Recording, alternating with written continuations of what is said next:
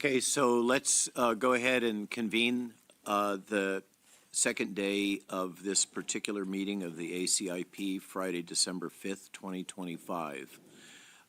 We begin with a roll call. If I can move as I did before, from my right to left, Dr. Pagano. James Pagano, no conflicts. Dr. Blackburn. Hillary Blackburn, no conflicts. Dr. Griffin. Evelyn Griffin, no conflicts of interest. Robert Malone, no conflict of interest. Dr. Zada. She's a DFO, so she doesn't need, she works for the CDC. Dr. Pebsworth. Vicky Pebsworth, no conflicts. Dr. Levy. Rotzef Levy, no conflict of interest. Dr. Stein. Kathy Stein, no conflicts of interest. Dr. Pollack. Raymond Pollack, no conflicts. So with that, we'll move on to my opening statement. This is Joe Hiblin. I'm here, and I have no conflicts of interest. Oh, yes. Who else do we have online? Is Kirk on? Cody. So Cody and Kirk are not currently online. Thank you, Joe, for interjecting. I apologize. You're welcome. For Not a worry. overlooking. Oh yes, we need to go down the ex officios. Is that right? Okay. So, do I have a list?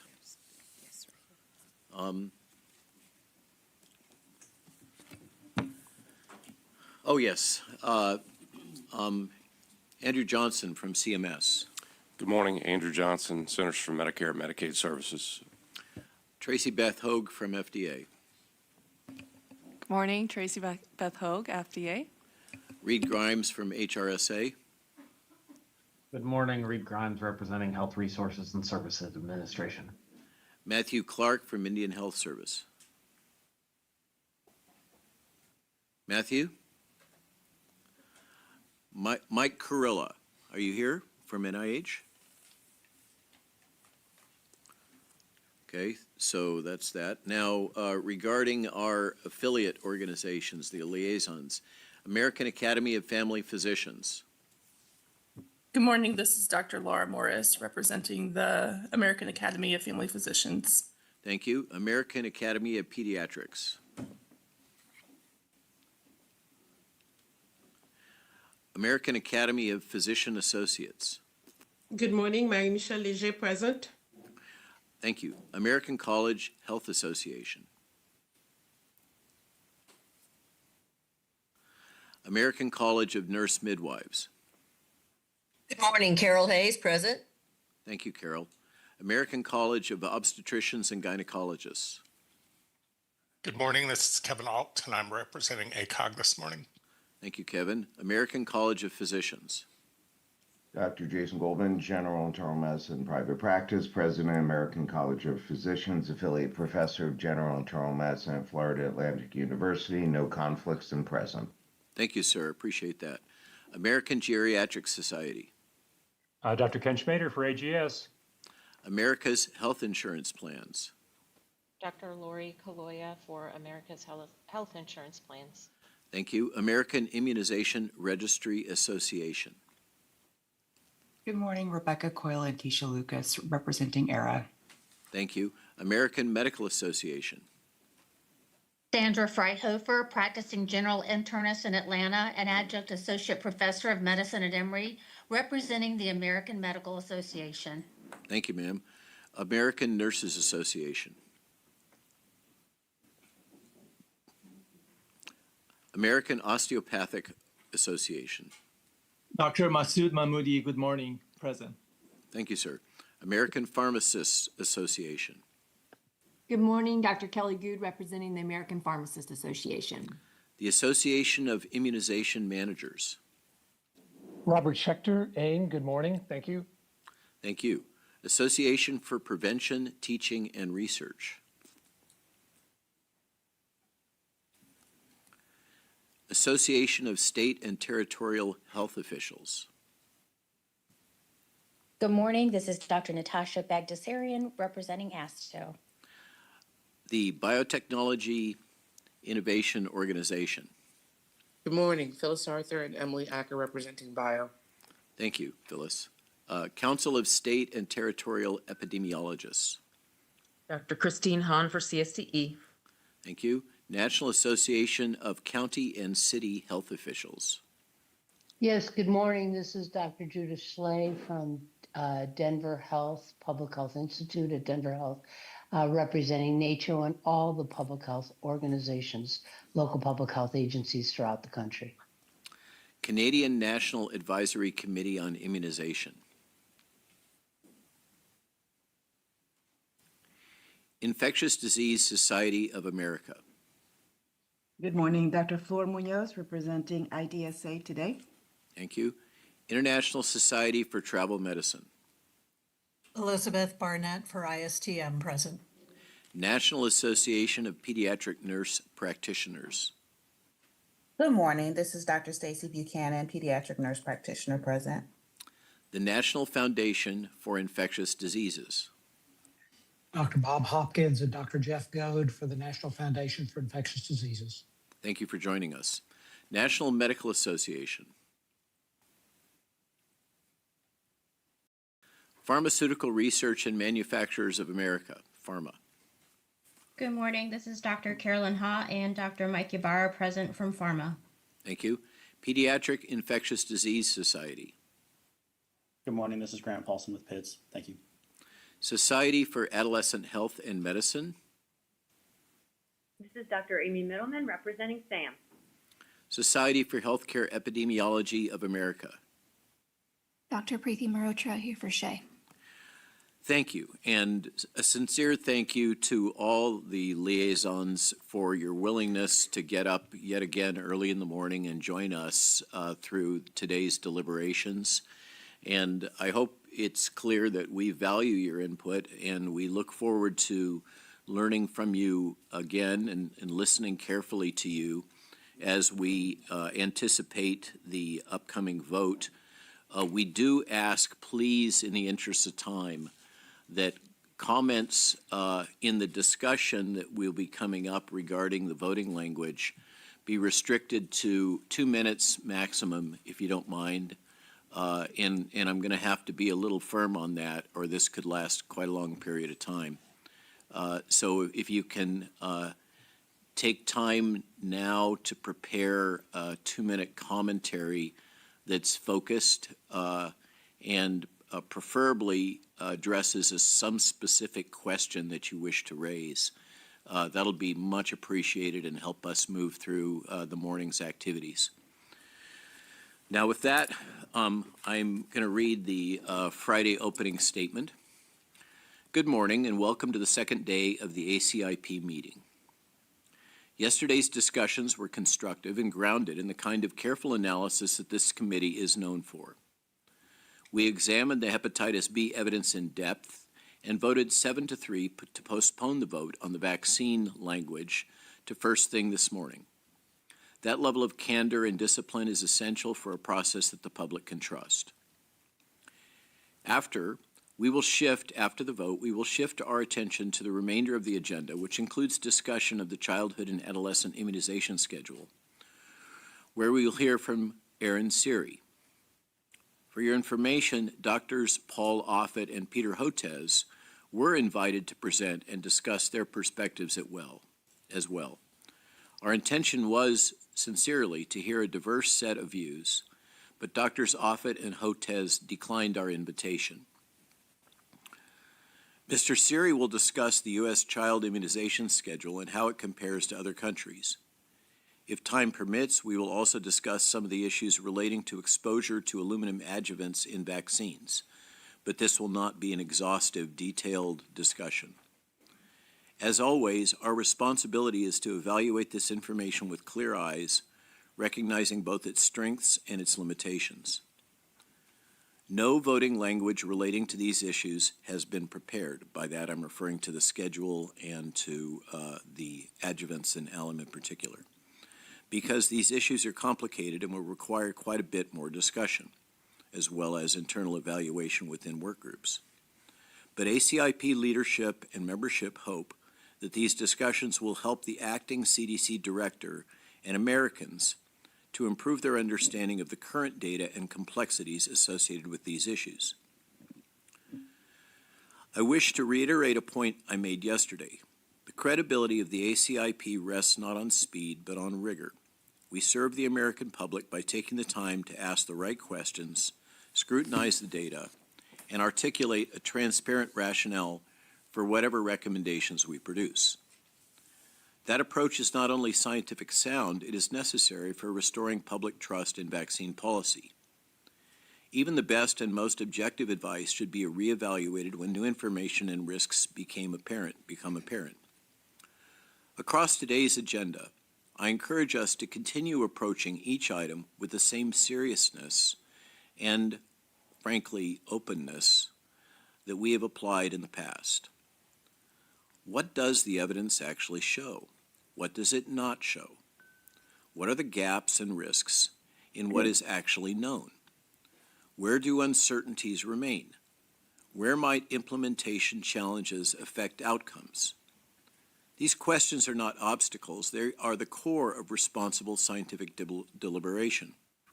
Not easy stuff, often quite contentious, but necessary. That is the nature of science. In all of my experience, scientific discussions and debates are contentious. If they're not contentious, if they're not approached with rigor, then we end up with bad decisions. We end up with bad science. We must actively engage in responsible debate concerning contentious issues.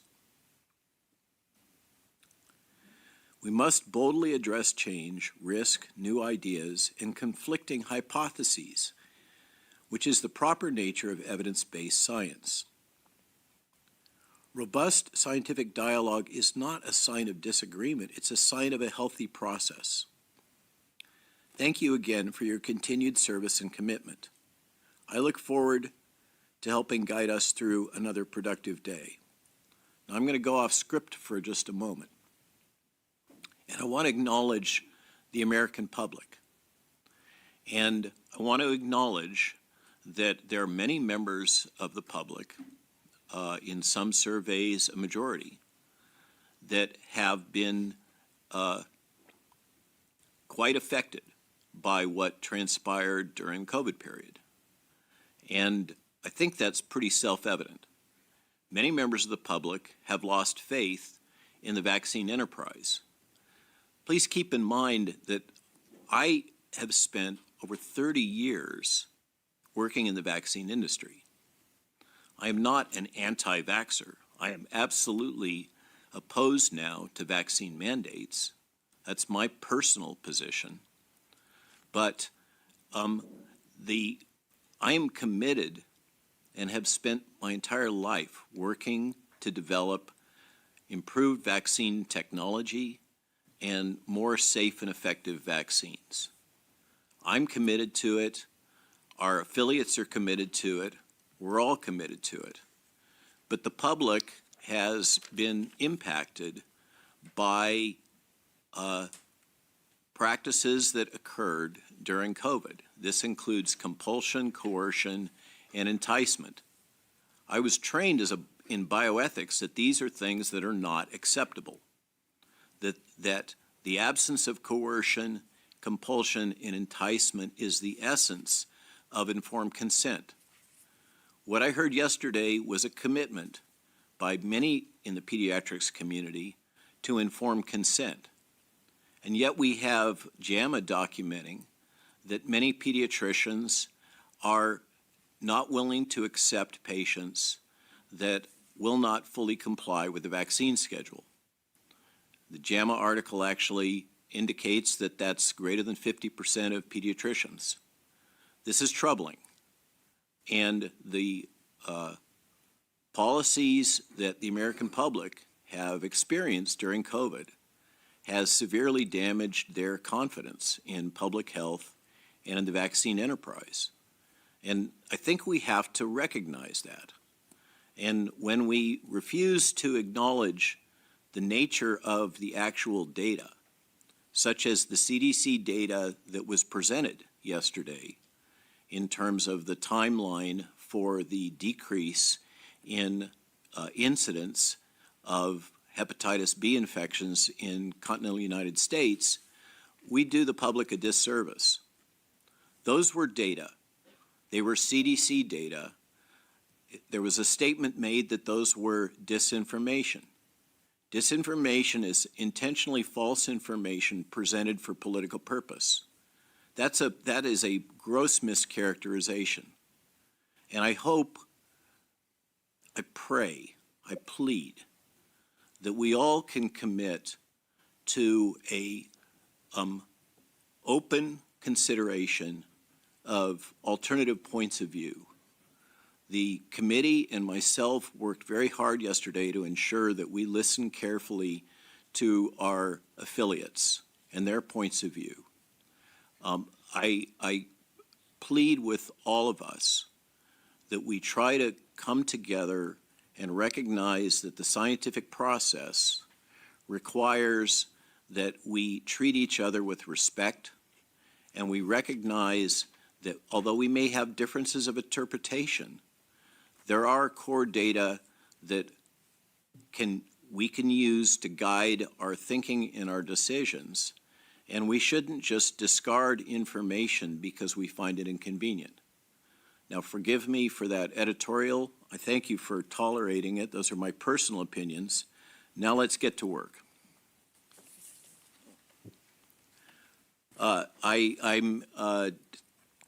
Dr. Meissner, have you been able to join us virtually now?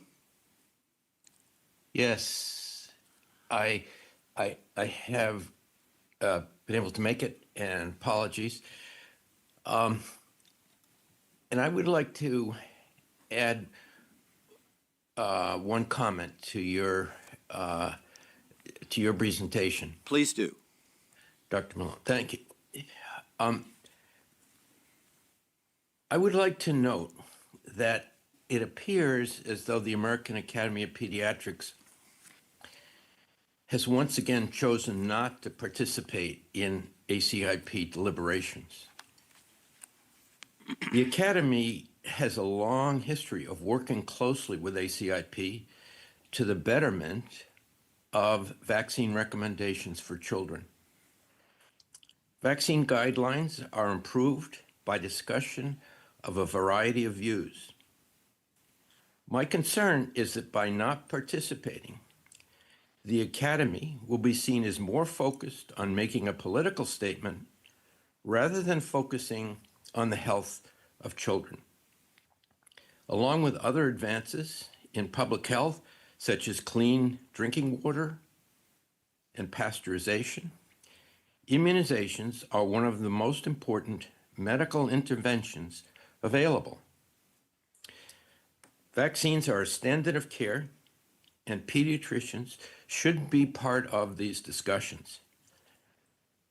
Refusal to participate in ACIP meetings does not appear to be in the best interest of children. Over. Thank you, Dr. Meissner. And a tiny little technical thing, can you share with us whether you have any conflicts of interest? Thank you. No, I have no conflict of interest. I thank you for that. And additional ex officios that may have joined us, do we have our representative from the Indian Health Services with us? Yes, Matthew Clark, representing Indian Health Service. And from the National Institutes of Health? Do we have our NIH representative? Okay, when the NIH representative joins, I look forward to recognizing them. Dr. Milhound, I know you're traveling, very complex schedule. Have you been able to join us now? Yes, sir. This is Kirk Milhound, no conflicts of interest. Greetings from Hong Kong. Thank you, sir. Now I'm just recapping. We may have missed some of our liaisons. Do we have a representative from the American Academy of Pediatrics?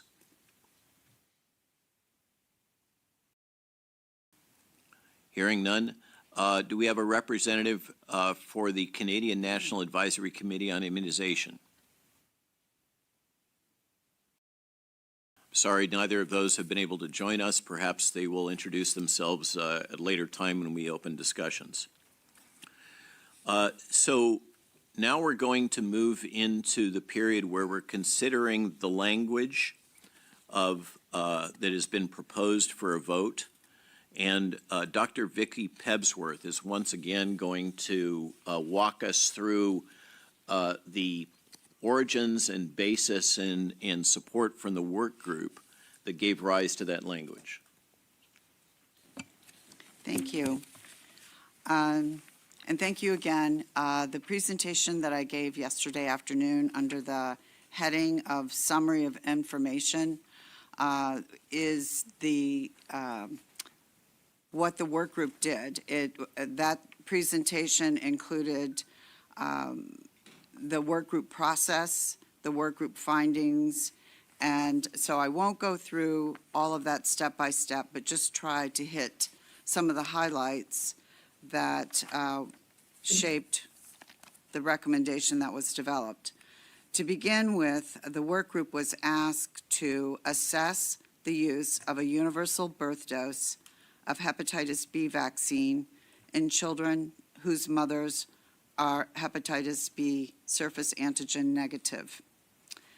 And the terms of reference document that guides our work required that we review the efficacy and safety of the immunization schedule for children and adolescents, identify efficacy and safety problems, and address stakeholder concerns.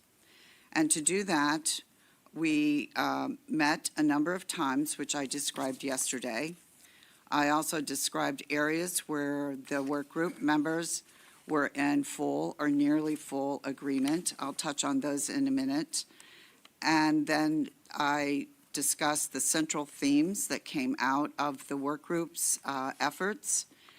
We evaluated 3 different types of recommendations: universal, no recommendation at all, or an individual-based decision-making option. That was the option that was most preferred. And then yesterday, I went through the rationale that was provided by the work group members for preferring the individual-based decision-making option. I also discussed the rationales that were provided for not preferring that, and discussed the new policy approach opportunities. So just to recap, the areas of full or nearly full agreement that the work group came to, and these are the components that were used to build the recommendation. Those areas are that hepatitis B virus can be transmitted vertically and horizontally to infants, is a serious disease, and can be prevented by vaccination with the hepatitis B vaccine. There was full agreement on the statement. There is uncertainty about the true rates of incidence, prevalence, and horizontal transmission. There is also uncertainty about whether all 3 recommended doses are needed to acquire protection. There was agreement that there are gaps in evidence and limitations related to safety. Then there's agreement that infants born to mothers who test positive for hepatitis B surface antigen should continue to be vaccinated with hepatitis B virus vaccine and receive hepatitis B immunoglobulins soon after birth. There was also very strong agreement about those mothers who are of unknown status. Any gaps in screening of pregnant women should be eliminated so that all infants receive appropriate care. There was discussion about rescreening of pregnant mothers upon admission for delivery and should be considered so that there are no mothers where their hepatitis B surface antigen status is unknown. And there was strong agreement that any situations of this sort should be regarded as a serious quality of care problem, if not a medical error, and that women or infants born to mothers who test negative for hepatitis B surface antigen do not need to be routinely vaccinated with hepatitis B virus at the moment of birth or soon thereafter.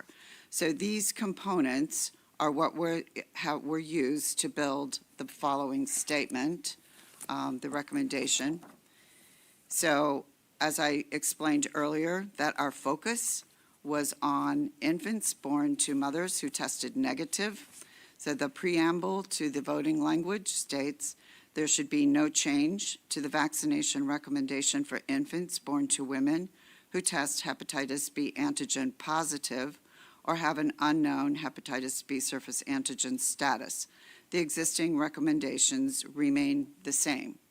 And that just that statement is in there to make sure that we narrowly focus on what the charge was to the work group. Vote number 1 is for infants born to hepatitis B surface antigen negative women. ACIP recommends individual-based decision-making in consultation with a healthcare provider for parents deciding when or if to give the hepatitis B virus vaccine, including the birth dose. Parents and healthcare providers should consider vaccine benefits, vaccine risks, and infection risk. For those not receiving the hepatitis B virus birth dose, it is suggested that the initial dose is administered no earlier than 2 months of age. There's a footnote in this recommendation that states parents and healthcare providers should also consider whether there are risks, for example, such as a household member who is hepatitis B surface antigen positive, or when there are frequent contact with persons who have immigrated from areas where the hepatitis B virus is common. That is the recommendation we came up. Should I read the second one too? Or read vote 2. Vote 2, okay. Vote 2 is when evaluating the need for a subsequent hepatitis B virus vaccine dose in children, parents should consult with healthcare providers to determine if a post-vaccination serology testing should be offered. Serology results should determine whether the established protective antibody titer threshold of 10 has been achieved. The cost of this testing should be covered by insurance. Thank you, Dr. Pebsworth. With that, I open for the next 60 minutes discussion among the ACIP members and ex officios concerning the language specifically, and I ask that each of us that wish to discuss this keep your initial discussion to 3 minutes or less. Then we'll go through, I'm going to basically do round robin through the committee and the ex officios, and then ask that once again we'll go through that and that you restrict your comments to 2 minutes or less in response to what you've learned from discussing with the others. We'll then proceed to a not greater than 30 minutes discussion section with the liaisons, and you'll recall my gentle suggestion that we restrict those comments to 2 minutes each, and ideally they're structured around a question or a specific issue. So with that, I'm going to actually do this as a roll call, if you don't mind, for starters. Jim, do you have any specific things you wish to share about your comments regarding the language? Not at this time, though I would like to reserve the opportunity to speak after there's been some conversation. Hillary? Sure. So I support the intent of maintaining strong protection against hepatitis B while empowering parents to work with their pediatricians, and offer a clarification on vote 1 and some questions on 2. So I recommend clarifying that for infants born to negative mothers who do not receive the birth dose, the Hep B series should begin at 2 months as part of the existing routine schedule. This is important because many infants already receive the combination vaccines at 2, 4, and 6 months that already include Hep B. And starting at the 2 months allows the child to complete the standard 3-dose through those routine combinations to simplify and support adherence. And then for 2, I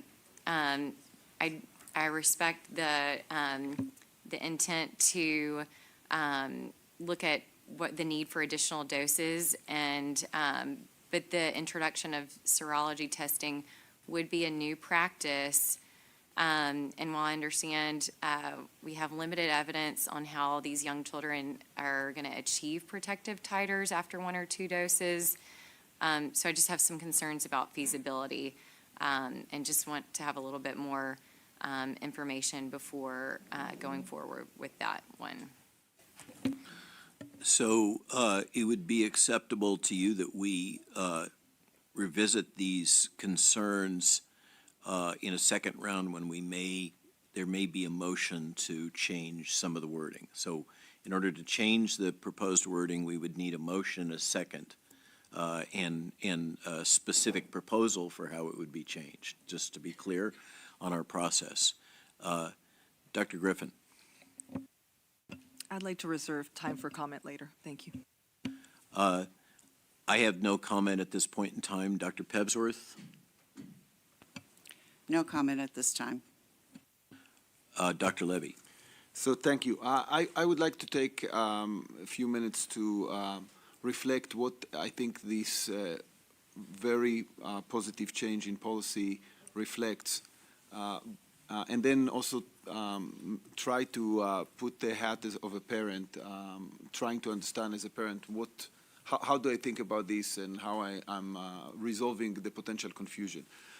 At the high level, I believe that this policy, this new proposed change, is rejecting the existing policy that relies on the principle that everybody should be receiving the same care when it comes to vaccination, and that based on really a sense of fear that everybody is in the same level of risk, a sense of we need to treat or use babies and children as safety net, and that essentially vaccines are risk-free.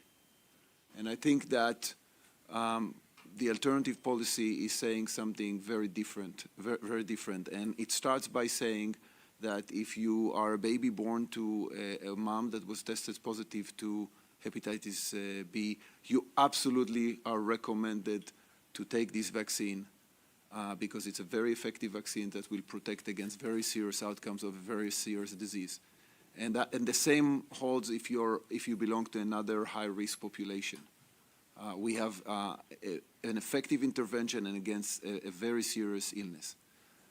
However, if you're a baby that was born to a mother that was tested negative to Hep B, you need to realize as a parent that your risk of infection throughout your early stage of life and probably throughout most of your childhood is extremely low, to the extent that it's even hard to quantify how low it is. It's probably 1 in several millions.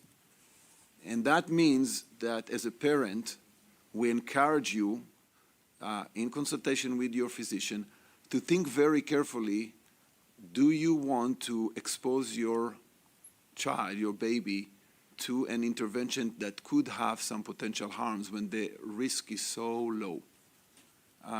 And mind you that we are talking about a very, very young baby in the first few months of their life where they are not fully developed and where we don't know the exact potential impact of exposure to vaccines, but we do know that their immune system is not fully developed, their metabolism is not fully developed, their brain is not fully developed, and we know that all of these systems are interacting with each other. And I think that implicit to that, we are also saying that we don't think that it's the correct view to view vaccination of children as a safety net for adults' mistakes. and flaws in our healthcare system. That's not the right way to think about those flaws. We need to be very vigilant to fix them instead of telling babies that they need to be vaccinated.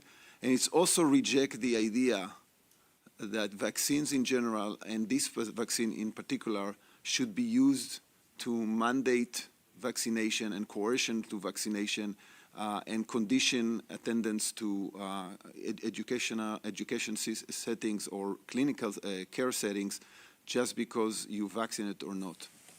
Now, as a parent, how do you actually make sense of this?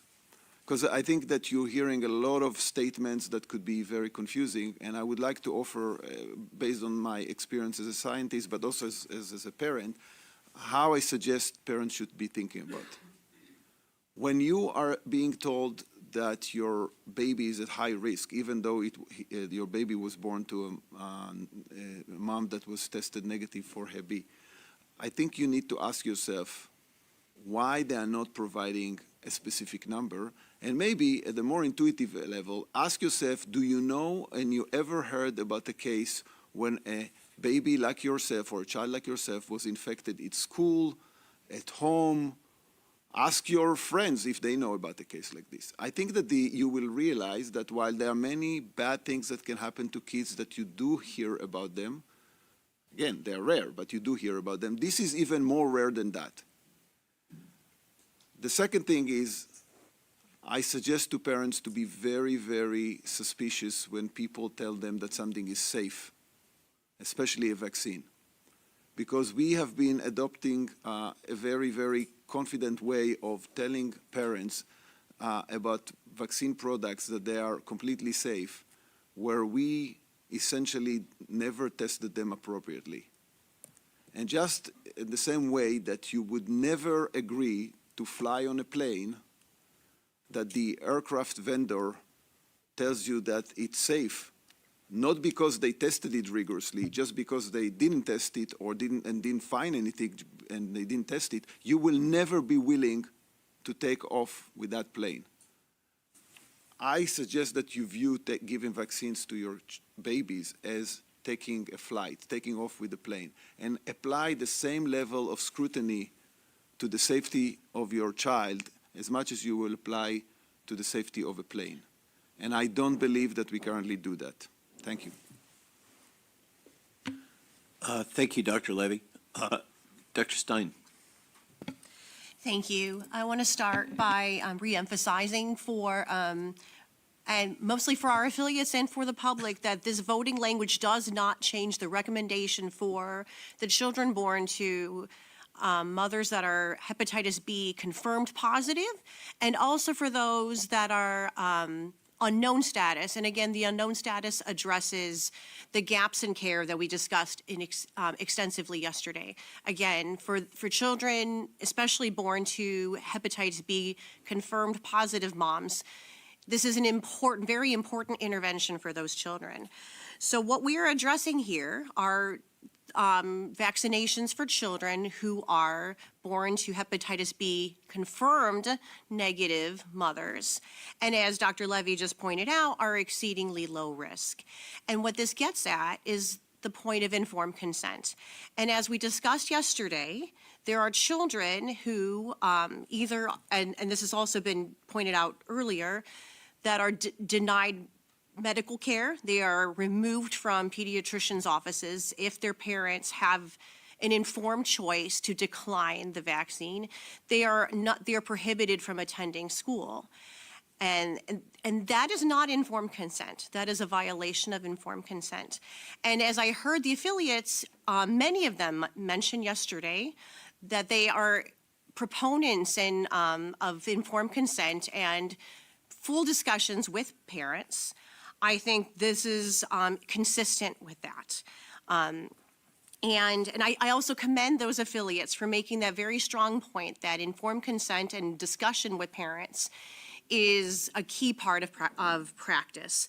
Another point that came up yesterday was the point of access to care. I'm not access to care so much as access to these vaccines. And again, because this language includes individual decision-making, that will enable full access to these vaccines for the parents that choose that for their children. And again, it will be available for those situations where there is decreased access to testing, for example. There will be access to those vaccines. And as we heard yesterday from Vaccines for Children and from CMS, nothing changes in terms of insurance coverage. And so access to care should not be a concern. And that closes my comments. Thank you very much. Dr. Pollack. I just want to thank the work group for having the fortitude and the willingness to revise their voting language based on the discussions yesterday. And I think I'll reserve any other remarks once there's a motion on the floor. Thank you very much. Thank you. So I'm going to do one more round. I apologize.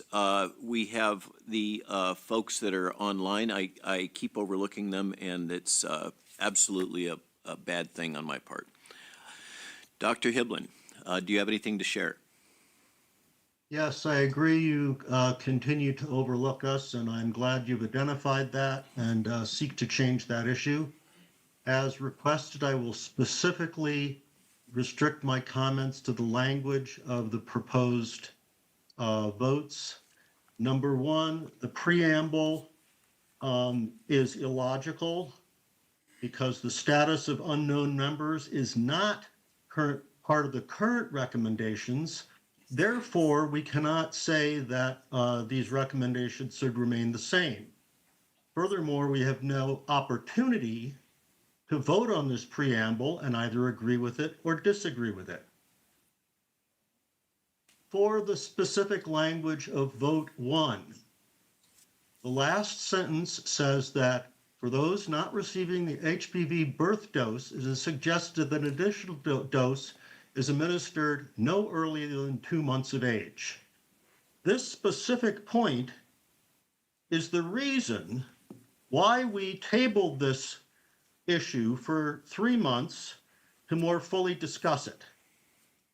However, we have still not had any information or science presented or discussed with regards to this issue of before or after 2 months of age. This is unconscionable. How can we go forward when this is a specific issue that was supposed to be identified? It's unconscionable. With regards to the language of vote 2, there is an absolutely novel concept being put forth here to vote, that a serology test should be offered or required, should be offered after the first dose before the full series of vaccines are administered. This has not been debated.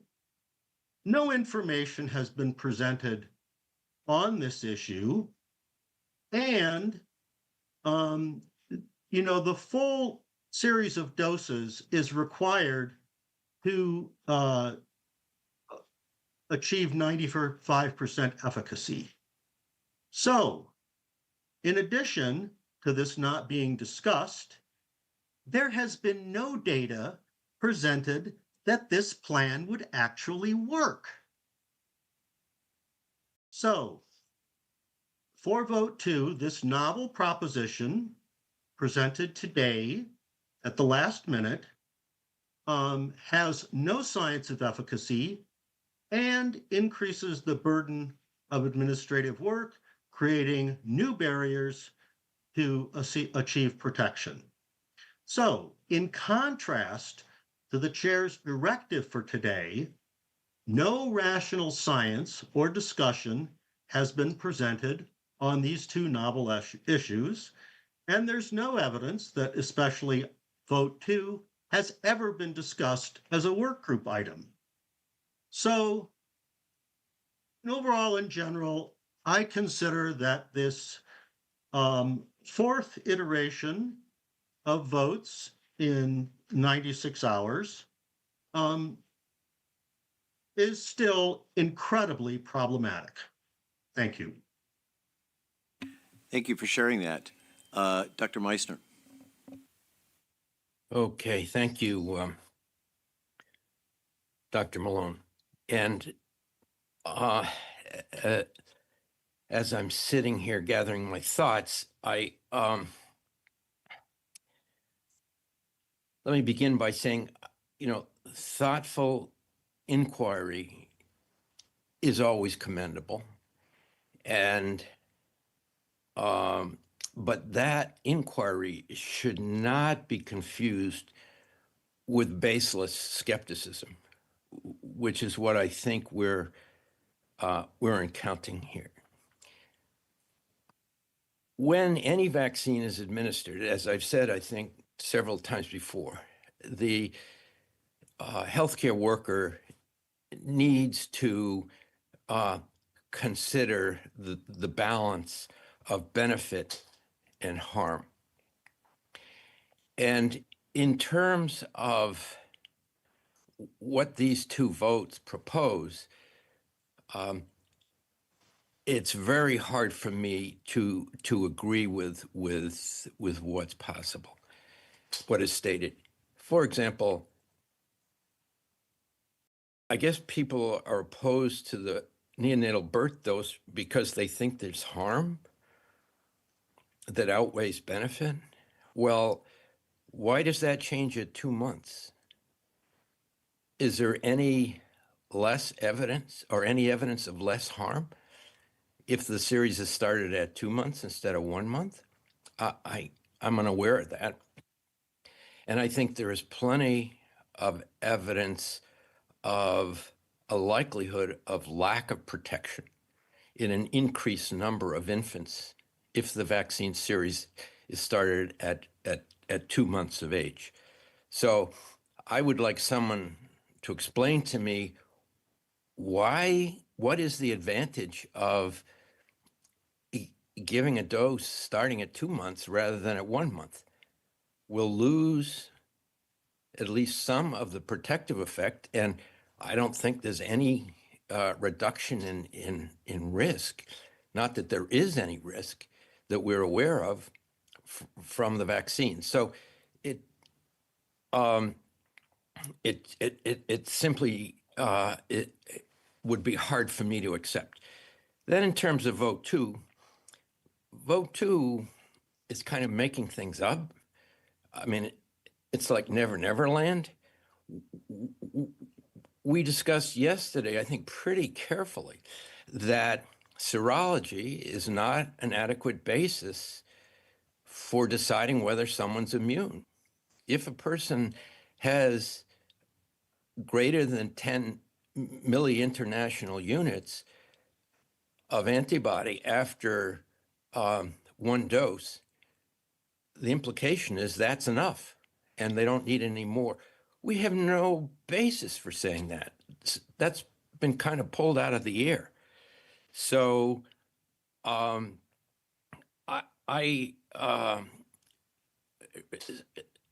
serology is performed as recommended by most people to be sure that the hepatitis B vaccine and the hepatitis B immune globulin protected the infant, and the infant is not hepatitis B surface antigen positive despite the intervention, which is very unlikely, but can happen.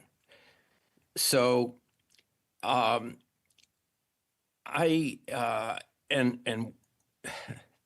testing serology at less than 3 months, that's made up.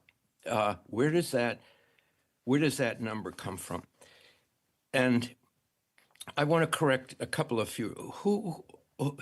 Several times I've heard people say that we're viewing children as a means of protecting society against hepatitis B, and why should they bear the? That's absolutely not true.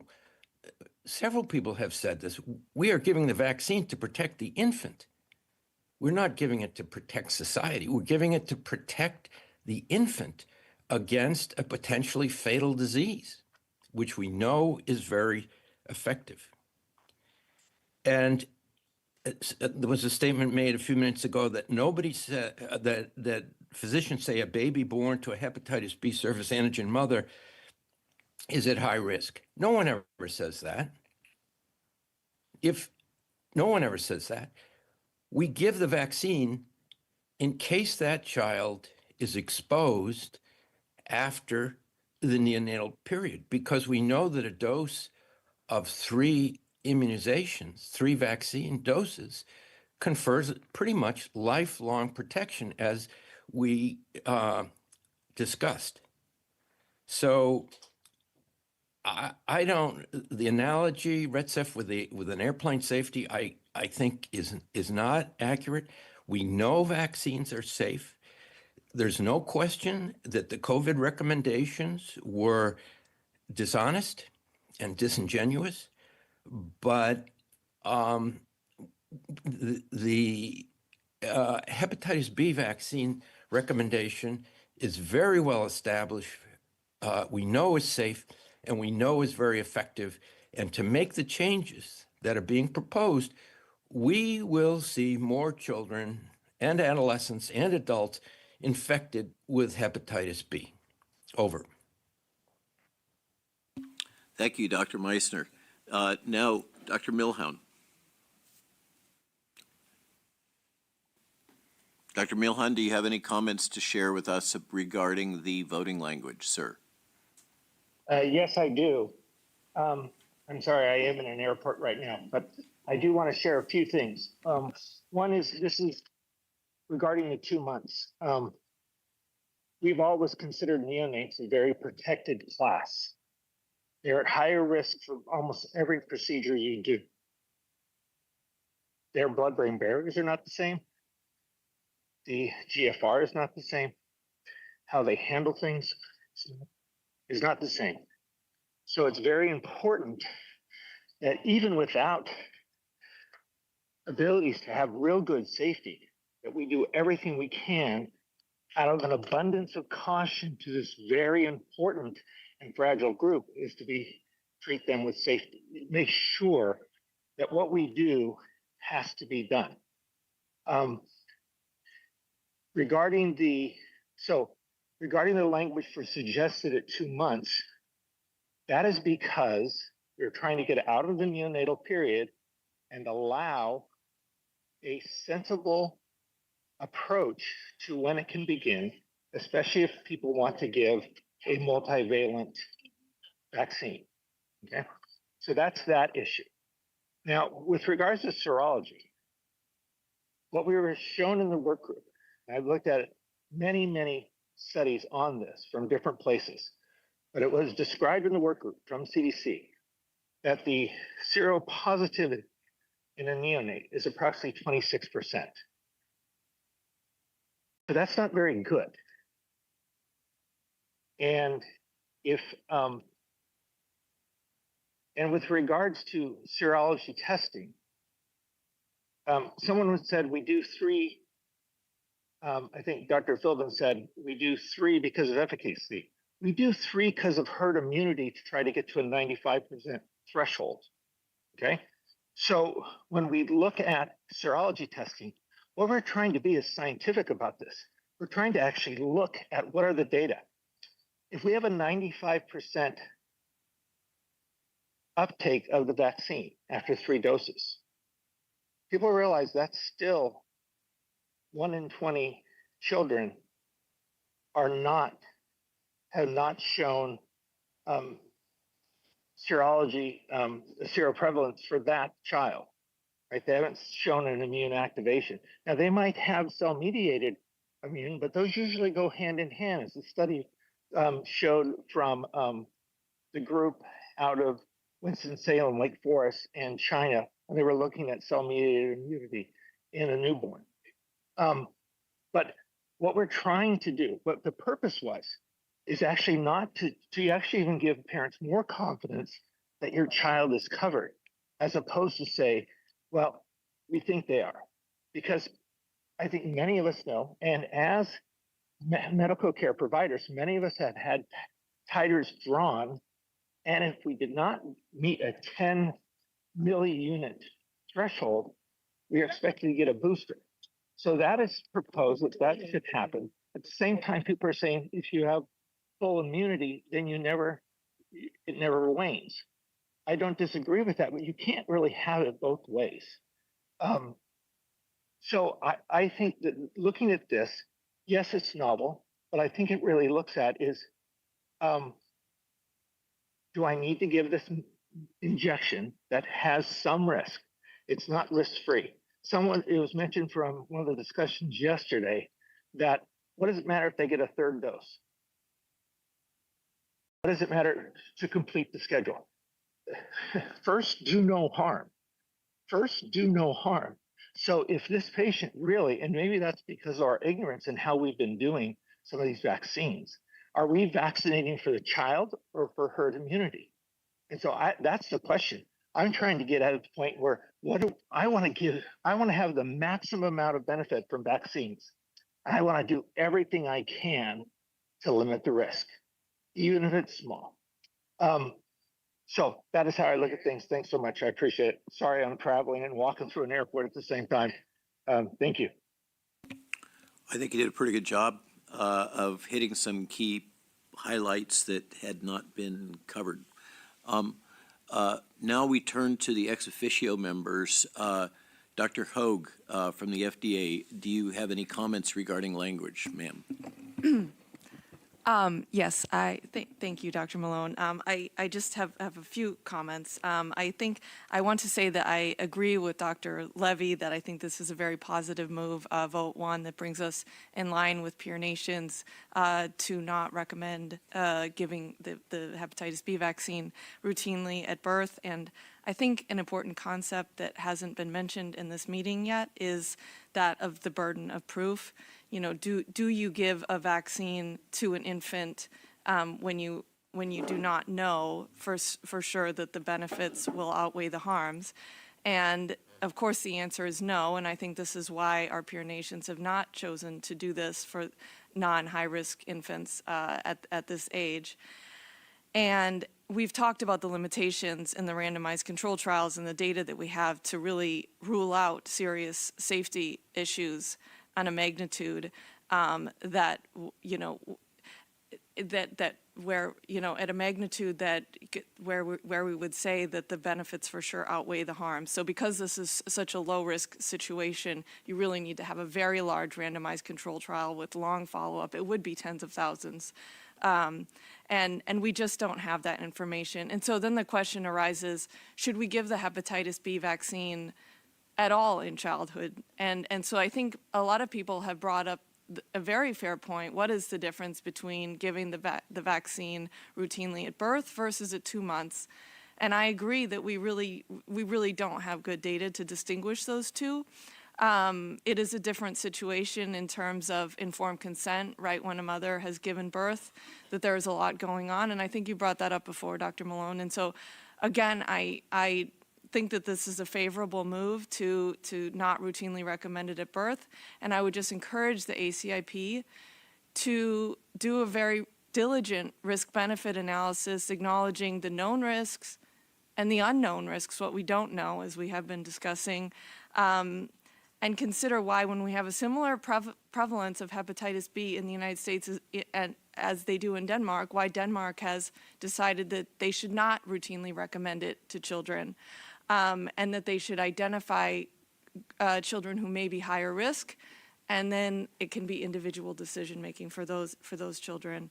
And then for vote 2, I think some very good points have been brought up about that, and I guess I would just say that I haven't seen evidence that this serology has been validated as a correlate of protection, and I guess just because it's done in adults doesn't necessarily mean it's the right thing to do. And so I guess I would encourage ACIP, if you're going to vote yes on that, to accompany that with data that shows that serology has been validated as a correlate of protection. I just haven't seen that.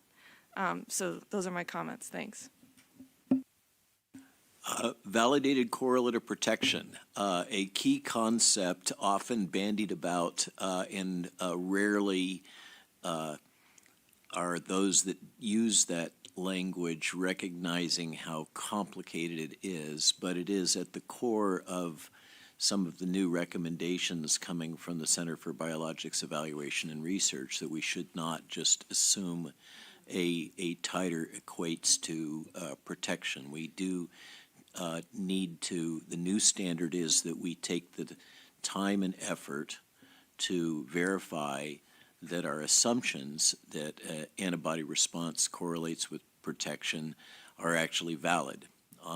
So you're raising the key point that just because we've been doing it in the past and assuming that this historic titer threshold has meaning, I'm not aware that the 10 unit threshold has actually been validated in any way. It's just been a historic precedent. Do I understand that correctly, Dr. Hogue?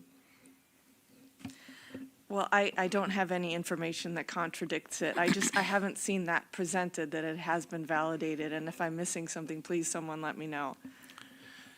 Thank you. So the next affiliate is Dr. Andrew Johnson. Can you share with us your point of view? Thank you, Dr. Malone. CMS, having reviewed the updated language from the work group, it is our position that with regard to Medicaid, the Children's Health Insurance Program, private insurance, and employer sponsored insurance, that we see no coverage gaps in the newly proposed language, and don't believe that it would restrict access.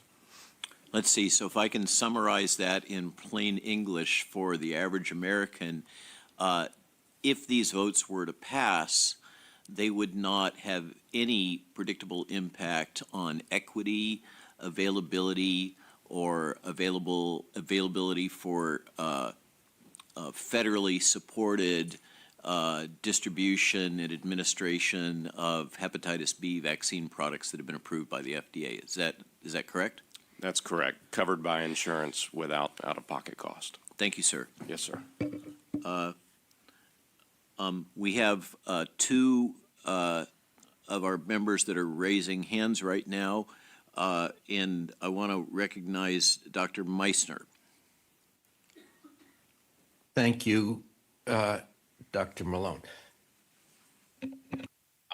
I am not a hepatitis expert, but I do have an understanding of 10 milli-international units as a measure of an appropriate immune response to the vaccine.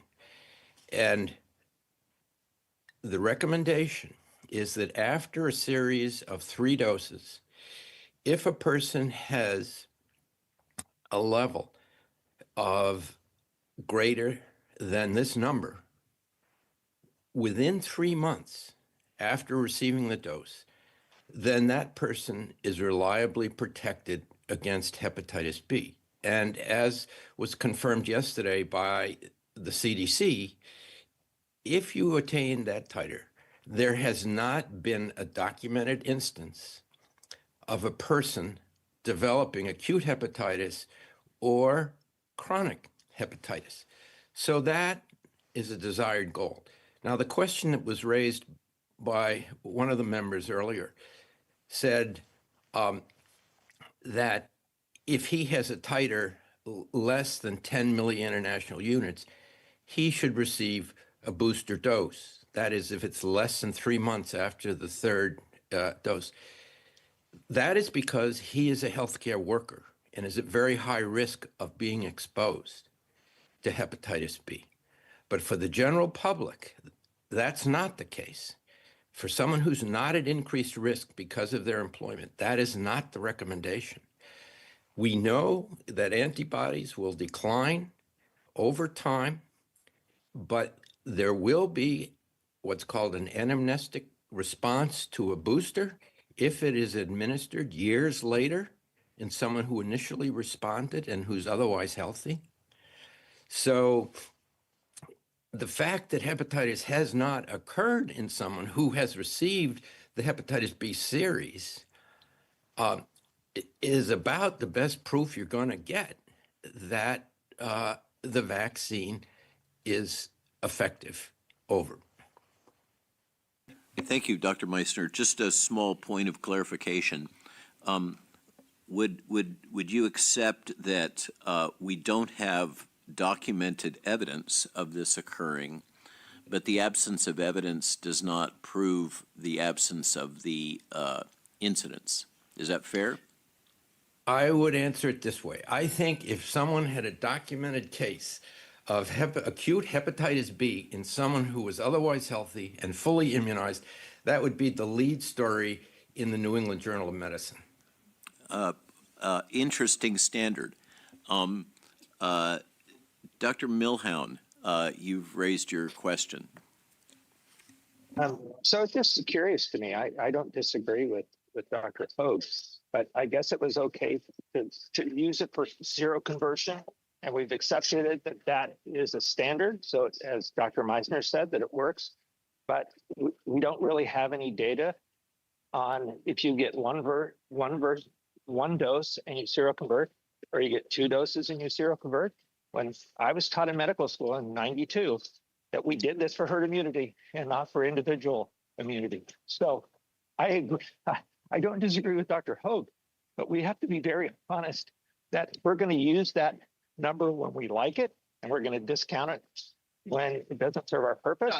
And for regarding the healthcare workers, by the standard we're using for neonates, wouldn't we also apply that tighter to people who had high-risk home contact?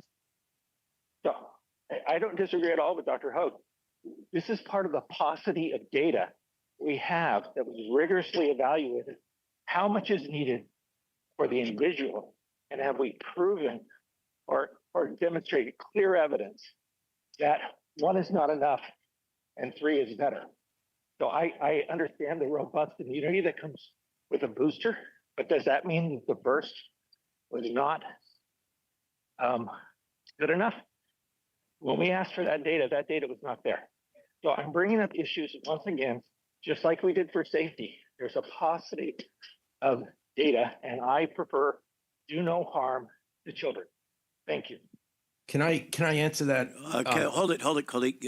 You specifically addressing Tracy. So could we allow Tracy to respond first before yourself? Would you mind? Is that okay? That's fine. Thank you. My response is that I want Dr. Meissner to respond. Okay, Cody, you've got the floor. I haven't. Thank you, Tracy. Let me recollect my thoughts. The point is, I think we're confusing what we know and what we don't know. We do know that a titer of 10 milli-international units within 3 months after the 3rd dose is sufficient. It is protective. But I think the question that has been asked is whether 15 milli-international units after a single dose is sufficient. And that we do not know. It's possible, it could be, but we have no idea, at least that I'm aware of. Perhaps somebody at the CDC has data on that. But when you talk about minimizing harm, well, giving 1 dose and then letting a child become susceptible later in subsequent years, because we don't know if that will induce sufficient cellular immunity. I mean, to me, that's the harm. The harm is not giving 3 doses. The harm is not giving 3 doses as prescribed. Okay, so thank you. We have a reference. He's indirectly requesting consultation or feedback from CDC experts to address the issue of what data may exist regarding protection afforded by 1 or more doses that achieve the historic threshold titer. Do we have any data on those issues from our CDC experts? Over. Good morning, everyone. This is Adam Langer from the Hepatitis Center. So there are historical data from the original controlled trials where the vaccine was approved that do show that about 25% of recipients, infant recipients that received the first dose would develop what would be considered a protective titer, then a larger number after the second dose. And after the third dose, you get up, I believe, above 90%. The problem with pointing to those data and saying, okay, well, we can just test after each dose and stop, is that all of the efficacy studies in terms of looking at outcomes were done after all 3 doses. And so we would be making a really huge assumption that one dose that just happened to get that particular baby's titer up above 10 was in fact lifetime protective. And there really is no reason not to give the full series. There's no evidence of any significant long-term adverse events that occur from giving the full series. And certainly there is no evidence to suggest that there would be any less risk of giving 1 or 2 rather than the 3. I also just want to take a moment and provide some insight on the issue of peer nations. The United States is a unique country. I think that most of us would agree that we don't really have a peer nation in this world. There are other high-income nations, certainly, but let's talk about Denmark. Denmark, the entire country, has 6 million people. The population of New York City alone is 8 million people. More than 95% of pregnant women in Denmark are screened for hepatitis B. This is far higher than the number in the United States.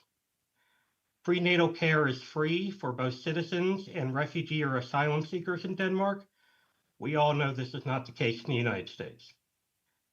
Denmark has a national health registry that compiles health information at the individual level using a unique national ID. The US does not have that, and I imagine that our privacy culture would not permit us to ever have something like that. In Denmark, pregnant women who screen positive for surface antigen are followed up, and their infants are followed up to ensure that they are vaccinated and tested for hepatitis B. In the United States, many of these infants are lost to follow-up as soon as they leave the hospital. Denmark, and for that matter, virtually all other high-income countries, are not really peer nations. If we'd have any true peer nation, it would be our friends to the north, Canada. In Canada right now, hepatitis B vaccination recommendations for children are developed at the provincial or territorial level. However, recent studies in Canada have shown that universal hepatitis B birth dose is going to be needed to achieve elimination of Hep B in Canada, which is exactly what we learned here in the United States decades ago. They've also done economic studies in Canada and determined that universal hepatitis B birth dose is cost effective. And a number of professional societies, medical societies in Canada have already gone on record as advocating for a national change in policy to adopt universal hepatitis B birth dose. So let's talk about apples to apples, not apples to oranges. Sir, can I ask a couple follow-up questions of you as the expert within the hepatitis branch? First off, I guess I am the nominal representative of fundamental immunology. If one generates a significant titer, such as indicated, that is explicitly demonstrating that there have been activation of both effector and memory cells of the adaptive immune system. And there's no reason to think that the if that population of effector and memory cells has been elicited after dose 1, that they are going to have any different kinetics over lifespan from those patients that have required dose 2 or dose 3 to get to that level of effector and memory cells. Is that a fair statement from your understanding of fundamental immunology? I think it's a fair hypothesis to set forward. The problem, though, and this is a discussion that we have been having continuously, this meeting and the last meeting, is we don't have any data to actually demonstrate that that is, in fact, the case for hepatitis B vaccination. A number of committee members have called for doing controlled, randomized clinical trials to demonstrate pretty much evidence for any assumption that we might like to make. There's a reasonable argument behind that.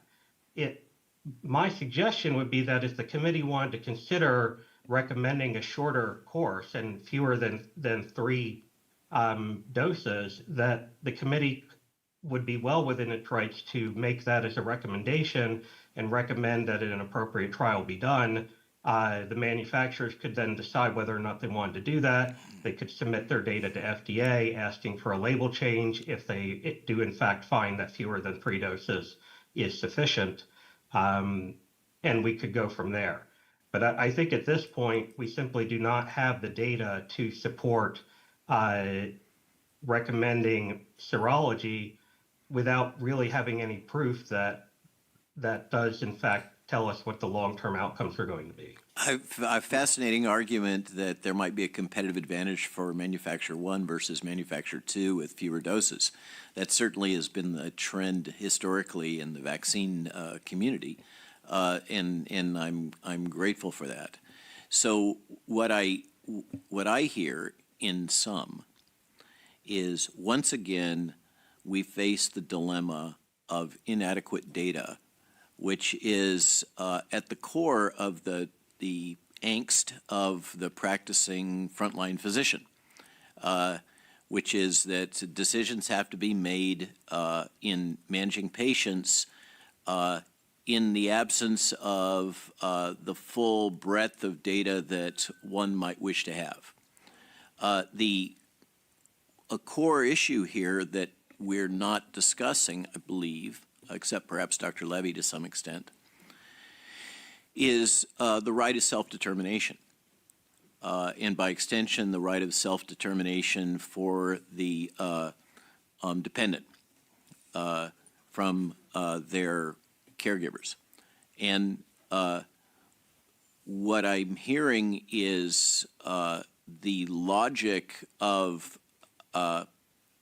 public health, which is focused on maximizing the greatest good for the greatest number, and that we are the counterbalance to that is the need to respect the rights of the individual for self-determination. And this topic that we're on right now seems to me to be right at the center of that paradox between managing individual patients and focusing on the rights and interests of that particular patient in front of you, which is what practicing frontline physicians have to deal with all the time, and the interests of the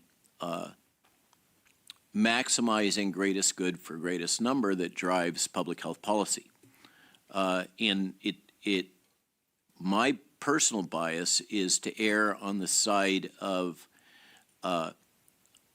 enabling individual decision-making and individual rights over the rights of the collective. That's my personal preference. And I think that is at the heart of what we're dealing with here, is whether I think we have to recognize that these advisories that go to the director of the CDC, who is the one that sets national policy, it's not the ACIP, that we are we are torn. I think to be honest, we're torn by these two conflicting points of view, and that doesn't mean that we're wrong or those that disagree are wrong. It means that there are these two fundamental differences of opinion about the rights of individuals versus the rights of society and the goals and objectives of society. And it seems to me that that is the essence of what we're dealing with. I'm seeing you nod. I'm very grateful to see you assent that this is not a trivial thing, and it reflects fundamental, frankly, philosophical disagreements about the role of public health and medical practice. I think actually that we're nearly on the same page in terms of this issue of personal autonomy, informed consent, the doctor-patient relationship. And that is something that is uniquely reflected in U.S. policy and U.S. law, that an individual licensed medical provider has a great deal of discretion to deviate from guidelines, to deviate from label requirements. Off-label use is done all the time. What is important to keep in mind is that ACIP recommendations, CDC recommendations are best recommendation at the policy level or at the population level for the entire country. It's simply not possible for us to look at every single individual case and make a decision about what's best for that particular baby, those particular set of parents. That's why we have individual practitioners who are making those decisions in conjunction with the parents, with adult patients when that's relevant. And I would never want to take that ability away from parents or from providers. What I'm saying is that we need to if the committee were to do anything, I would encourage you to consider just making a statement that these recommendations, all vaccine recommendations, are recommendations. They should not be treated as mandates. I agree with you that mandates that were put in place, which I'd like to point out were not put in place in almost all cases by CDC or the federal government, but were decisions that were made by state and local jurisdictions, are problematic. We have a lot of challenges with our culture and our traditions in this country with telling people what they must and must not do. But that's not what we're saying here. We're saying that at the population level, in the majority of cases, this is what the science shows is the best practice. If, speaking to a particular provider, if in working with your patient, the parents of your patient, you feel that that's not what's best for your patient, then that's the reason why you went to medical school. That's the reason why you've been entrusted with a license to practice medicine. And as long as you can justify your decision, then I don't think anyone at CDC is going to criticize you. I am really, really grateful for that honest and open-hearted commentary. I can't. It actually brings tears to my eyes. Honestly, thank you so much for that. Now I have to return to my role as chairperson and stop editorializing. I would like to jump in. No, I'm sorry. I'm sorry. You're on the queue. You're on the queue. Had long okay, the next person. Okay, and you have not cut off other people in their comments. The next person is Retzef Levy. You are on the list. I call Retzef Levy. Okay, so first I want to join you, Robert. I really it was a tremendous important statement against mandates. I think it's good to know that we have consensus around that. I want to have quick reaction. So about the multiple, the screening between doses. So if I understand correctly what we know, we had a trial, and the success in the trial was measured by arriving to the seroconversion measured by the serology test. And the reason why we arrived to 3 doses was because that was when most people converted. So essentially, we are left now with a situation when, if I'm a parent and a physician, correctly so, I need to decide if I converted after 1 dose or after second dose, I need to decide whether I'm willing to take the risk that maybe despite me converting, I don't have full protection versus the risk of taking another dose. And I think, again, that goes back fundamentally to I think that there is one fundamental difference, and Dr. Meissner, I tremendously respect your perspectives, but I think that we have significant different view about the quality of the safety data that we currently have, and you know, I think that's fair. That's why we have those discussions. I do want to, and Dr. Hiblin is going to go after me, but I do want to address Dr. Hiblin's initial comments.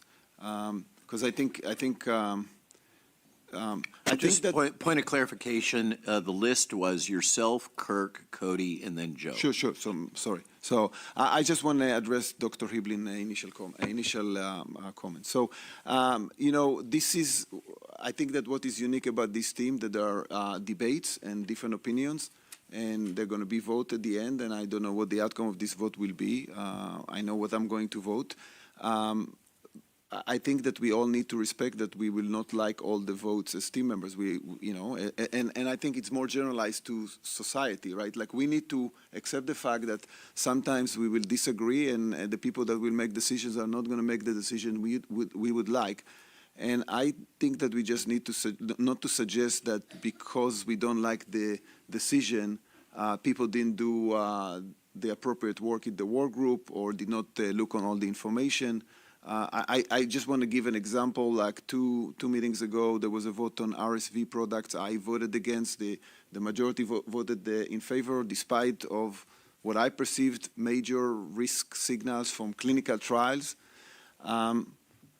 I still think that was not the optimal decision, but I think what I want to call out is that I want to respect the work group members that did a tremendous amount of work with the CDC help, with experts, and I suggest that we don't mix up not liking the decision with trying to suggest that there is no rigorous process leading to those recommendations. Thank you. Thank you, sir. The next on the list, just to recap now, we have Kirk, Cody, Joe, Tracy. And then I suggest we consider proceeding to our affiliates, liaisons. So with that, Dr. Milhound. Thank you. With respect to Dr. Langer, I don't think we can say scientifically that there is no difference between 1 dose and 3 doses, especially in the infant period, when we're going to be talking about aluminum and other adjuvants very soon. So I don't think we have that data. What I'd be interested to query from the CDC is if they have breakthrough in incomplete hepatitis B vaccine series. They should have that data. If that breakthrough, they'd want to know what the history was. So do they have any data in a hepatitis B infection in someone who had partial series versus full series? So those are my 2 thoughts. Oh, one last one is regarding the autonomy. I think this is important because if a mother or parents are thinking about 1 dose or 2 doses or 3 doses, and if we're going to use this number to say they're seroconverted, then we have to have data to say to the mother, yeah, you seroconverted, but you need more. Do we have that data? I don't think we have that data. So this is actually part of the decision-making, shared decision-making, that allows the parents more information if they're willing to take an additional dose.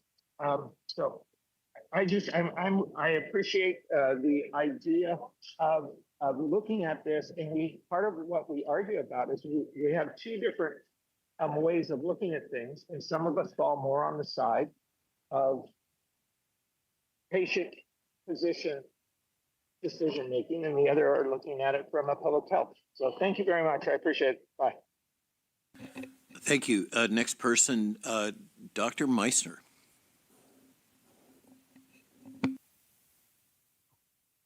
Thank you for the opportunity to comment. First of all, there's no question that parents have the key decision-making in administration of vaccines. But society also has to make recommendations in terms of an infant who is too young to make decisions for himself or herself. So essentially what we're doing is making a recommendation based on what we know and what we don't know. And we know that 3 doses given to the existing, according to the existing schedule, are safe and are effective in preventing hepatitis B. If the recommendation stays in place as it is, a parent can still decline the opportunity to have her child vaccinated against hepatitis B. The issue about the stress of delivery, I completely understand and I'm very sympathetic, but that doesn't mean we should take away what we know is safe and what we know is not effective. So whereas the mother has the final decision without any question, we also have a responsibility to think about the infant. We have plenty of evidence of efficacy. There is no evidence in regard to lack of safety. Yes, you are right. Maybe 2 doses would work. Maybe 1 dose would work. We are seeing that with the hepatitis B virus vaccine. There is data that's become available this week that suggests a single dose may be adequate, and we don't need to give 2. We started out with 3. It's a very interesting question, and I think Dr. Langer's comment that this might be something for the vaccine manufacturers to consider is an interesting one. I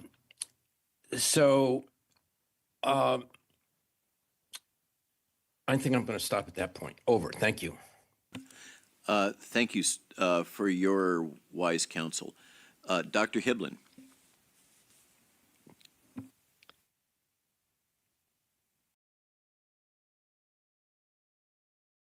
Dr. Hiblin, are you muted?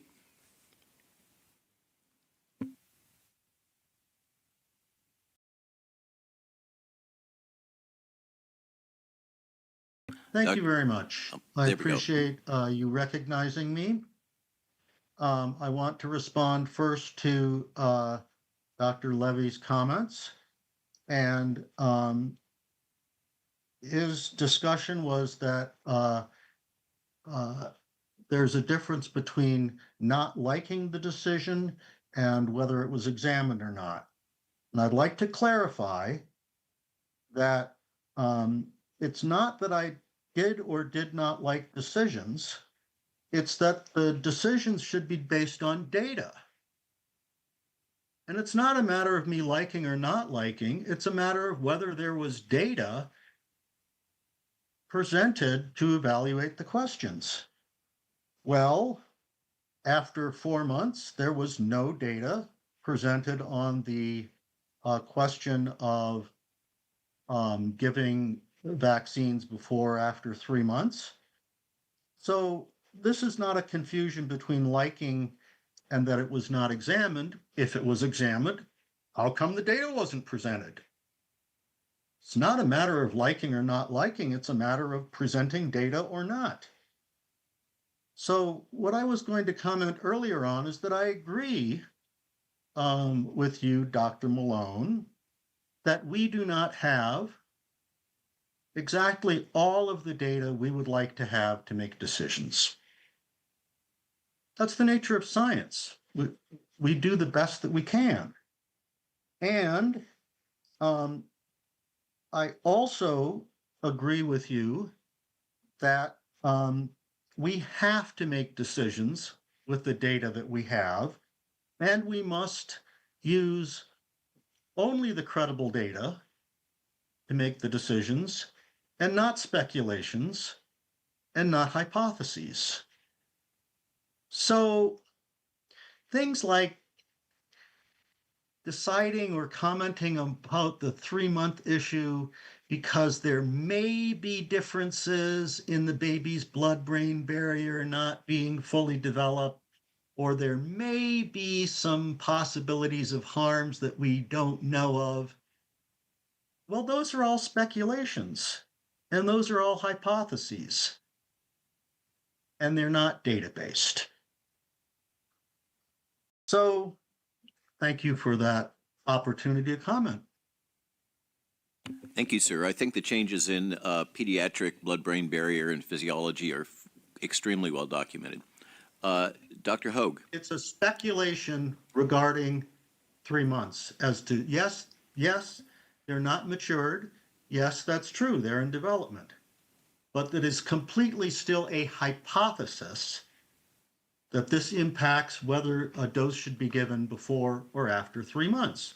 We must distinguish carefully between hypotheses and speculations as compared to substantive data. As you started off today and yesterday's meetings with giving that admonition to the council. Okay, thank you. To the thank committee. you. Thank you. Dr. Hogue. Yes. So I actually just wanted to quickly respond to Dr. Adam Langer's comment from the CDC just about the differences between the U.S. and Denmark, just because I think there's a fundamental misconception.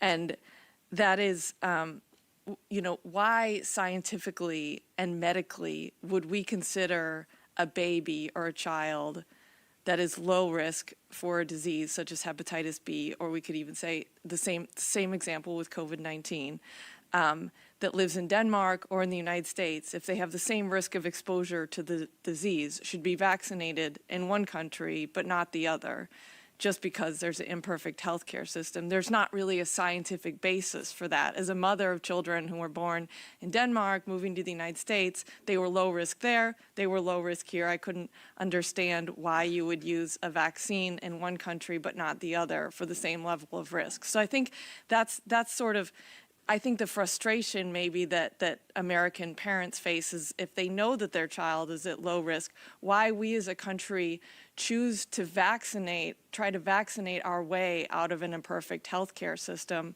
And I think probably Canada is doing the same thing. And both of our countries, our country more than theirs, has a declining and very low level of trust in public health recommendations and in public health in general, whereas in Denmark there's a very high level of trust because they make recommendations based on the available science, acknowledging the known and the unknown risks and doing, very diligent harm-benefit analyses, and I'm going to get into that later in my talk. In my talk later today. So I just think that those are important things to consider, that we cannot just say that because our healthcare system is different, that there's a reason that we should have universal vaccination for low-risk children when they really face the same risk of the disease in the two different countries. So thanks. Thank you, Dr. Hogue. Okay, I'm going to inject myself now into the stack. I just want to acknowledge the elephant in the room. And the specific elephant in this case has to do with cumulative risk across the entire childhood vaccine schedule. And that is a risk for which we do not have adequate data. I think we can all agree on that. That in its wisdom in practice, the Food and Drug Administration and the Centers for Disease Control and Prevention have focused almost exclusively on risks associated with a single product. And in the case of the childhood vaccine schedule, we have a potential cumulative risk of common components of vaccines which may sum to a greater risk than the risk of the individual products, since they are functionally co-administered within a very short time frame within the neonatal/pediatric population. And this is a topic that has been raised repeatedly by a variety of communities, and my point of view is that this topic has merit. It's the whole reason why we now have a childhood vaccine schedule working group. So I just, in sum, wanted to acknowledge that while we may not see individual risk within a given product, when we have a biologically active material that is in common across multiple products that are all being administered at the same time, and we don't have cumulative toxicology for that common material, and of course I'm referring to a specific category of adjuvants based on aluminum salts, which is just one of many categories of potential adjuvants. It happens to be one of the earliest ones, first discovered in the 1920s. But we don't know whether, this is another data gap, we don't know whether there is cumulative risk associated with this component of multiple pediatric vaccines that are administered essentially concurrently. So I just wanted to acknowledge that. Now, the next person on the queue is Dr. Blackburn. Okay, I just wanted to acknowledge, as a mother of 2 young children, the important point that we're looking at regarding individual-based decision-making. For many families, particularly those who wish to delay or decline the birth dose, true choice has not been existing in practice. And I know many parents who have been dismissed from pediatric practices for wanting to discuss timing or spacing of vaccines. So if our goal is to support childhood safety and promote thoughtful, informed decision-making, then we must acknowledge this reality. And recommendations that emphasize parental choice and clinician consultation only work when families have access to clinicians who will continue to care for them. So no child should lose their medical home because their parents are engaging in the very individualized based decision-making that we're encouraging. And as we move forward, I believe it's important to consider how this recommendation will be implemented in real clinical settings and how we can ensure families are not left without care. Thank you. So with that, I want to ensure that we have the opportunity to learn from the perspectives of our valued liaisons from the various societies, and gently remind that we strongly desire that those comments be restricted to 2 minutes, just in the interests of getting through the day. Now, the first person on the queue for our liaisons that have requested an opportunity to speak is Dr. Amy Middleman. Amy, are you there? Yes, thank you so much. I want to be really respectful, and I appreciate the opportunity to talk. I want to redefine misinformation. Misinformation is false or inaccurate information that's spread without the intent to deceive. So I wanted to clarify that because I think this was directed at my comment from yesterday. Yeah, I apologize. I had heard, I must have misquoted you. I thought you said disinformation, not misinformation. If that's the case, I apologize. No, and that's okay. I mean, I think, misinformation, the assumption is that there's absolutely no intent to harm or deceive. And I believe that about this committee. I think we all can agree that we're looking out for the best interests of children. But as a Hep B researcher, I can confirm there has been a lot of misinformation presented in the last couple of days, and it would take a long time to go through it.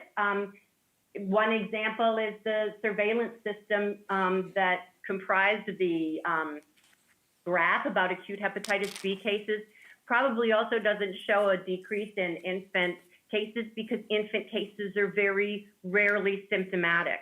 There was a misinterpretation of the conclusions of my own study.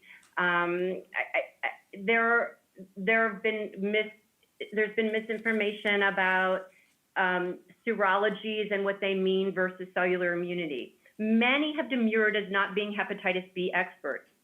Again, I would urge that we go back to our true experts who do this all of the time, our amazing CDC colleagues who live and breathe this data every day. They could have actually vetted those kinds of pieces of misinformation before they were presented to the public. It's so important to responsibly present this information to the public. As Dr. Malone, you said, it's not about speed, but rigor. And I think we need to really vet this vote very carefully with this systematic process and with rigor. Okay, thank you. That's Amy, if you don't mind, I'm very grateful for that. We did have a timer set up, and you're a little bit over it, forgive me, but I certainly appreciate your commentary and advice. Can we move to Dr. It's 2 minutes. It was 2 minutes. It was 2 minutes. Can we please proceed to Dr. Schley? Amy, do you want to finish? Amy, if you don't mind, I put you on the end of the queue to finish your statement after we get through the others. Is that acceptable? Will I definitely be able to speak? If, that assumes that your colleagues are similarly constrained in their comments. Okay, let's allow them to get through. I appreciate that. That's very kind. Okay, Dr. Schley. Okay. Yeah, hi, this is Judy Schley from representing NACHO. One thing I wanted to bring up was in regard to the HBV birth dose, to have the 2-month requirement is probably inappropriate because some parents may delay the birth dose, but they might come at 2 weeks or the couple days after delivery when they come and see the nurse and say they want to get it then. So I think we should not restrict that it has to be a 2-month time period. I personally do not believe that we should even vote on this birth dose changes at all, but I will, if we do vote for that, I would say the 2-month period should be stricken.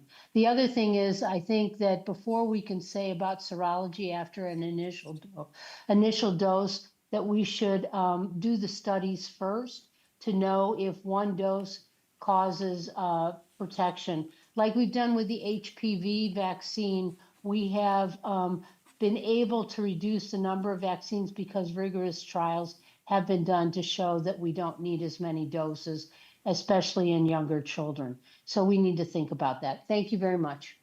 Thank you, and thank you for taking less than 2 minutes. I just, a point of clarification in vote 1, the language is, for those not receiving the hepatitis B birth dose, it is suggested that the initial dose be administered no earlier than 2 months of age. So this is not a recommendation that is as prescriptive as perhaps you might have imagined.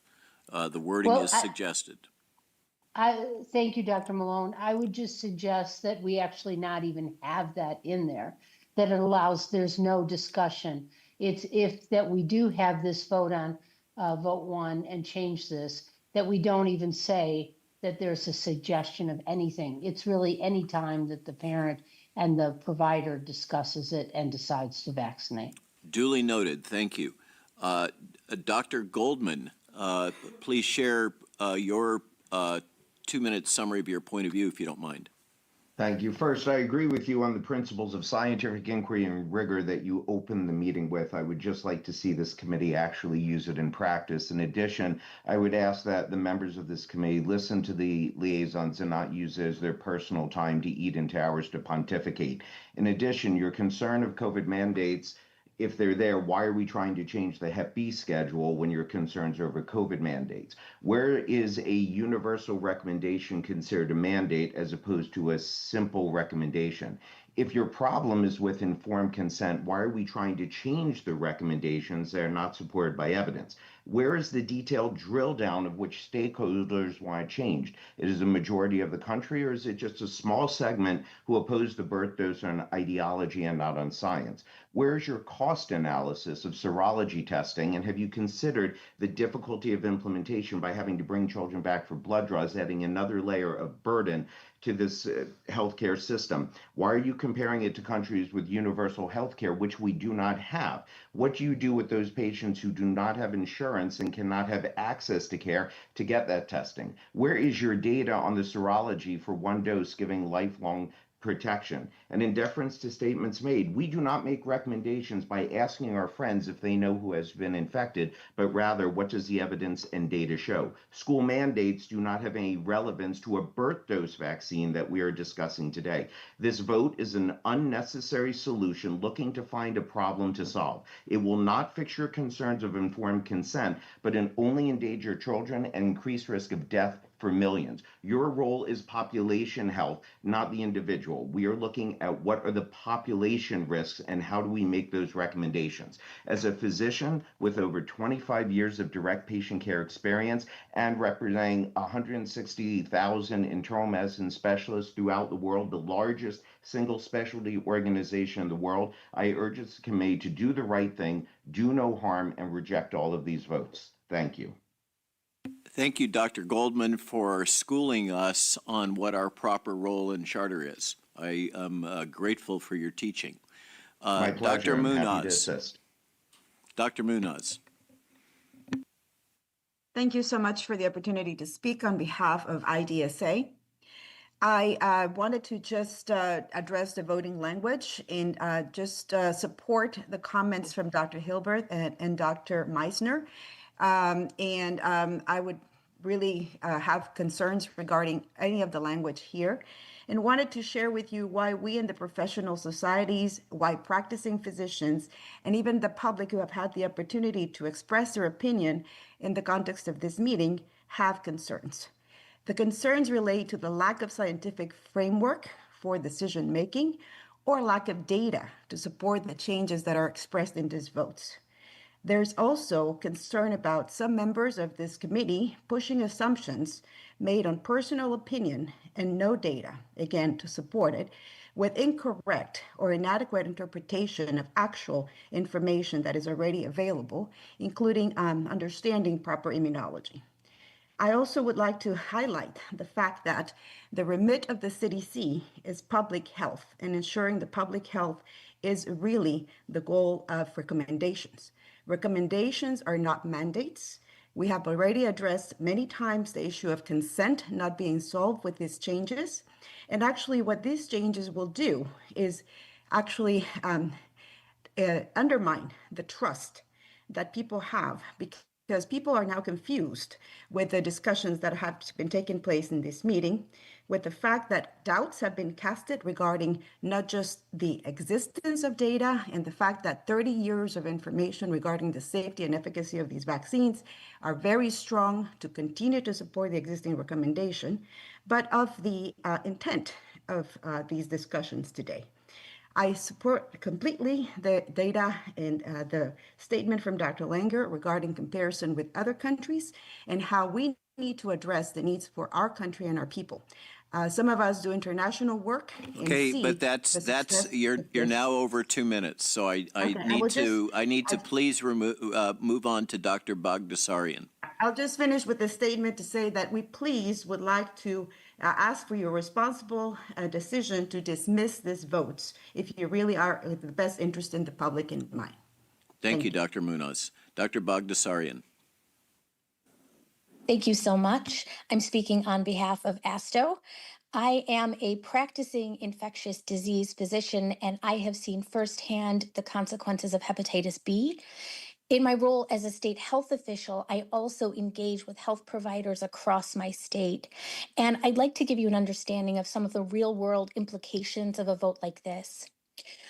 One concern I've heard again and again is when a specific vaccine recommendation includes excessive language around shared clinical decision-making, it actually creates barriers to care. Many healthcare providers interpret it as a sign that the vaccine is controversial, that additional steps are required, or that they may be exposed to additional liability. Now, I have heard from multiple people on this panel that you are committed to ensuring vaccine choice. I believe that is the case. I believe that you don't want to create obstacles for those seeking the protection of vaccines. Informed consent has always been a cornerstone of medical care, and I think it should be emphasized for all clinical recommendations, not just for specific vaccines. When it comes to vaccine guidance, healthcare providers are looking for clear population-level guidance, and adding excessive or ambiguous language around shared decision-making for routine vaccines muddies the waters, creates a false sense of scientific uncertainty, and places unnecessary burden on clinicians and families. I also want to point out that this group has discussed improving hepatitis B screening for pregnant women. And that, of course, would be ideal, but we should be realistic here. We've seen how difficult this is with congenital syphilis. In my state, we review every single maternal case with missed screening opportunities for congenital syphilis, and these mothers usually had no prenatal care at all, or care that was fragmented and inconsistent. You have Our 15, healthcare you have system is 10, not 10 seamless, seconds and left, people- just to let you know. 10 seconds Okay. left. Please wrap up. Weakening or removing the universal birth dose recommendation would widen those cracks, and I urge this committee to consider not just the theoretical implications of its decisions, but the real-world impact on the children we're here to protect. Thank you. In that, I think we all have shared consensus. Now, we're running out of time, but I promised Dr. Middleman a second bite at the apple. So, Dr. Middleman, can you please carry on with your comments? Thank you so much. I will try to make it as brief as possible. I just want to say I believe that historically risk of disease acquisition always goes down with a successful immunization program, and that's what this is. This vote to weaken the hepatitis B birth dose recommendation will be the first time in my 21 years of experience as a liaison to ACIP that ACIP is voting on a policy that, based on all of the available and credible evidence versus benefits and harms, regarding benefits versus harms, it actually puts children in this country at higher risk rather than lower risk of disease and death. Data show that the universal hepatitis B birth dose recommendation increases adherence to the vaccination series. Any policy that weakens the recommendation and allows children to potentially fall through the cracks of an imperfect medical system will harm children. We need to create policy that understands this and protects the children of this country. Thank you very much. Thank you very much for a well-reasoned and succinct comment. Now, with that, I apologize to our other liaisons, but we do need to move on. And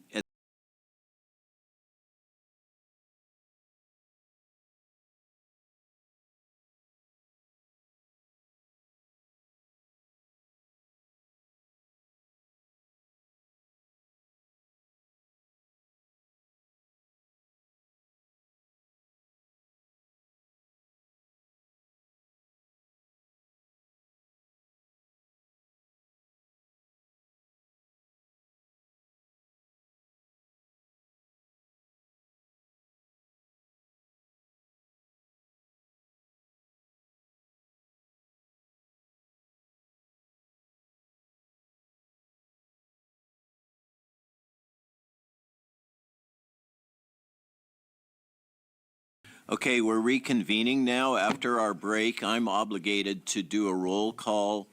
Dr. Pollack. Dr. Pollack here, no conflicts. Dr. Stein. Catherine Stein, no conflicts. Dr. Levy. Retzef Levy, no conflicts. Dr. Pebsworth. Dr. Pebsworth, no conflicts. Dr. Malone, no conflict. Dr. Griffin. Dr. Evelyn Griffin, no conflicts of interest. Dr. Blackburn. Hillary Blackburn, no conflicts. Dr. Pagano. Dr. Pagano, no conflicts. And our ex officios, Dr. Hogue. We just, I apologize. I did it again. Dr. Meissner. Dr. Meissner, are you with us? Calling Dr. Meissner. Hopefully he'll join us in a moment. Perhaps he's taking a bathroom break. Dr. Milhound. Dr. Kirk Milhound, no conflicts. Dr. Hiblin. Joseph Hiblin, here, no conflicts. Dr. Meissner.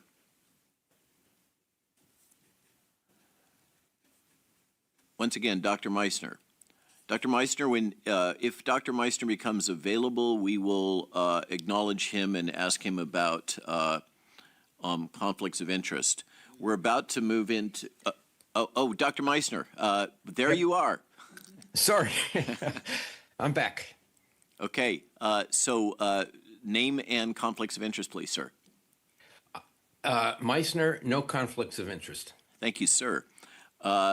I have a clarification from the parliamentarian from the CDC that as we head into the vote, I wanted to make explicit. The chairperson of this committee is Dr. Milhound.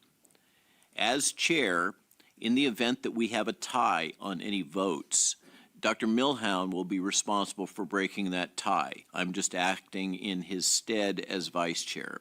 But so long as he's available, then he will be the one empowered to break any ties. Just want to make that clear. Now that we've taken care of that business, what are you pointing to? His vote will be breaking the tie. Yep, I made that clear. Okay, so now we move into the real business of today, not to diminish our presentations after the break, which has to do with the upcoming vote and the voting language. Dr. Santoli, who is on the schedule from the VFC, has indicated that her prior comments stand, and so it's not necessary for her to present again regarding the Vaccines for Children program. The same holds true with our representative from CMS who's just arrived. Dr. Johnson, do you concur? Is there a reason? Do you wish to make additional comments prior to our discussing the vote? Not on the current language as proposed. Thank you, sir. So then we've moved past that, and we now move into the substance.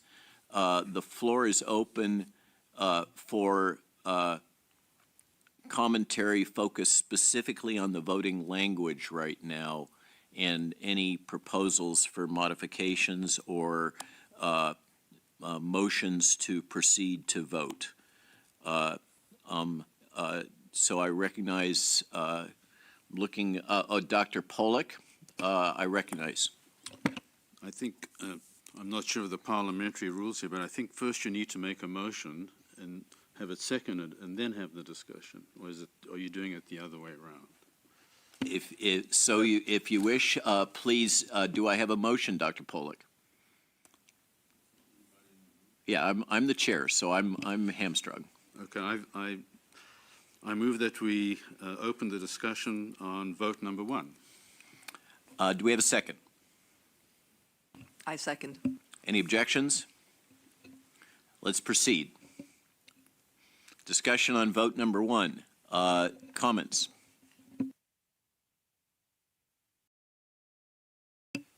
So I can open the discussion. Based on my previous comments on vote number 1, I guess informed consent is inherent in the practice of medicine. And what we are doing by vote number 1 is subsuming that our colleagues in obstetrics and other branches of medicine in dealing with this problem in pregnant women and newborn are actually not providing appropriate informed consent. So I have some concern with the way this is worded, because I think, again, as I mentioned before, some of it is redundant. Secondly, the notion that we are going to wait until earlier than 2 months, even though it's a suggestion, again hamstrings the practice of our colleagues in pediatrics.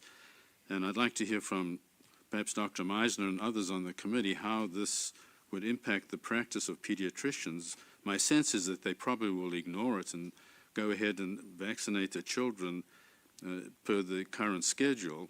And there's also a tension between this 2-month recommendation and the statement at the top of the page, which also it conflicts with the current published CDC guidelines in the vaccination schedule for infants and neonates. So given the way the language is now, I would probably have to vote no on vote number 1 and be interested to hear from the rest of the group and others how they feel about this vote number 1.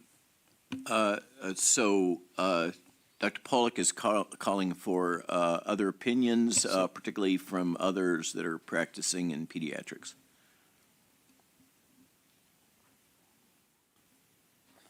And specifically, Cody was requested. Yep. I'm here if I may respond. That you were specifically called out to respond, sir. Yeah, thank you, Dr. Pollack, for that important question. I think let me first answer your specific question, and then I had my hand up because I have a few comments. I am hopeful that pediatricians will continue to administer the birth dose within the first 24 hours of delivery and before discharge from the hospital.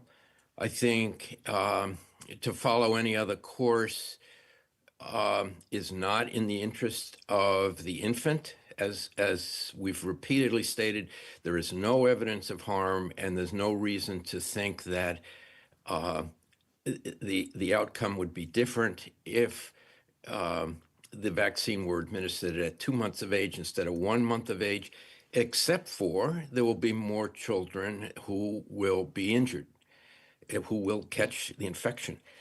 I also want to note that one of the liaisons said that this would increase the risk of death for millions of children. I think that was a hyperbole. It will not increase the risk of death for millions of children. But it will certainly increase the risk of hepatocellular carcinoma, cirrhosis, early premature death to a number of children, whether that's low thousands or high thousands, I don't know. It isn't going to affect millions of children. The other point that I wanted to make is that this disease has become a victim of the vaccine. That is, we're seeing disease rates go down because of the effectiveness of the vaccine. But that doesn't mean that the virus has gone away. And it really means the vaccine is working effectively. So it's a mistake to say because we're not seeing so much disease, we can alter the routes or the frequency or the schedule for administration, because we will see hepatitis B infections come back. The vaccine is so effective. It does not make sense in my mind to change the immunization schedule. So I'm quite uncomfortable with the wording in vote number 1. Over. Thank you very much for that comment. Dr. Hiblin, recognize you.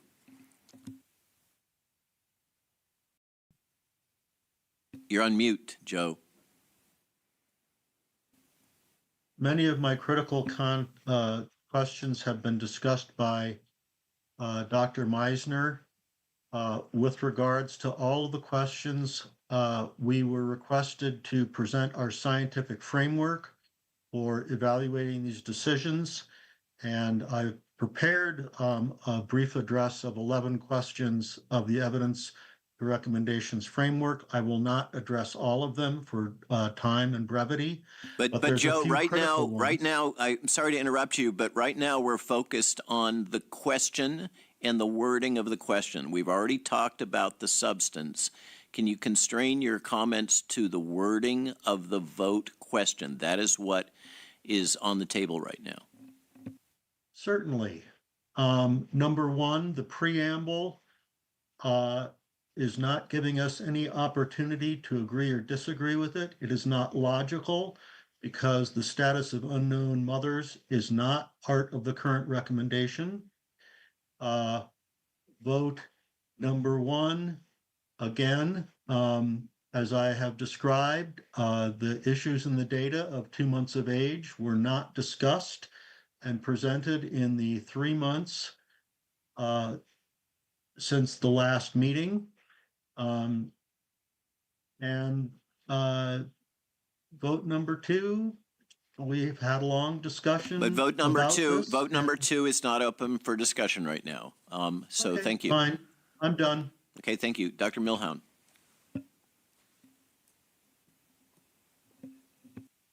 I believe that the work group has tried very, very hard not to decrease access at all. And I think we need to be very careful of thinking hypothetically when we've been asked to regard in terms of what we're making available. We are trying to actually follow the data that we have as best as we can. And so I think it's very important we've made sure we've gone to great lengths that we've given doctors and patients the freedom, and we've made sure that it was paid for. And so we have a very, very, very low risk disease, and we're giving a shared decision making for that. I don't, as a person who has to counsel children, I've been doing this for over 20 years. I don't have any problem with that. And I have the freedom in this vote to either do it at birth or do it whenever I like by shared decision making. So those are all options. So I don't look at this as being a difficulty to me as a practicing pediatrician or pediatric cardiologist. Over. So, Dr. Levy. Yeah, so I just want to point out that I believe that the use of individual decision-making reflects a purpose to basically assert that the broad recommendation that currently exists is not appropriate, and that we don't believe that you can make gross recommendations to all the babies that were born to moms that were tested negative for Hep B. And moreover, I think that the 2-month is no earlier, but I think that the intention behind is that parents should carefully think about whether they want to take the risk of giving another vaccine to their child. And many of them might decide that they want to wait far more than 2 months, maybe years, and maybe up to adulthood. I think that's going to be up to them and their physician. So I think that this is not just merely reinforcing a concept that currently exists. It's actually suggesting a fundamental change in the approach to this vaccine, and maybe more broadly. And I feel that no language is perfect, but it's doing a pretty good job. Okay, I'm going to opine on just a couple of things that I think are clear facts, hopefully, that we can all agree on. One is that whatever transpires here, there is a document. It's actually a graphic spreadsheet of sorts published by the Centers for Disease Control and Prevention that will reflect whatever is or is not decided today in terms of language. So that is one consequence. It's not just advisory. It's actually reduced into a document that, and here's the second clause, there are many states which, I'm choosing my words, have chosen to accept as their policy whatever the policies are of the CDC. So it's not, this is not in the abstract, and I think we all need to acknowledge that the truth is that whatever does or doesn't happen here will impact on some fraction of the United States population, acknowledging it's states that have the right to regulate the practice of medicine, but many of these states feel it's most appropriate to accept without modification the recommendations of the director of the CDC. Again, please, it's not ACIP that sets policy, it's the appointed director of the CDC. So what we are debating is the advice that we would provide to the director of the CDC about whether there should or should not be any changes in current CDC communications and public recommendations if the director of the CDC concurs with our recommendations. That's where we're at. So I've said enough on that. Others, Dr. Pagano. Yeah, hi. Just as a matter of clarification, the preamble was placed here merely for information purposes only. We're not being asked to vote on anything in the preamble. So that shouldn't be conflated with the body of the vote language. And as far as the language of vote one, have been comments made about the redundancy of certain things in there. I personally do not find them to be overly objectionable, and I think it adds perhaps a bit more clarity to what it is we're trying to do. There is a suggestion that we can delay that first dose to the 2-month range without getting back and rehashing why that might be the case. It's still in the language here, provides the opportunity for the individual parent and physician to administer it sometime before that, should they deem that to be the reasonable course. That's it. Thank you. Dr. Griffin. Thank you. And dovetailing off of what Dr. Pagano said regarding the redundancy, language is important, and the more we say it, the more we remind ourselves of what we need to do. And one of the highest ethical principles we need to live by is do no harm, and through informed consent, we remind ourselves with every interaction with patients to do this. So I would be fine if we'd be more redundant. I think it's very important to keep reminding ourselves of this. With respect to the program and commentary on how this program started out, the history of it, in 2005, listening to the proceedings and decision on how this infant program was decided to be moved to within the first 24 hours of birth, there was commentary that was made with regards to and perhaps defining this safety net. And it was spoken and said, transcribed, although infants who require post-exposure immunoprophylaxis should be identified, administering a birth dose to infants serves as a safety net to prevent perinatal infection amongst infants born to hepatitis surface antigen positive mothers who are not identified because of errors in maternal hepatitis surface antigen or surface antibody testing or failures in reporting of these test results. So this safety net it looks like a big part of this decision. There was long discussion afterwards as to what these errors were. And we know that medical errors are a large proportion of the, even there are death rates that are due to medical errors. So this is a real problem that was addressed in this manner. So I do have a problem with treating our babies as a safety net. I obviously do not want any babies to be missed and to have infection, but there was a discussion of safety net built in a completely different context. Thank you. I motion to vote. There's a motion to proceed to vote. Do we have a second? I second. Do we need a motion, I'm sorry, to be technically correct, I probably need a motion and concurrence to close discussion first. Motion to close discussion. Second. Seconded. Any objections? I'm looking specifically just to cross-check with our online community. So hearing no objections, then we have closed discussion. I'm open for a motion to proceed to vote. Motion to proceed to vote. I second. Seconded. Do we need a vote? Are there objections to proceeding to vote? I seeing none. Then I'm going to go ahead and call for the vote. I think that's my proper role, acknowledging that once again, if we have a tie, it is up to our chair, who is there broadcasting from God only knows where, Hong Kong, who would break the tie.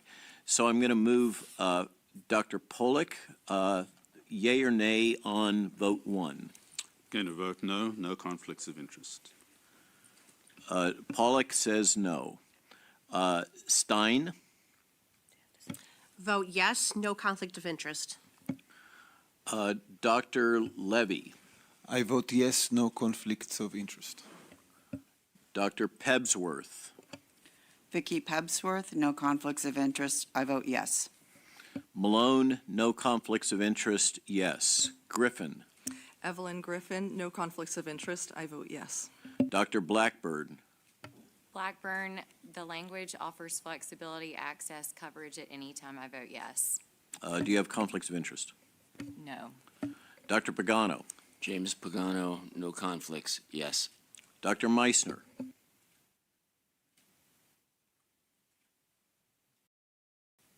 you're on mute. I apologize. Cody?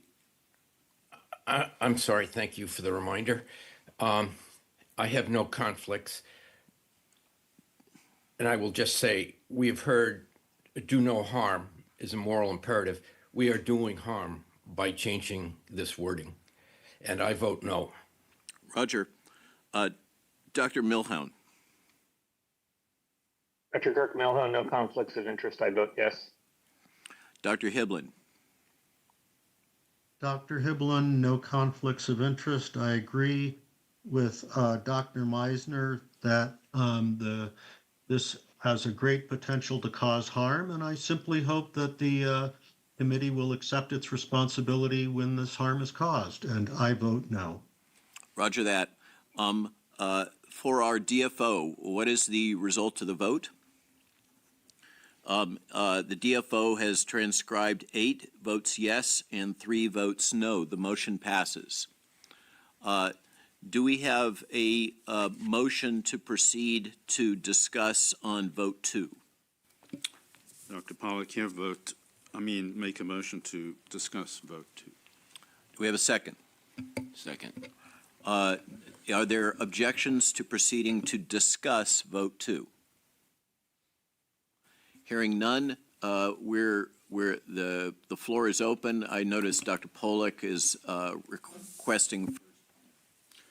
Thank you, Dr. Malone.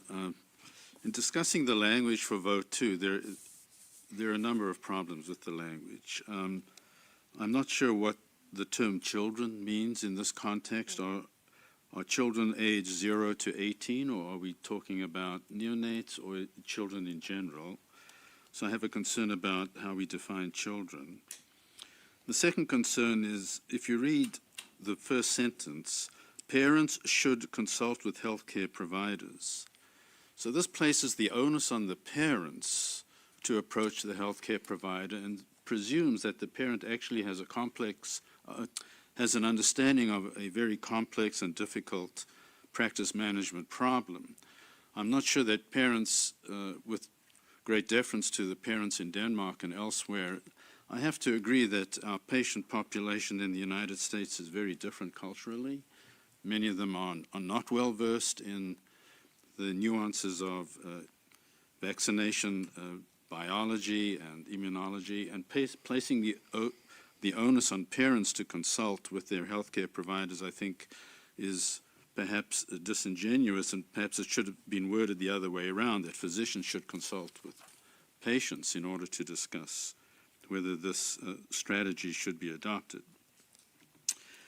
Thirdly, while this is a wonderful attempt to mimic the management and treatment of other viral diseases, such as in my own practice, say with cytomegalovirus and hepatitis C, where we closely monitor viral loads and serology in applying our therapeutic armamentarium, this is not quite the same. And to emphasize what has been said earlier, we have no data on whether monitoring serology actually implies immunity, whether 1 dose is given or 3.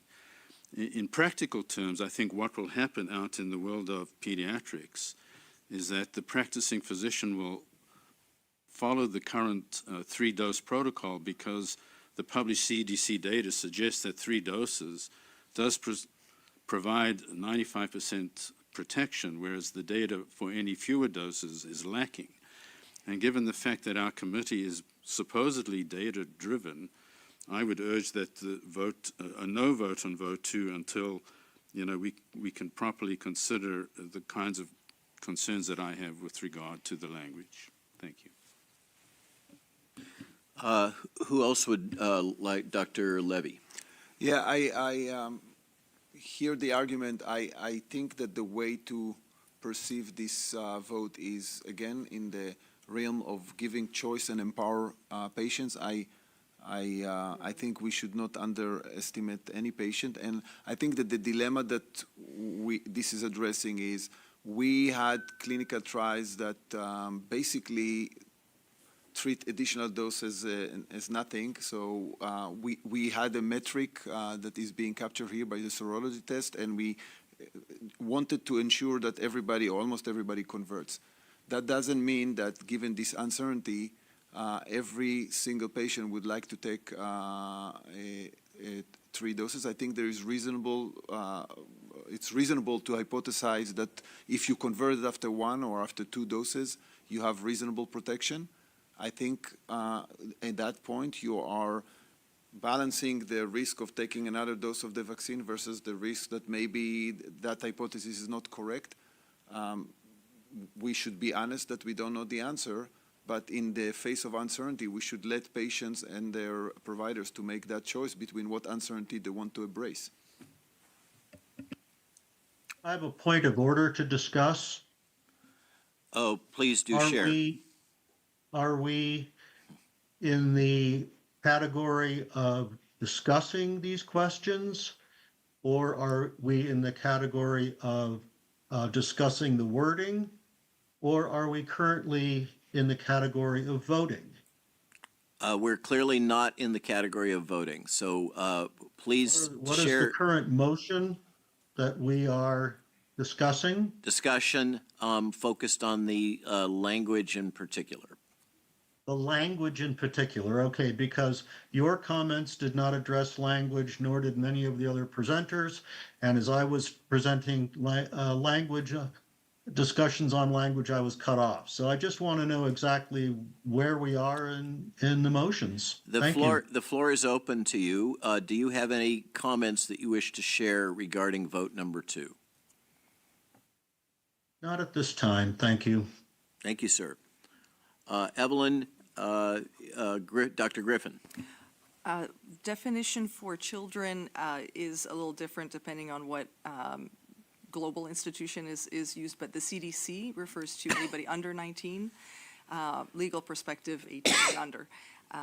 But Dr. Pollack, would you consider parents may consult with healthcare providers?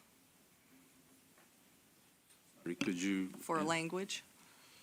Could you rephrase the question? She's suggesting the language in asking your opinion on her suggestion.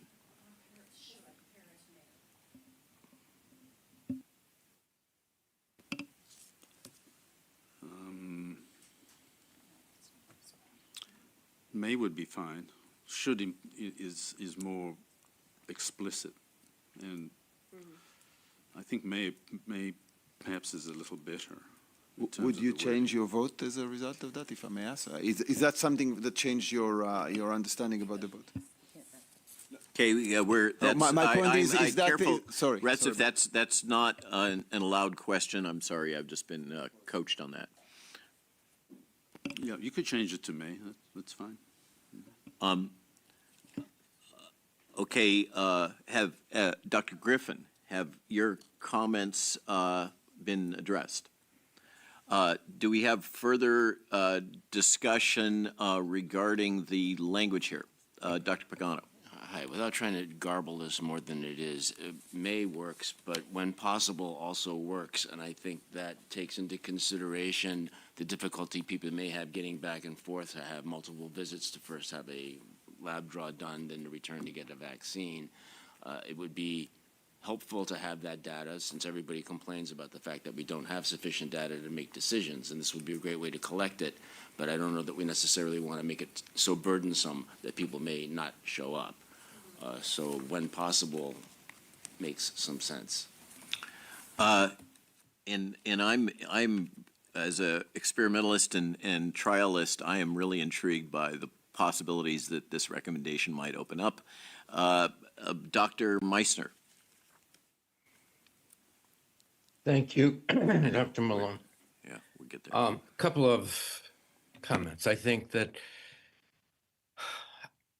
Retzef, I was surprised at your last comment. I very respectfully, for a man with your accomplishments and full professorship at MIT, I'm surprised to hear you say that one dose may be as effective as 3, and that may suffice.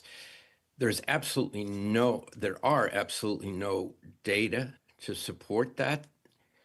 And just because we achieve a serologic titer of that we're trying to pass based on our limited understanding of a correlate of protection, that passes 10 after one dose of a vaccine, that we would get the same immune response as we would after a series of 3 doses. I think it's an important question. I think it is one area of potential investigation, but the risk of harm is great if we do not complete the hepatitis B immunization schedule. I just have to say again, there is no evidence of harm. People talk about a blood-brain barrier. Yes, it's different in infants than it is in older children and adults. But what does that have to do with reactions to the vaccine? I mean, you can always find something if you look hard enough that you want to worry about. I just don't understand what people are worried about if we deviate from the current recommended immunization schedule, which we have shown, or the CDC has shown, is beneficial. There is no evidence of harm, and I'll stop at that point. Thank you. But can I ask a point of clarification? Are there specific comments that you wish to make regarding the wording on vote 2? Well, yes, thank you. I earlier on I've tried to make that statement. That is, we have no idea if less than 3 doses of the vaccine will be protective. We're not only worried about infection in the neonatal period, we're worried about infection throughout life. Yes, it's rare, but we know that intravenous drug abuse and sexual practices play an important role in hepatitis B transmission. We cannot identify, it's been shown that we cannot identify high-risk behavior. The safest way to protect the children, and it's not to protect society, it's to protect the children, is to administer the recommended hepatitis B series starting in the first 24 hours of life. Good. So I respect, and we have heard that you've shared that opinion, but you have no specific recommendations on modification of the wording, is what I'm hearing. Dr. Milhouse. Yes, I'd vote against. I'm going to vote against this. Yes. Which is absolutely your prerogative, and I respect that. Dr. Milhouse. As we consider this and talk about this, it sort of seems like we have 2 different things. Like, it was okay to use a sero conversion to approve this, But now we're questioning whether that's adequate to actually say if we had an effect. When we use this for healthcare providers and others, it seems like we were okay with it to approve it, but not okay to see if it worked. I know this isn't the same vaccine, but when I go to Africa, to a highly endemic place with yellow fever, I get one vaccine. I didn't get a whole selection. And maybe it's time that we just really, for the first time, do the study. But as I said before, a lot of this stuff could be answered if the CDC would show us if there's breakthrough data, which I've never heard of any, on uncompleted vaccine series. This is a pretty large assumption that everybody needs 3, especially if we're going to use it. And this wasn't for efficacy. This was for seroconversion in the population with 3 doses. So if we take that as the point, then we're missing 1 in 20. Are people concerned about the 1 in 20 that might not be covered? So I think this actually plays both ways. It's interesting to see if we need more than 1. And that's probably different depending on when you got your first dose. There's some compelling data but by the CDC contractor, Dr. Nevison. So that's interesting, but it's also, maybe it's a reassurance. Do people really know how well we know this has worked? Are they 1 in the 20? Some people wouldn't like those odds. We're saying you're all immune, but maybe some people don't like 1 in 20. I look at this as not like I'm trying to do this or I'm trying to do that. I'm just trying to give the families more information to decide, does it look like they're covered or doesn't look like they're covered? So I don't look at this as like I'm trying to burden someone. I'm trying to give families more information. That's how I would look at this. Thank you. And I don't have any problems with the language. I also wouldn't bother me if they changed it to May. Can I get a point of clarification on this topic from Dr. Pebsworth, who chaired the committee? As I had understood this language, the testing opened the opportunity that for that 1 in 5 approximately who failed to technically seroconvert, that they might receive yet another administration of the product. This 1 in doesn't 20. It's 5%. 1 in 20, Robert. So if it's 1 in 20, so for those 5%. that do not seroconvert after 3, this would leave open the opportunity to administer a 4th dose. Was that the intent? So Dr. Milhound is nodding in assent. So that's the clarification I wanted to make, was that this is this cuts both ways. That for the 1 in 20 who don't convert after 3, this would give information to parents about whether or not they wish to proceed with a 4th dose. With that clarification, I recognize Dr. Hindley. Robert, can I comment on this? Because I think there's a lot of confusion. Yes. Okay, so I'll go ahead. First of all, yellow fever, there is no comparison with the yellow fever vaccine. That is an RNA flavivirus. It's completely different than the hepatitis B DNA virus. So I'm glad to hear you got the vaccine. That was the appropriate decision, and you got the appropriate number of doses. So I applaud that. But the point is, the point is that 10 milli-international units after 3 doses, if that's measured within 3 months after 3 doses, we know that's associated with lifelong protection as far as we know. We do not know if 10 milli-international units after a single dose confers lifelong immunity. So these are completely different conversations. I completely agree with Dr. Milhound that it would be nice to have the data, but we don't have the data. And in the absence of the data, and in the absence of any evidence of harm from the 3-dose series, it's very difficult for me to understand how we can make a recommendation for a change. We are going to experience increased rates of hepatitis B, and it is not the right thing for us to do. Over. Thank you for that comment. Dr. Hiblin. I will direct my comments towards the wording of the language. The context is that it has been identified that the hepatitis B vaccine program is one of the world's greatest achievements in medical health in the protection of children. And I will reassert that for that reason, we have a very high bar to consider before we make any changes to the current program. With regards to the language of this vote, of vote 2, the language has been confusing.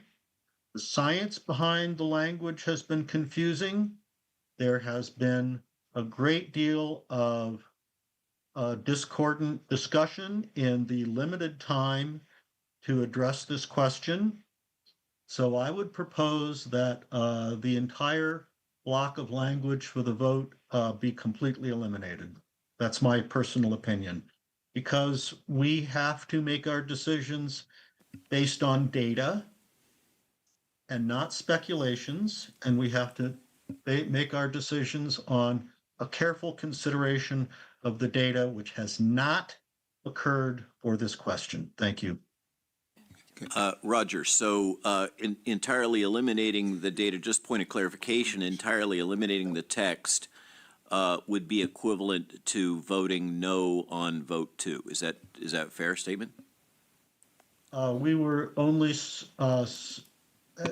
discussing at this point the modifying the text, and it is my opinion that the language should be completely eliminated. And you can interpret that if you desire as a no vote, but that has not yet occurred because we haven't moved on to voting. Roger that. Dr. Milhound. Interesting. I just got an email from one of the people on the work group who's a pediatrician, and he was saying he often has children say, well, how do I need, the parent asks, how do I know they need these extra doses? I would be very happy if we were to vote to simply to recommend that this needs to be studied. That would also serve the purpose to me, is that there's a paucity of data. There's a lot of speculation being called science. We are speculating about lifelong immunity. Adults are being treated differently depending on what their seroprevalence is, depending on what their risks are. And so I think that if you look at the all around the world, 10 is typically used as the number. But if this is, to me, just to move this ball forward and ask for this to be studied, so we know. And I disagree that there's no, Dr. Meiser, it is not true to say there's no risk at all. You cannot say this is 100% without risk. So you might say population-wise statistically, but for the parent who has damage, as the father who spoke the other day, we can't say that this has zero risk. So I would be very happy to move language to request full studies being done to look at dosages needed, or how we're going to evaluate when a child is truly immune. Because right now we accepted seroconversion. And if that's not true, then I'm not sure how we're going to back out of that. So, thank you. Robert? Dr. Griffin is next in the queue, and then Dr. Levy. Dr. Levy. Yeah, I appreciate the last proposal, but I think that the discussion is also recorded, and the CDC director and other agencies it's accessible to them. I think the sentiment is very clear. I would like to motion to conclude the discussion with the hope that we can vote on the current version. No version is going to be perfect. I did not hear any substantial changes that are going to make this vote fundamentally different. I think we should be ready to vote. So I motion to conclude the discussion. We have a motion to conclude discussion. Do we have a second? Second. Okay, we have motion and second. Are there any objections? We've moved beyond the open discussion period. Is there a motion to amend or not? I motion to vote. We have a motion to proceed to vote. Second. We have a seconded. Objections? Let's proceed to vote then. I'm going to call the roll. Dr. Pollack, vote on question 2, yea or nay, and whether you have COI. Raymond Pollock, I vote no, and no conflicts of interest. Dr. Stein. Catherine Stein, no conflicts of interest, and I abstain. Abstain. Dr. Levy. Retzef Levy, I vote yes, no conflicts of interest. Dr. Pebsworth. Vicki Pebsworth, no conflicts of interest. I vote yes. Dr. Malone, no COI, yay. Dr. Griffin. Dr. Griffin, no conflicts of interest. I vote yes. Dr. Blackburn. Hillary Blackburn, no conflicts. I support looking at studies. I vote no on this language. Dr. Pagano. Dr. Pagano, no conflicts, yes. Dr. Meissner. I vote no. COI? I have no conflict of interest, strong no. Thank you, sir. Dr. Hiblin. Dr. Hiblin, you're on mute again. I appreciate that you do that, but we need to hear your voice. You're still muted, Dr. Hiblin. Thank you, sir. There we go. Thank you for your acknowledgement. I will try to improve my behavior. I have no conflicts of interest, and I vote no. Thank you, sir. Dr. Milhound. Hi, Kirk Milhound, no conflicts of interest. I vote yes. Okay, what is our head count DFO? One moment.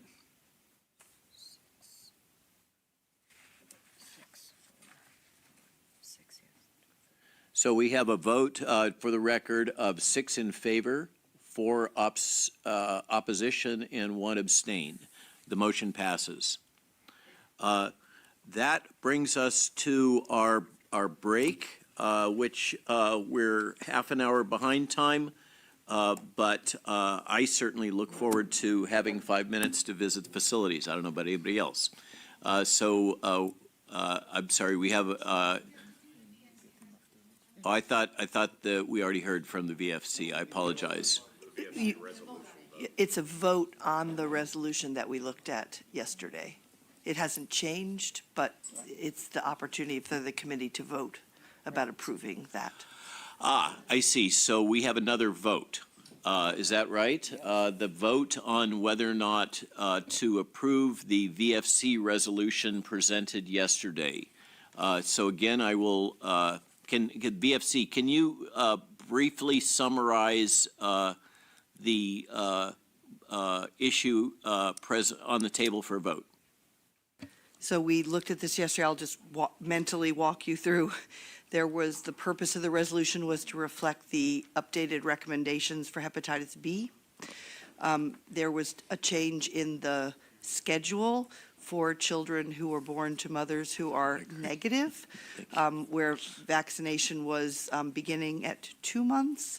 But there was also a footnote which indicated that infants born to mothers whose status is negative could, under individual-based decision-making or shared clinical decision-making, as another term, could be vaccinated before 2 months of age. So we've had a summary from our colleague at the VFC of the vote. Do we have a motion to proceed to vote? I have a motion that we table this vote because we have not seen the specific language of the vote as we requested yesterday for all of the votes, and we have not had adequate discussion of this item.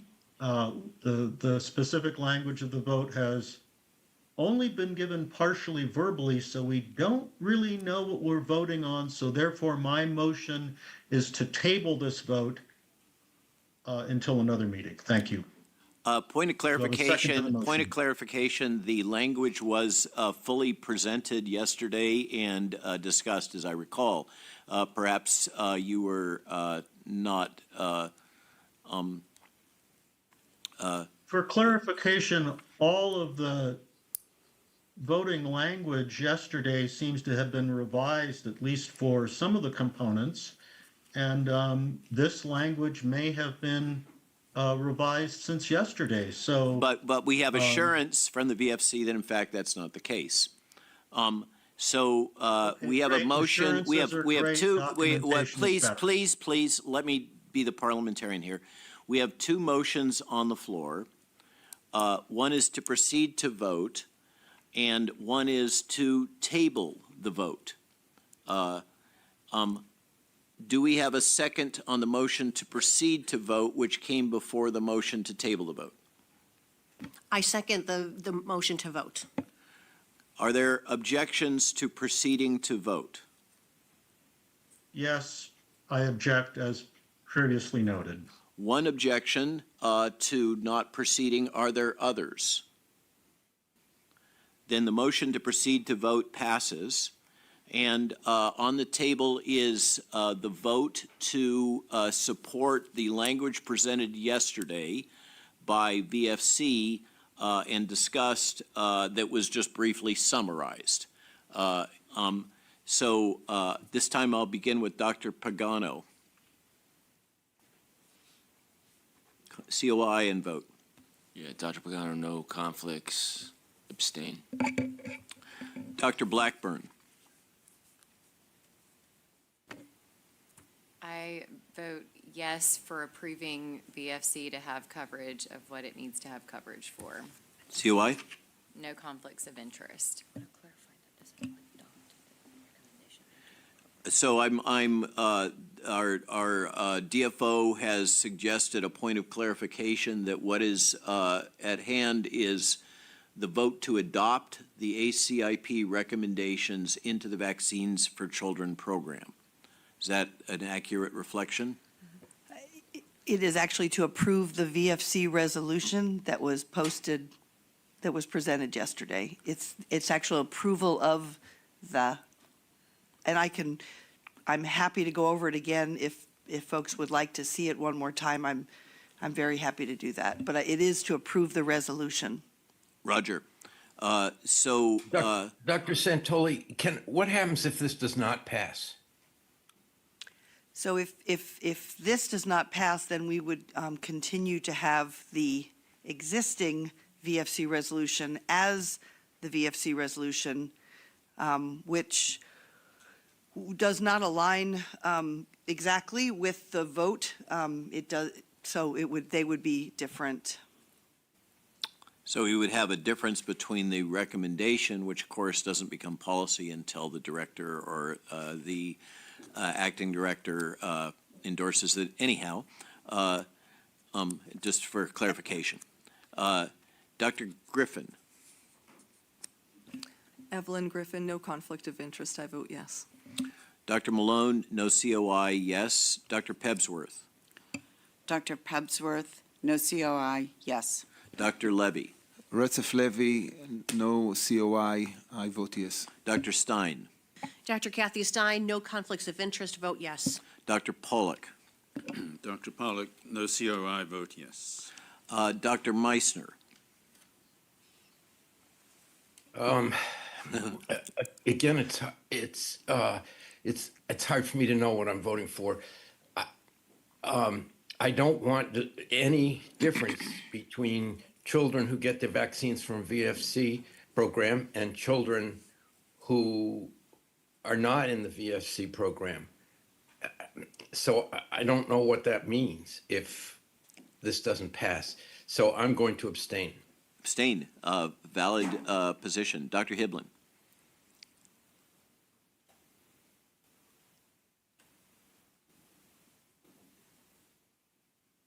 I note that once again, we have great uncertainty and a lack of clarity of what these votes mean. But can you as appreciate evidenced- that? So as what? evidenced by our last discussion. Thus, I concur with Dr. Meisner that it's very hard to know what we're voting for, and I can vote neither yes nor no and am forced to abstain. Thank you, sir. Dr. Milhound. And Dr. Kirk-Milhound, no conflicts of interest. I vote yes. So now I turn to the DFO for her summary.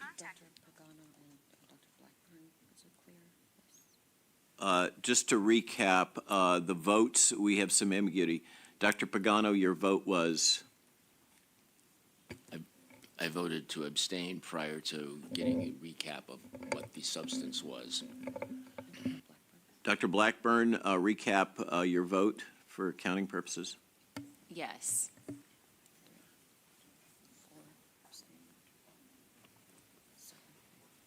Okay, so we have 7 votes for and 4 abstained, so the VFC language has been approved. With that, the advice I receive is that this would be an appropriate time for us to break for lunch. And we would, please advise me, when shall we reconvene? Say again? So we will reconvene at 11:35. I thank you all again for your civility, your comedy, COMITY, and your commitment to the core principles of both public health and respecting the rights of individual patients. See you all at after the break. Thank you. Dr. Pagano. James Pagano, no COI. Dr. Blackburn. Hillary Blackburn, no conflicts of interest. Dr. Griffin. Evelyn Griffin, no conflicts of interest. Robert Malone, no conflicts of interest. Dr. Pebsworth. Vicky Pebsworth, no conflicts of interest. Dr. Levy. Retzef Levy, no conflicts. Dr. Stein. Kathy Stein, no conflicts. Dr. Pollock. Raymond Pollock, no conflicts of interest. Dr. Meisner. Meisner, no conflicts. Thank you, sir. Dr. Hiblin. Joseph Hibbelin, no conflicts of interest. Dr. Milhound, are you present with us? Noted that Dr. Milhound is not present virtually or physically. Dr. Hogue. Dr. Tracy Beth Hogue, FDA, present. Dr. Johnson. Andrew Johnson, CMS, present. Okay, I think we've completed roll call. I have a administrative note that between the two of us, the DFO and myself, failed in basic arithmetic, and the last VFC vote was 8 yes and 3 abstain. And whoever this is, I want them to go away. So now we proceed with this afternoon's agenda. It's going to initiate with a discussion of the childhood and adolescent immunization schedule from, yes. Oh, hi, Kirk. Dr. Milhound. Sorry, my phone messed up. I was here the whole time. Sorry. Kirk Milhound, present. No conflicts of interest. Thank you. So we have a full quorum. To introduce this afternoon's schedule, we have Mr. Erin Siri discussing childhood and adolescent immunization schedule. I note once again that we had 2 other industry academic representatives who elected not to present today, despite having been invited. Following Mr. Siri's presentation, there will be a discussion by members and liaisons. And then at 2 o'clock, we have a hard start on that, which is to say a hard stop for the prior discussion. We will have a benefit from a discussion of the U.S. and Danish vaccine schedule as a comparison with Dr. Hogue presenting, followed by discussions, and time permitting, we will have a final discussion as an introduction to aluminum-based adjuvants that Dr. Griffin will present time if time is available. So with that, any objections to proceeding with? I call Erin Siri to present his comparative analysis of the childhood and adolescent immunization schedule.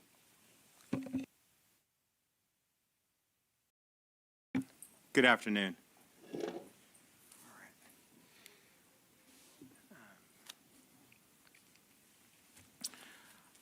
I was asked to speak about the development of the U.S. childhood vaccine schedule, and I'd understood actually I'd be speaking about the schedule alongside Dr. Poloff and Dr. Peter Hotez, who I understood were invited, but it appears I will be presenting about this on my own. Obviously, it's a massive topic. There's a lot to discuss when it comes to the U.S. vaccine schedule. And so my presentation will be focused at a very high level. I don't plan to get into any particular issue too deeply or get into any specific injuries or specific efficacy points per se. And I'll try to make just a few small suggestions along the way.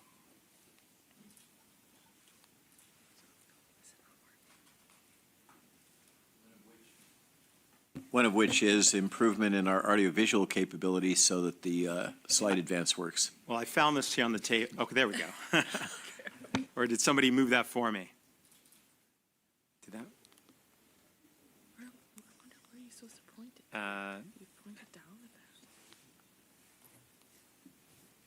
down. If there's somebody, well, if there's somebody who could guide me on how to. Do we have AV support for manually advancing slides based on Erin Siri's requests? Looks, one moment, technical difficulties. Here's AV. You're saying next slide? Okay, great. Go back one slide, please. Thank you. Okay, I'm going to start with a disclaimer. I'm the managing partner of Siri & Glimstead LLP. I'm an attorney. I manage a firm with over 100 professionals who handle civil rights, exemptions, immigration, employment, and injury claims related to vaccination. We do all of those things related to vaccination. For nearly a decade, I've regularly engaged with and sued federal and state health agencies regarding vaccination-related issues. I've also deposed and cross-examined vaccinologists. I also disclose that my firm currently is handling numerous lawsuits against HHS and its agencies and related government agencies, including 93 FOIA lawsuits against federal agencies, a large proportion of which relate to vaccination. We currently have a lawsuit against HHS, HRSA, and other government agencies and officials seeking to strike down the constitutionality of the PrEP Act, which provides immunity for COVID-19 vaccine injuries. We also have a lawsuit against the Air Force and the U.S. Army relating to COVID vaccine exemptions, which are close to wrapping up. We also have 492 claims that are currently pending against HHS with regards to vaccine injuries in the National Vaccine Injury Compensation Program. And we represent 8 clients in the CICP, the Countermeasures Injury Compensation Program. We also have other lawsuits against federal government, for example, regarding fluoride, though I don't think those are relevant to disclose, so I'm not going to go through all of those. And I will not be discussing any of the currently pending lawsuits in today's presentation. One more point before I get to the presentation. I should also point out that given Senator Cassidy's comment yesterday that I earn my living by suing vaccine manufacturers, I'd just like to point out that I do not earn my living suing vaccine manufacturers. That is because the vaccine companies have effective immunity for vaccine harms and claims because of the passage of the National Childhood Vaccine Injury Act of 1986. It is, in fact, childhood vaccines are, in fact, the only product in America where you can never sue a company to claim that your child would not have been injured or killed had the product been made safer by the company that sold it and profited from it. And I'm also the author of a book called Vaccines, Amen, The Religion of Vaccines. Okay. With all those disclosures aside, next slide, please. I begin with the growth of the U.S. childhood vaccine schedule. Next slide, please. Now, ACIP was formed in 1964, and while it made recommendations since its inception, the first schedule effectively for vaccines that it published was in 1983. On the slide on your screen, you can see on the left side, this is from the CDC website. It has a page titled Prior Immunization Schedules, and you can see the oldest one listed is from 1983. On the right side of your screen, you can see a copy of that schedule. Effectively, there were 3 routine vaccines on it, DTP, including TD, OPV, and MMR. On your screen, you can now see the current vaccine schedule. This is just the childhood schedule. There's also an adult schedule. There are other schedules, recommendations for during pregnancy, travel schedules. I'm just going to be talking about the childhood schedule today, as I was requested to do. On the screen on the left side lists all of the currently recommended vaccines, and on the right side are the intervals.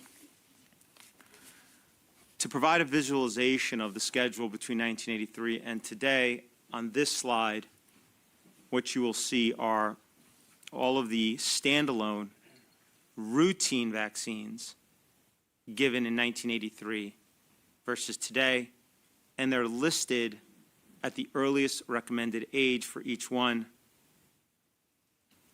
The ones denoted in orange are given on or before the first birth date, and the ones in black are given thereafter. So you can see there's been a significant increase in just the routine vaccines between 1983 and today. This slide includes the routine as well as the shared clinical decision-making vaccines on the schedule, which would mean including COVID-19 and meningococcal B. And otherwise, it's the same as the last slide. And again, the orange are all the doses, the injections given, on or before the first birth date, and the black are thereafter.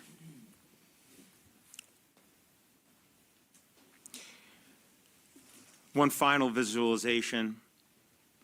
On this slide, you could see just the vaccines that are routinely recommended. So just the routine vaccines routinely recommended by ACIP and on the CDC schedule in 1983 versus the current schedule. In 83, there were 2 oral drops and 3 injections.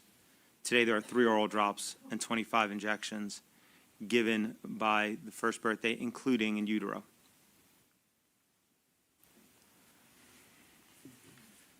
And on this slide, you can see the difference in vaccine uptake between 1983 and 2020. This chart reflects the uptake rate by 2 years of age. That's how the data was collected, effectively for 2 years of age for both of them, with the exception of Tdap, HPV, and meningococcal ACWY, MENG4. Those are for the uptake for 13 to 17-year-olds because they're given later.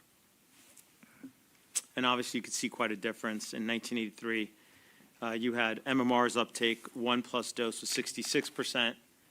For it is currently, at least as of 2020, which would mean a 2018 birth cohort, it is at 92%. For DTP, it's gone from 65%, 3+ doses, to currently 94%, 3+ doses. And the schedule currently has 5 doses of DTaP and 1 dose of Tdap, and then 3 doses of OPV, 57% in 1983, and currently it's at 93% for at least 3 doses of IPV, both polio vaccines.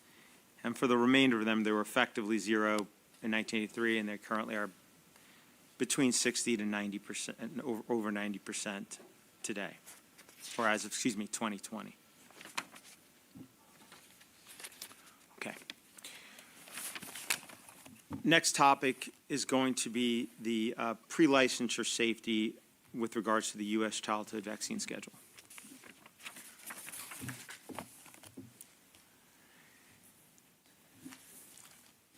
On this slide, we're going to take a look at each of the routine recommended single standalone vaccines on the CDC's childhood schedule And those are all denoted in blue. And then the ones in orange are all of the vaccines that were used as a control to license any of the current routine injected childhood vaccines, and any relied upon to license those down the chain. This chart reflects the critical importance of clinical trials in the decision-making of ACIP over the years. And that is because, as we go through this, you will see most recommendations for routine use by ACIP of a particular vaccine happened very shortly after its licensure. And hence, the primary data often available for that specific vaccine would have been its clinical trial data. It hadn't been used yet. It had not yet been licensed and used routinely or otherwise in the American public. When you, as I just noted, the first column are every single current standalone routine recommended vaccine, again in green, and in orange, anyone ever used as a control to license those. In the second column, it was the year that the vaccine was licensed. In the third column, it has the year that the vaccine was recommended for routine use by this committee. And if there was an earlier recommendation that was less than routine, it's put in brackets.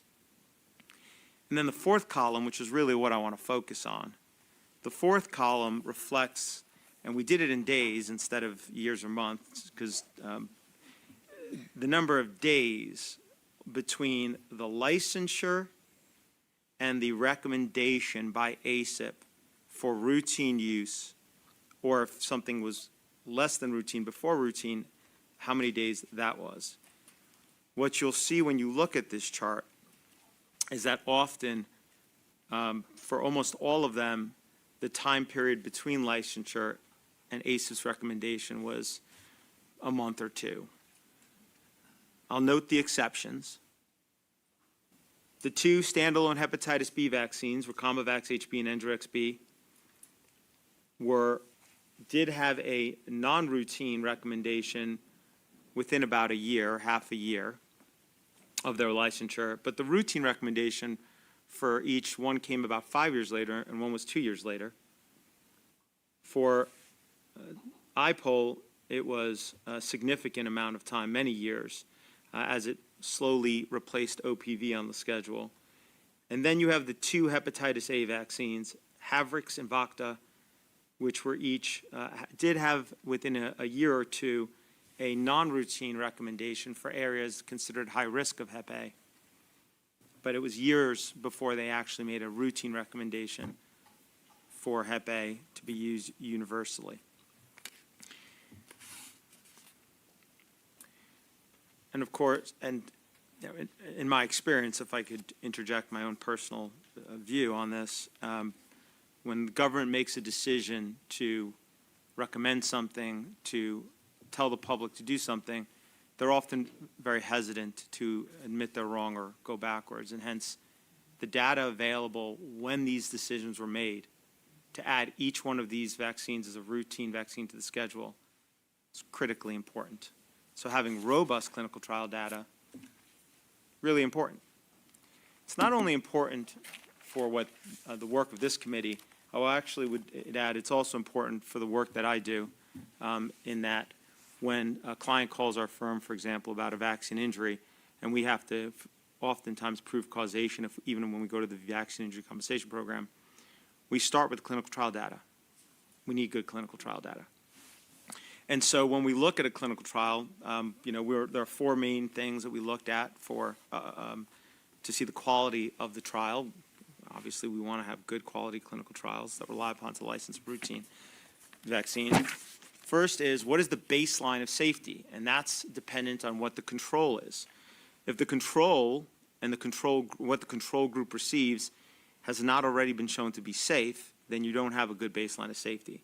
And so the control should be a placebo, which is defined by the FDA as an inert substance, Or it should be another vaccine if, for the same indication, if it was properly trialed prior to licensure. And of course, even if you have a proper control group, you still need to review safety for long enough during the trial, or efficacy as well. In a JAMA article, which was, the authors were affiliated with the Office of Pediatric Therapeutics at the FDA and Duke Clinical Research Institute, they explain that, quote, to provide complete safety data across all critical periods of growth and development, that's what clinical trials should do, end quote, as compared to trials for adults, quote, data on drug efficacy and safety in children may require an additional 6 years, end quote.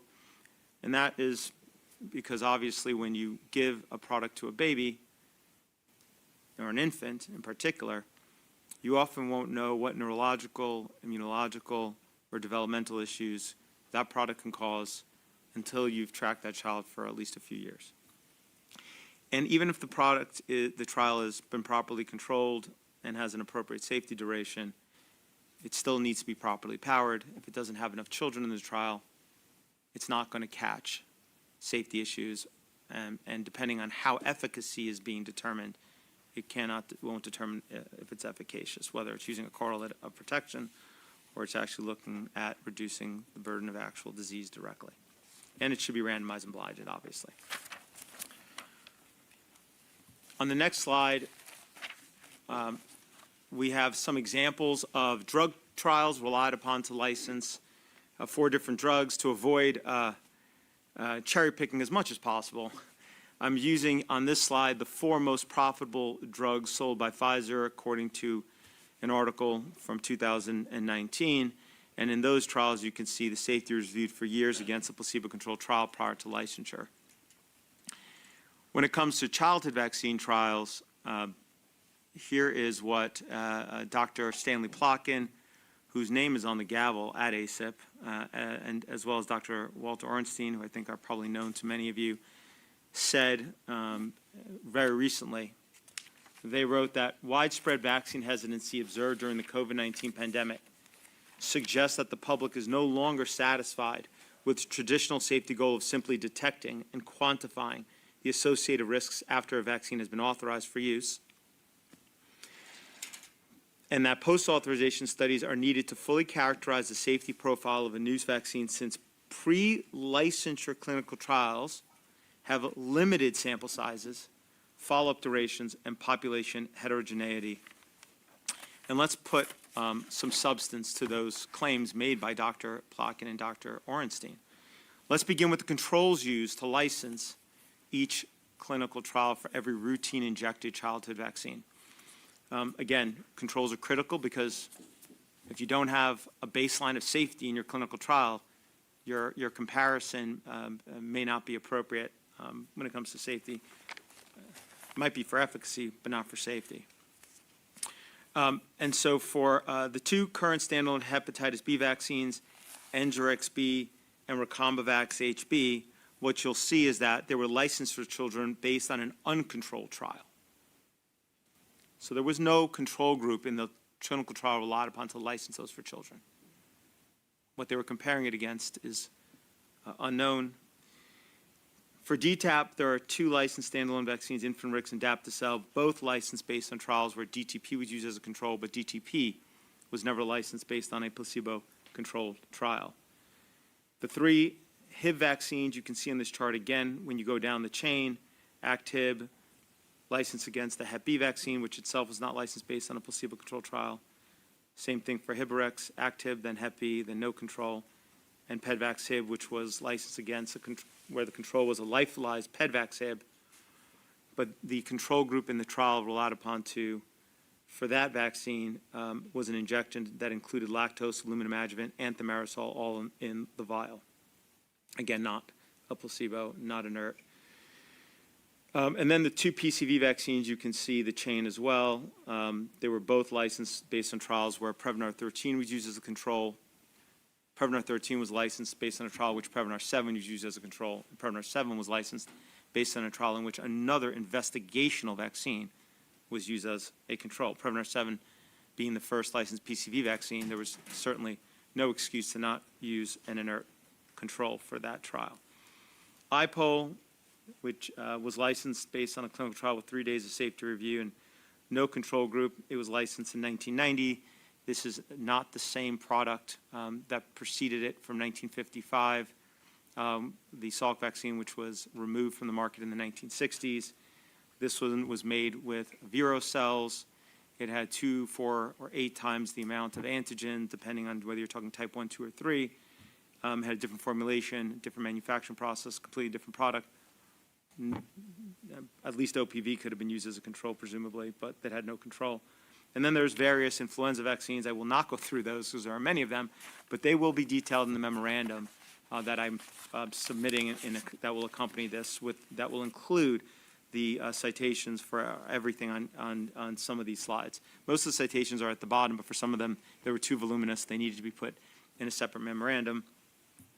And then on this slide, we're going to go through all of the vaccines given 7 months and recommended for routine injection 7 months and older. Again, these are all the routine injected standalone vaccines for 7 months and older on the CDC schedule currently. And as we go down the list, starting at the top, we've got MMR2, which was licensed in 1978 in a clinical trial that had less than 1,000 children, reviewed safety for 42 days. It was only 1 dose. And there was no control group. They could have presumably used the MMR1 was licensed in 1971, but they did not. They could have maybe used standalones. They did not. There was no control group. And it's a very different product, and it very much needed its own. It should have been done if they thought that MMR1 had a proper safety baseline.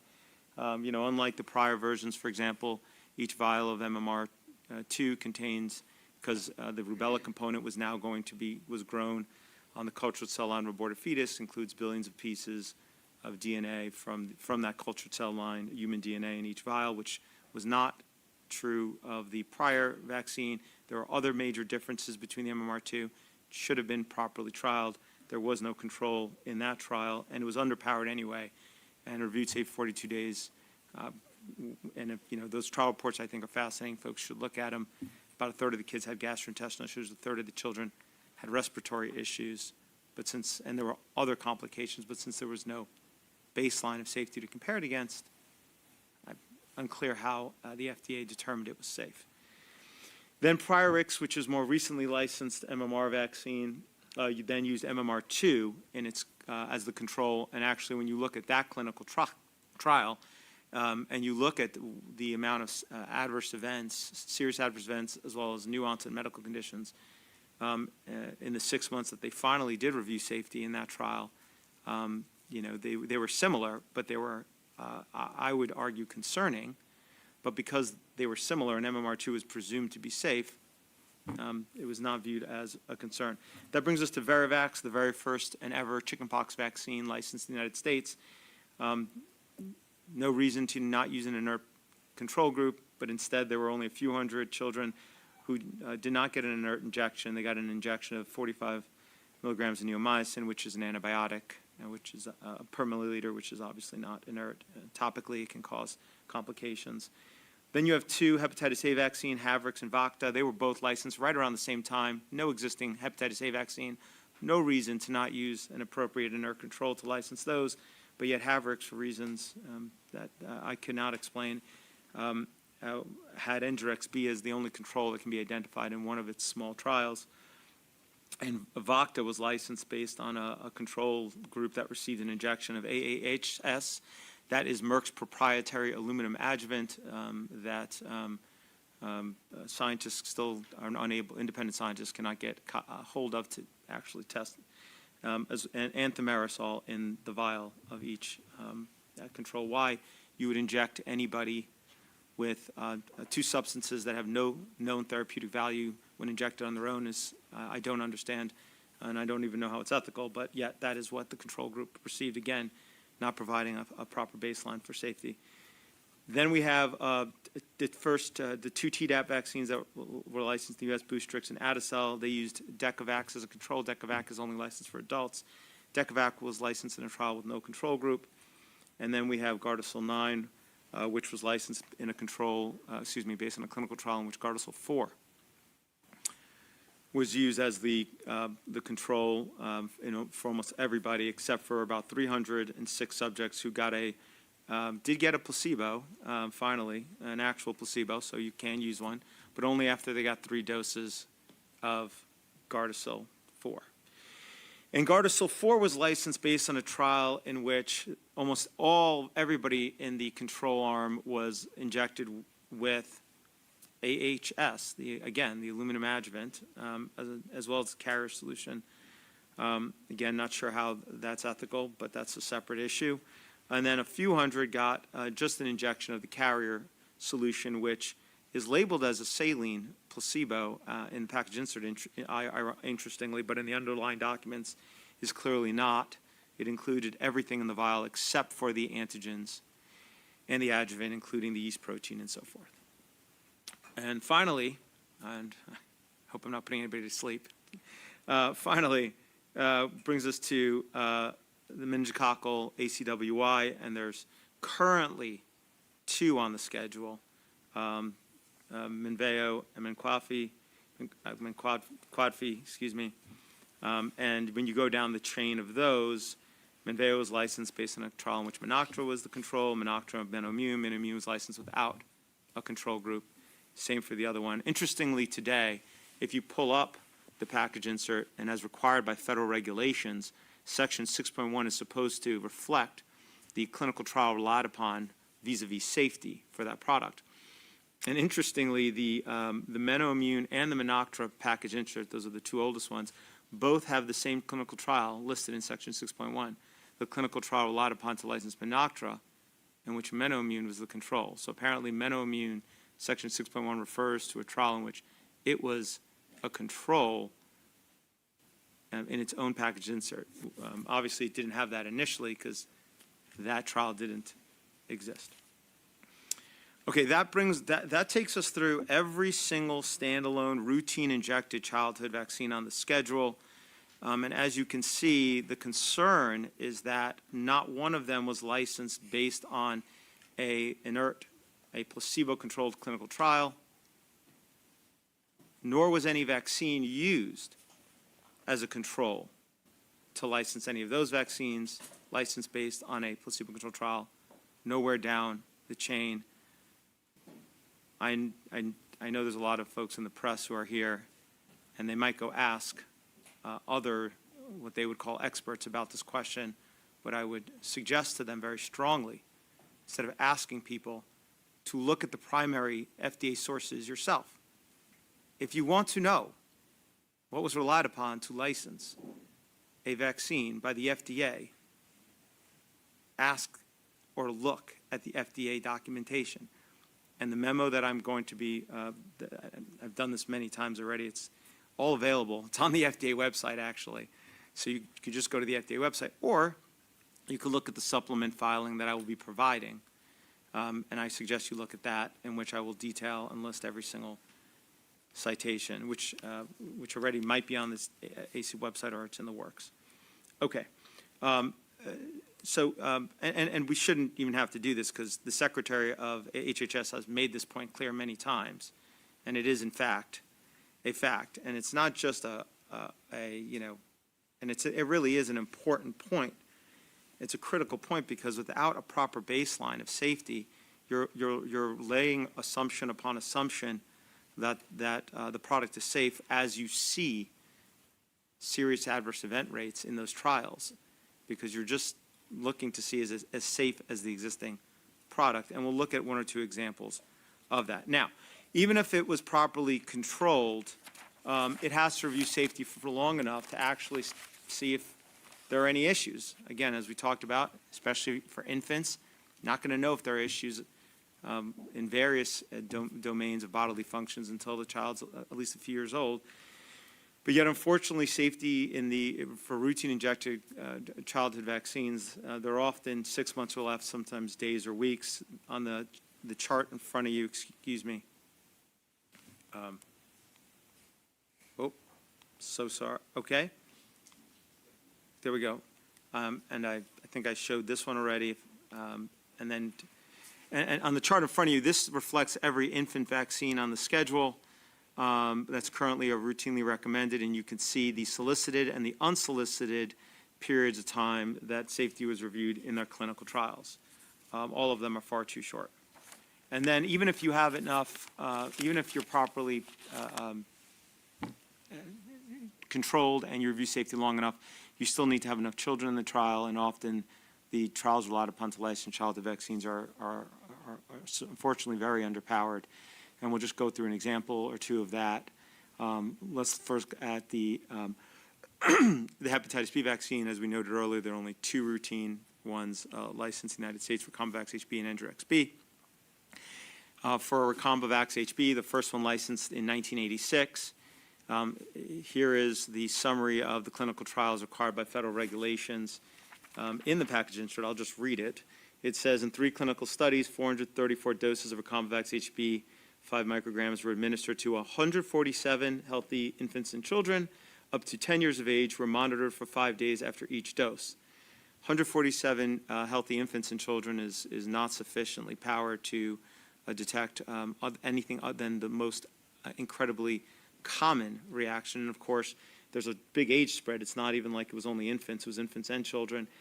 And it only monitors safety for 5 days after injection in any event. Engerix B was licensed based on 4 days of safety review.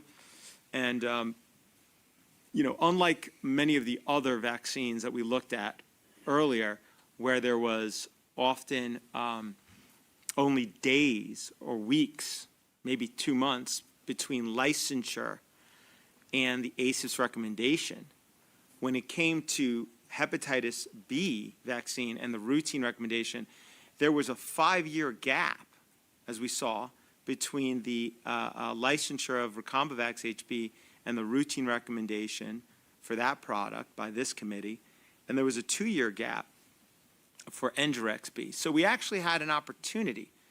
There was time for more data to be aggregated between the licensure and the routine recommendation by this committee vis-a-vis safety.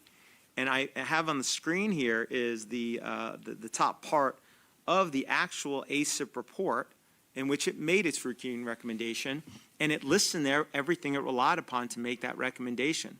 When you look through that document, what you'll find that there are only 3 articles that it cites that involve children receiving Recombivax, Engerix, or any other recombinant DNA technology vaccine, right? Because Recombivax HB was the very first recombinant DNA technology vaccine ever. Was a completely new platform for making a vaccine. It was revolutionary for its time. And the 3 articles that were cited, you could see they're all listed there below with the PMID numbers. They monitored safety for 7 days or less. They were underpowered. They were industry funded. Critically, this would not be sufficient to affirm the safety of these products before the routine recommendation. And I don't want to jump ahead too much, but if we can go back to the slides on the screen. There we go. Thank you. And I'm going to talk about post-licensure safety in a bit, but I would be remiss if I didn't just quickly hit on the fact that, I watched the last ACIP hearing, and in it there was a slide put up that said that the Institute of Medicine has concluded that the hepatitis B vaccine is safe. But in the most recent Institute of Medicine review of the hepatitis B vaccine, it looked at, which was commissioned by the CDC and HRSA, the Health Resources Service Administration. HRSA, which basically is defending against vaccine injury claims, presumably wanted the IOM to conduct this review and help it make causality conclusions. And it submitted to the Institute of Medicine what it claimed were the most commonly claimed injuries from various vaccines, including hepatitis B. And the IOM, effectively reached 3 categories of conclusions. One is that the evidence supported causation, the evidence rejects causation, or the evidence was inadequate to accept or reject causation. And while there were some that it rejected causation in that report, when it reviewed the conditions, and these are serious conditions, commonly reported serious conditions from the hepatitis B vaccine. When it reviewed the existing science studies with regards to whether or not, what does that data show on whether this vaccine causes it, parents are complaining about it, people are bringing claims about it, that should be a sufficient basis to study it. It found that for every single one of them, except for one, the studies hadn't been done to reach any kind of causality conclusion. It includes conditions like encephalitis, brain swelling, encephalopathy, brain damage, seizures, acute disseminated encephalomyelitis, transverse myelitis, optic neuritis. The list goes on. There are very concerning conditions. Okay. Give another example. The pneumococcal vaccine. So the very first licensed vaccine for pneumococcals given at 2, 4, 6 months of age was the Prevnar vaccine, Prevnar 7, and it was licensed on February 17th, 2000. ACIP recommended it for routine use, voted to recommend it on February 16th, actually a day prior to its licensure by the FDA. So clearly, the data it primarily had available would have been the clinical trial data. And what was that clinical trial data? It was a clinical trial in which the control received a, quote, investigational meningococcal group C conjugate vaccine. The control... known effective. However, they're going to argue that, well, it was unethical to use that comparison in the first place because it wasn't a proven intervention. I'm not sure. It was unethical to use that because of proven intervention. Yes, that's exactly right. Whoever said that, the ghost in the wall. Yes, the argument will be, and I always hear this, well, it's unethical to test a later pneumococcal vaccine because we already have a licensed one. Sure, you do. And the very first licensed one ever was Prevnar 7, and the trial, though, was not against a placebo. It was not against something observed. It was against another investigational vaccine. Okay, so that does not prove safety. And the safety review period was 30 days for emergency room, 60 for hospitalizations, and a little longer for select conditions. As a group of FDA and CDC scientists, interestingly, in a JAMA article, themselves said, quote, and that's on the right side of the screen, prior to licensure, the control group in the main study of Prevnar 7 received another experimental vaccine rather than a placebo. If both vaccines provoke similar adverse effects, little or no difference between the two groups might have been evident, end quote. They also noted that it had limited sample size. So, you know, here's the FDA and CDC scientists themselves reflecting on this, you know, the fact that we really can't rely on this trial for safety, but yet it is then used, PCV7 was used as the control to license PCV13. And in PCV13, it was licensed on February 24th, 2010, and ACIP recommended it for routine use on that very same day. So again, clinical trial data, critically important for making that recommendation. And in that trial, what it found was that serious adverse events reported following vaccination in infants and toddlers, again, this is given at 2, 4, and 6 months of age, in 8.2% among Prevnar 13 recipients and 7.2% among Prevnar recipients. So these are typically healthy infants and toddlers who, within a 6-month period, those are the percentages that developed a serious adverse event. And a serious adverse event, as defined by the FDA, means on the right side of the screen, death, life-threatening, hospitalization, disability or permanent damage, congenital anomaly, birth defect, required intervention to prevent permanent impairment, or require medical or surgical intervention to prevent an outcome above. The result in this trial, and I'll interject my personal view of it, should have caused concern given what Prevnar 7 was licensed again, but because the serious adverse event rates were similar, and you can look at the underlying FDA documentation, that was one of the reasons for not having concern. Well, then Prevnar 13 was used to license Prevnar 15, and in Prevnar 15's clinical trial, and there was 5 days between the licensure of Prevnar 15 and ACIP's recommendation of routine use. So again, clinical trial, critically important, one of the primary data available to this committee to look at. And what it found was that serious adverse events up to 6 months following vaccination with the 4-dose series were reported by 9.6% of Vaxneuvance, I'll just call it PCV15, recipients, and by 8.9% of Prevnar 13 recipients. But if you look down at the yellow highlighting below, it was found that there was no notable patterns or numerical imbalances between vaccination groups, and hence not apparently a concern. So just to recap, you have an investigational vaccine used as the control to license Prevnar 7, 7 to license 13, 13 to license the two currently used Prevnar vaccines, 15, PCV 15 and PCV 20. In almost every instance, the primary data that would have been available about those specific products to this committee would have been the clinical trial data, and we've just reviewed that. It highlights, I say that not to pick on a particular vaccine. I'm not trying to get into the safety per se, though I think that the data we just looked at raises some very serious safety concerns that should have been and should still be, by the way, looked very carefully at. But to just point out how important these clinical trials are to the decision-making of this committee and how it should really be demanding robust clinical trials. Let me continue. One more final example, and that is the DTaP vaccine. So there are two current standalone DTaP vaccine, Infinrix and Dapticel.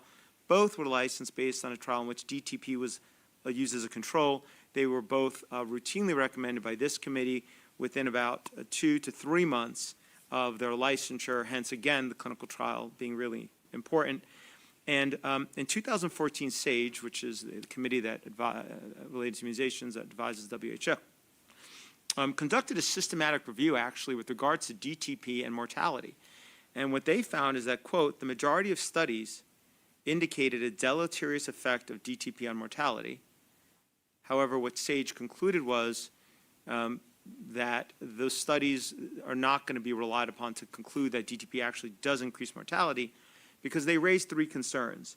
They said that those studies, despite the fact that a majority of them did show that DTP increased overall mortality, while it may have reduced deaths from diphtheria, tetanus, pertussis, the kids getting the vaccine died overall at a higher rate than the children who didn't. It said that those studies were conducted, number one, in an environment with children also got OPV vaccine. Number 2, long after the vaccine was introduced.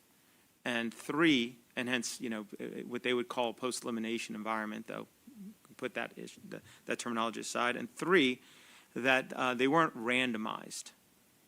And so another trial was, was conducted, if we can go to the next slide, please, in 2017, actually to specifically address those limitations brought up by SAGE. This was a trial conducted by Dr. Peter Abe and a group of scientists who I understand are highly regarded in the world of vaccinology. And what they did is they said, okay, let's see if we can construct a study that avoids those limitations. So in Guinea-Bissau, in the Badao clinic, they went back and they looked at when they first introduced DTP vaccine. And these are this is the group that actually was bringing vaccines to Guinea-Bissau, to other, and so they certainly were trying to promote vaccines, not the other way around. And they went back and they looked at their data, and what they found is that, before I get to what they found, is that they went to when it was first introduced. So that first avoided the post-elimination environment issue. Second, they only compared children that got TTP and no other vaccines with children that got no DTP. And third, the vaccination was given based on birthdays, which is considered an acceptable form of randomization. So they specifically conducted a study that would directly address the 3 limitations that the SAGE brought up. And what they found was that, quote, vaccination with DTP vaccine the first 3 to 5 months of age was associated with a 10-fold higher mortality rate compared to unvaccinated infants. So that means that the vaccinated children died at 10 times the rate as the unvaccinated children. And vaccinated in this instance means just DTP, to be clear. Unvaccinated means no vaccines. The article concludes, all currently available evidence suggests that DTP vaccine may kill more children from other causes than it saves from diphtheria, tetanus, and pertussis. I bring this up. Obviously, DTP is not really relevant to the U.S. It's not relevant to the U.S. It's been phased out in the 1990s. But to point out that this is the vaccine used as the control, as the baseline of safety to license DTaP vaccine. Which, by the way, would have been appropriate if DTP vaccine had been properly licensed. And maybe had it been properly licensed with a randomized, blinded, double-blind, placebo-controlled trial of sufficient duration and power, it would have found this very issue before it was even licensed. Next slide, please. I'm going to give an example of a non-routine vaccine. That's the dengue vaccine. And in this trial for this vaccine, it actually reviewed safety for 6 years for severe dengue and hence mortality. It had a placebo control and had a size of over 30,000 children. And by doing a trial that's far more appropriate, obviously, compared to what we've seen thus far, what it found was that children that were under 6 years of age had increased risk of severe harm and death from the vaccine. Hence, it's not recommended for children under 6 years of age, period. It's not indicated for that use because it increases mortality. They discovered that because they did an appropriate trial. And for children 6 years of age and older that have never had dengue, again, they found that it increased the risk of severe harm and death from the vaccine. This is, by the way, in the package insert. You can just pull it up and look at it. So again, it is not indicated for any child that has never had dengue, because if they get this vaccine, again, the data reflect it will increase their chances of death and severe harm. But this was only uncovered because it had appropriate trial. I'm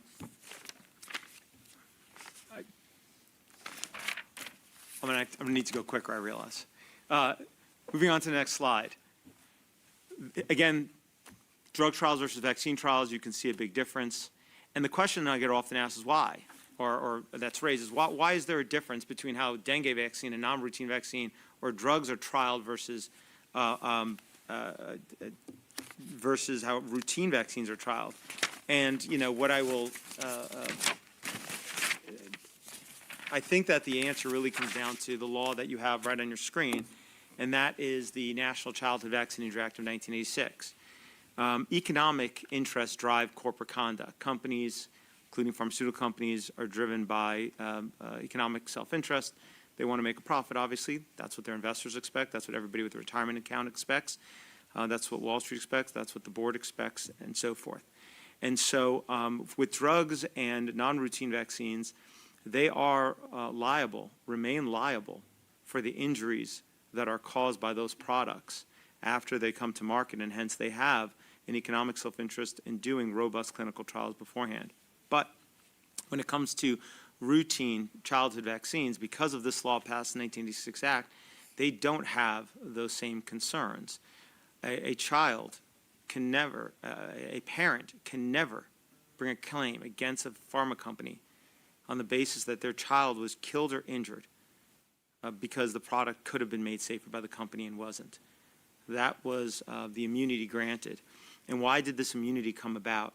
That's because leading up to 1986, as we saw earlier, there were only 3 routine vaccines on the childhood schedule, DTP, OPV, and MMR, but they were causing so much harm that all the manufacturers stopped making them or went out of business. And when I say cause harm, they had a lot of liability relating to harm and a dollar. And so there were about 6 companies that made measles vaccine down to 1, about 6 that made pertussis down to 1, 3 that made polio down to 1. Now, many industries face this crossroads where their, car gas tanks are exploding, or there are other issues with their product. They cause cancer. They have other detrimental effects. And when an industry faces that crossroad, the For every other product that I'm aware of, the solution is make a better, safer product. But when it came to these vaccines, Congress went a different way. They passed the National Childhood Vaccine Injury Act, which gave these companies unprecedented and broad immunity. And again, this is the only product I'm aware of in the United States that has this immunity. And what that did was it inverted the economic self-interest. And I think what it does is with drugs, again, and non-routine vaccines, there's an economic interest to want to do a robust trial because the company has an economic interest to know that it's safe before it goes to market. They don't want to end up financially upside down, but they don't have that same economic interest when it comes to childhood vaccines. They're being good corporate stewards to their shareholders and trying to increase profit. Why the FDA would allow the licensure of routine injected childhood vaccines based on the trial data we've seen, that's best to ask the FDA. Now, next slide, please. There are ethical considerations on relying upon improper trials. This is from the British Medical Journal, and I'll quote it. In some trials, placebos were omitted on ethical grounds. This is illogical because studies destined to produce unreliable results should themselves be considered unethical. And so, my recommendation, or I should say my continence that before, recommendations are made by the ACIP committee, it should have robust clinical trial data, especially when there's a very short time gap between licensure and the recommendation. And also that and there should be an insistence that for the any continued recommendation should be based on robust safety data. Okay, let's get to post-licensure safety on the U.S. child vaccine schedule. I'm going to start going a little bit faster. When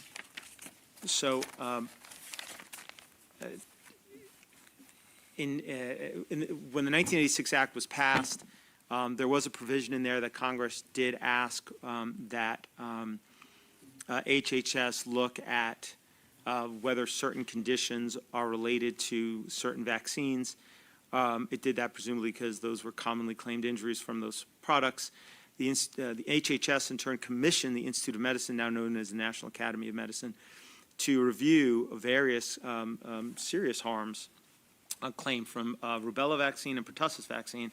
And the IOM issued its report in 1991. What you'll find is that the IOM found that for 4 of those conditions, the evidence favored rejecting a causal relationship. For 6 of them, the evidence favored accepting or convincingly supported a causal relationship. Those included acute encephalopathy and a few other very concerning conditions. But, and maybe this is equally concerning, for 12 of those serious conditions, the IOM said, you haven't done the studies for us to reach a causality conclusion. The IOM was again commissioned to look at a whole bunch of other commonly claimed serious adverse events from vaccines, and that was for a whole slew of other vaccines: diphtheria, tetanus, measles, mumps, OPV, IPV, Hep B, and Hib. And what it found in that instance when it published this report was that it could find only studies to rule out 4 of them as being causally related to vaccination. But for 12 of them, it found that the evidence did support or convincingly supported a causal relationship, including a number of very concerning conditions. And equally concerning, maybe even more concerning, for 41 of these serious conditions back in 1994 that were being claimed to occur from vaccination, the IOM said, you haven't done the studies for us to reach a causality conclusion. We can't rule them out. We don't know. And so this IOM said, it cautioned, it said, quote, the lack of adequate data regarding many of the adverse events under study was of major concern to the committee. Presentations at public meetings indicate that many parents and physicians share this concern. And obviously, what the IOM was saying is you got to do more studies. You have to get better data. You have to properly study this. Fast forward to 2012, almost 2 decades later, as we discussed earlier, the CDC and HRSA this time paid the IOM to do another review. This time of what HRSA said were the 158 most commonly claimed adverse events from vaccines. I'll interject my personal view, is that many of these are the ones that happen very soon after vaccination, there's often no differential diagnosis and are harder to ignore. But putting that aside, here's what the IOM found: that the evidence that they could locate favors rejecting a causal relationship for 5 of them. For 16 of them, the evidence favored accepting or convincingly supports a causal relationship.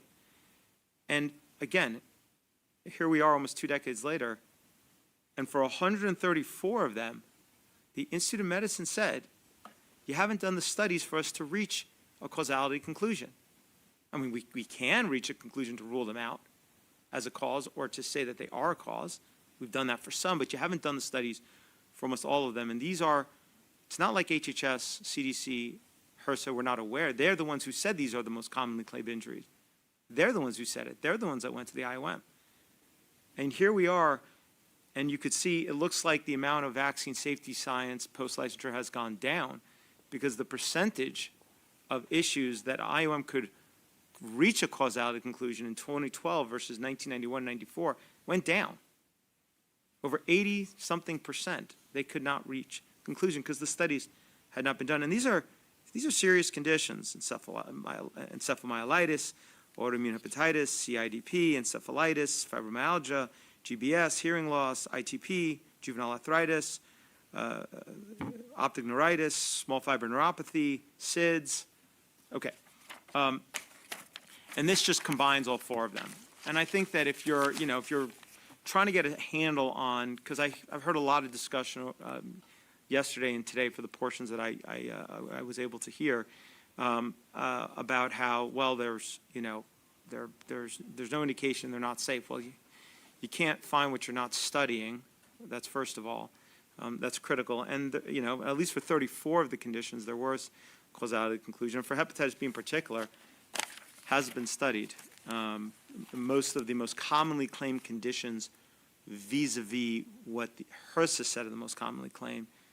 I would say that if you asked me to create a list from the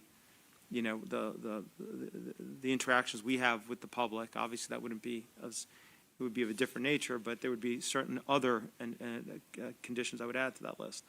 Okay, going back to Dr. Plotkin and Dr. Orenstein, here's what they have to say about post-licensure safety, and this is in a 2024 article, so just last year.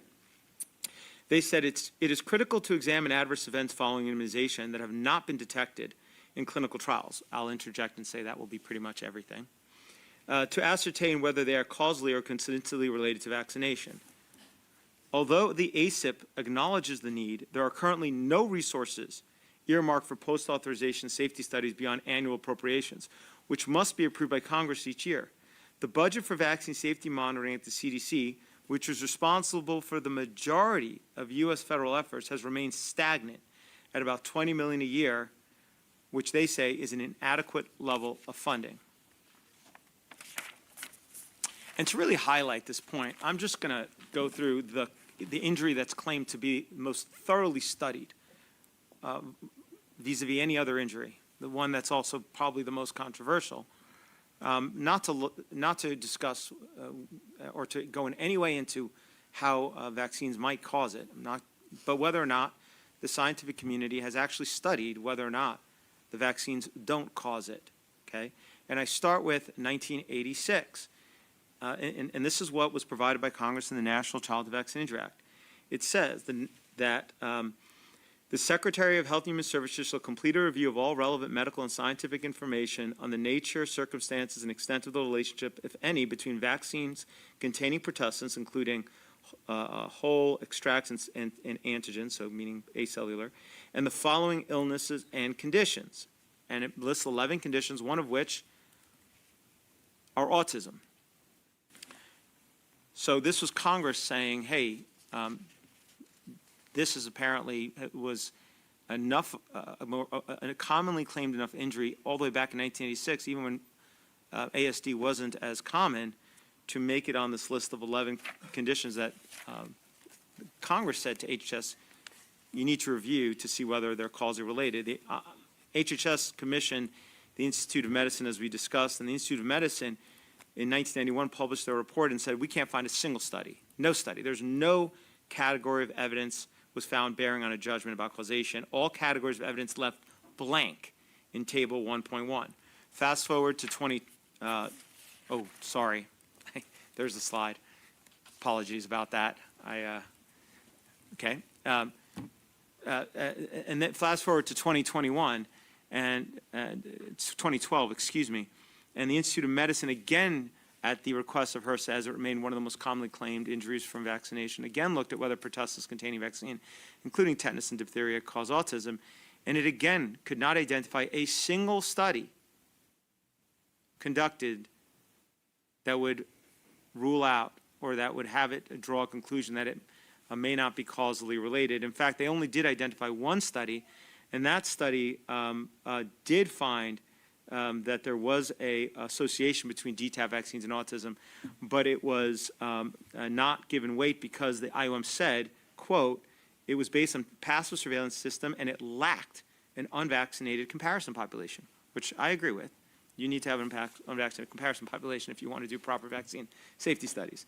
So the causality conclusion was the evidence is inadequate to accept or reject a causal relationship between diphtheria toxoid, tetanus toxoid, or acellular pertussis-containing vaccines and autism. I also had an opportunity to pose Dr. Stanley Plotkin, again, whose name is on the gavel, with regards to why would the medical community tell the public that vaccines don't cause autism if they don't have the studies to show that DTaP doesn't cause autism? I don't hear audio. I don't hear the audio. Oh, we're tracking. Yeah, no audio. Oh, we're not set up for audio. You're not set up for audio. Okay, well, the link will be in my submission, and anybody can watch it if they want. Anyways, Dr. Plotkin, I'll just summarize. It says, he affirms that that is the conclusion of the Institute of Medicine. There are no studies. This is in 2019. He doesn't identify any other studies that would rule out DTaP vaccines as a cause of autism, but he says he'll still tell a parent that vaccines do not cause autism, even though he doesn't have the studies to support that claim. On behalf of a nonprofit we represent, ICANN, the Informed Consent Action Network, we actually submitted 6 FOIA requests to the CDC asking them for the studies relied upon to claim that vaccines do not cause autism for each of the vaccines given in the first 6 months of life, as well as individually and cumulatively. The CDC did not provide any studies. We sued them in federal court, and we ended up having a settlement in which they enlisted 20 studies to claim that those vaccines given in the first 6 months of life, DTaP, Hib, Hep B, IPV, and PCV, do not cause autism. And on that list of 20 studies, not a single one relates to those vaccines, to those vaccines on the current schedule. 18 involved thimerosal and/or MMR vaccine. MMR is not given until 1 year of age. None of these vaccines contain thimerosal. One involved antigen, not vaccine exposure, which itself said it can't rule out that vaccines cause autism. And then the last thing it cited to was the 2012 IOM review, the one we just looked at, that showed that it could not find any studies that show that DTaP doesn't cause autism, and only one study that did find association. And so the CDC website, as everybody knows, and as the press has reported widely on, has been updated to reflect what shouldn't be a controversial reality, right? Which is there are no studies that show that the vaccines given in the first 6 months of life do not cause autism. And that's an important question. And it's important because 40 to 70% of parents, when surveyed, do point to vaccines still today as a cause of their child's autism, often pointing to vaccines. And they point to the vaccines given in the first 6 months of life, as well as MMR. Do you hear that noise? I do. What is that? As well as, and so in any event, so obviously it's critically important that it be properly studied, not just claimed. And as I think it's heartening to see that the HHS website now says CDC website, and I will say that what I'm about to read is probably more likely to build vaccine confidence than the most things I've read on the CDC website. It says, this statement, the statement that vaccines do not cause autism, has historically been disseminated by the CDC and other federal health agencies within HHS to prevent vaccine hesitancy, meaning it wasn't disseminated because it was a scientifically based claim. It was disseminated because it was done to prevent vaccine hesitancy. That's not the way decision should be made. I wholeheartedly agree with a lot of the comments made over the last day, or today and yesterday, that decisions should be made with data. And if you're going to say vaccines don't cause autism, have the data to say it. Now, while the IOM can't identify many studies to rule out commonly claimed vaccine injury claims, there are data that are not available to the IOM or to the public, and some of that data is in the hands of the manufacturer sponsors of these vaccine products. And you can get in a typical lawsuit about a drug injury, often the way you prove that the drug caused the injury is when you get those underlying data that the company has and their internal reports and so forth. Well, with vaccines, you can't bring those kind of lawsuits typically, but you can get a glimpse into that data. And the way you do it is this. Under federal law, the vaccine package inserts are supposed to include, quote, only those adverse events for which there's some basis to believe there's a causal relationship between the drug and the occurrence of the adverse events, end quote. The FDA's guidance to industry says the same thing. There has to be some basis for the company to believe that it's causally related, not that it's just correlated with the product.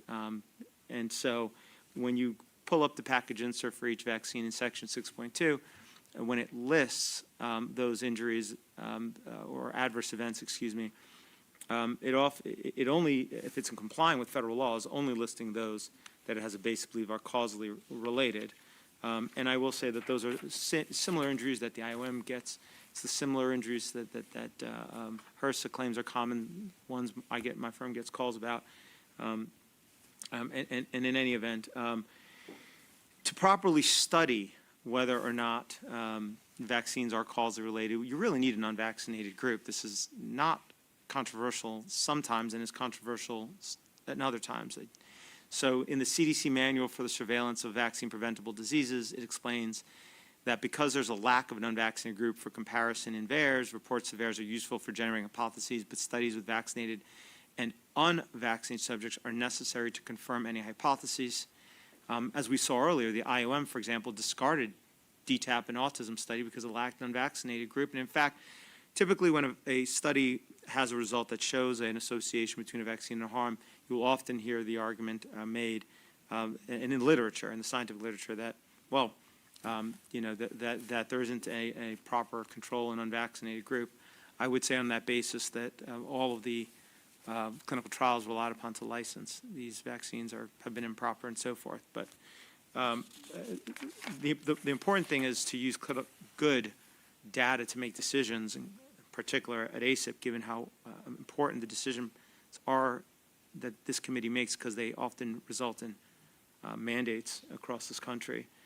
And in 2013 IOM Vaccine Safety Review, they were commissioned to look at the entire vaccine schedule and its safety, and they said that, quote, no study compared the differences in health outcomes between entirely unimmunized populations of children and fully immunized children.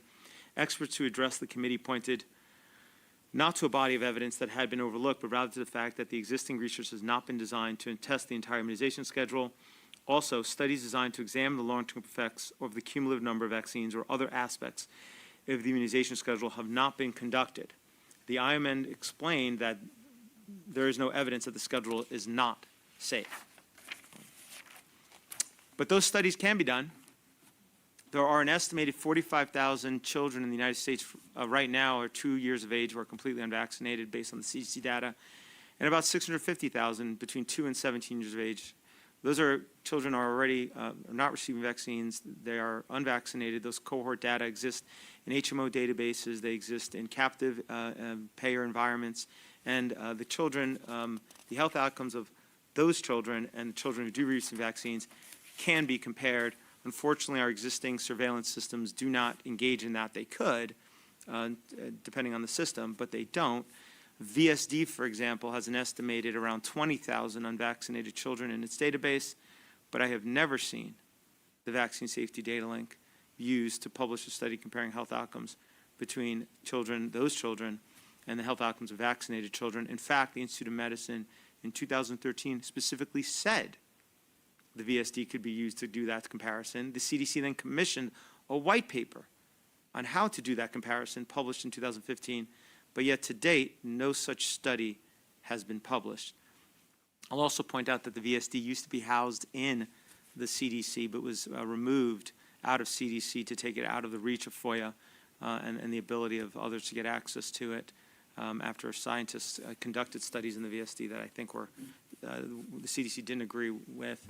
And that creates obviously selection bias, because to use the VSD, you've got to go through the CDC effectively to get approval, or one of their partner organizations. And also the data underlying those studies are not available to the scientific community or the public effectively, I should say. There's a process you can ask them, but you're not going to get them. We've tried. And we also, I should stop there. VAERS, CDC has refused to automate the capture and submission of VAERS reports. AHRQ actually funded a study at the Harvard program that did create a system to automate VAERS report capture and submission. They ended up capturing about 35,000 adverse events at a population of about 300-something thousand individuals. They created the system to submit it automatically to CDC, but when they contacted CDC, CDC refused to engage with them to actually connect the system they created with VAERS, and hence VAERS to this day remains an unautomated system. If you want to submit a VAERS report, it is an extremely arduous process. It takes a lot of time, and I'm amazed any medical professional, frankly, ever submits one. Then there's VSafe. VSafe is an automated system. It was developed initially for COVID vaccine, has been expanded slightly to monkeypox, and it is automated, but it fails to list reactions of interest. I'm going to rest on my submission on that, given the limited time. And CISA is another surveillance system, but it's not designed to assess population safety. There are studies that compare vaccinated with unvaccinated populations. That means no vaccines. Most of these studies are smaller. Some of them are based on parental surveys, which obviously come with confounders and bias. And they are not, and like every retrospective study, they are subject to confounders and to criticism. I can certainly level and point out problems with every single one of the studies I just listed on the screen. And there's a whole slew of others. There are a bunch of other studies, published and unpublished, that compare vaccinated and unvaccinated children. What I can say about them as a whole is that they consistently show the same outcomes, which is that the vaccinated children have multiple times the rate of chronic health issues. And which chronic health issues? Often the very chronic health issues that we have seen rise precipitously since the early 1980s. If I can go to the next slide, please.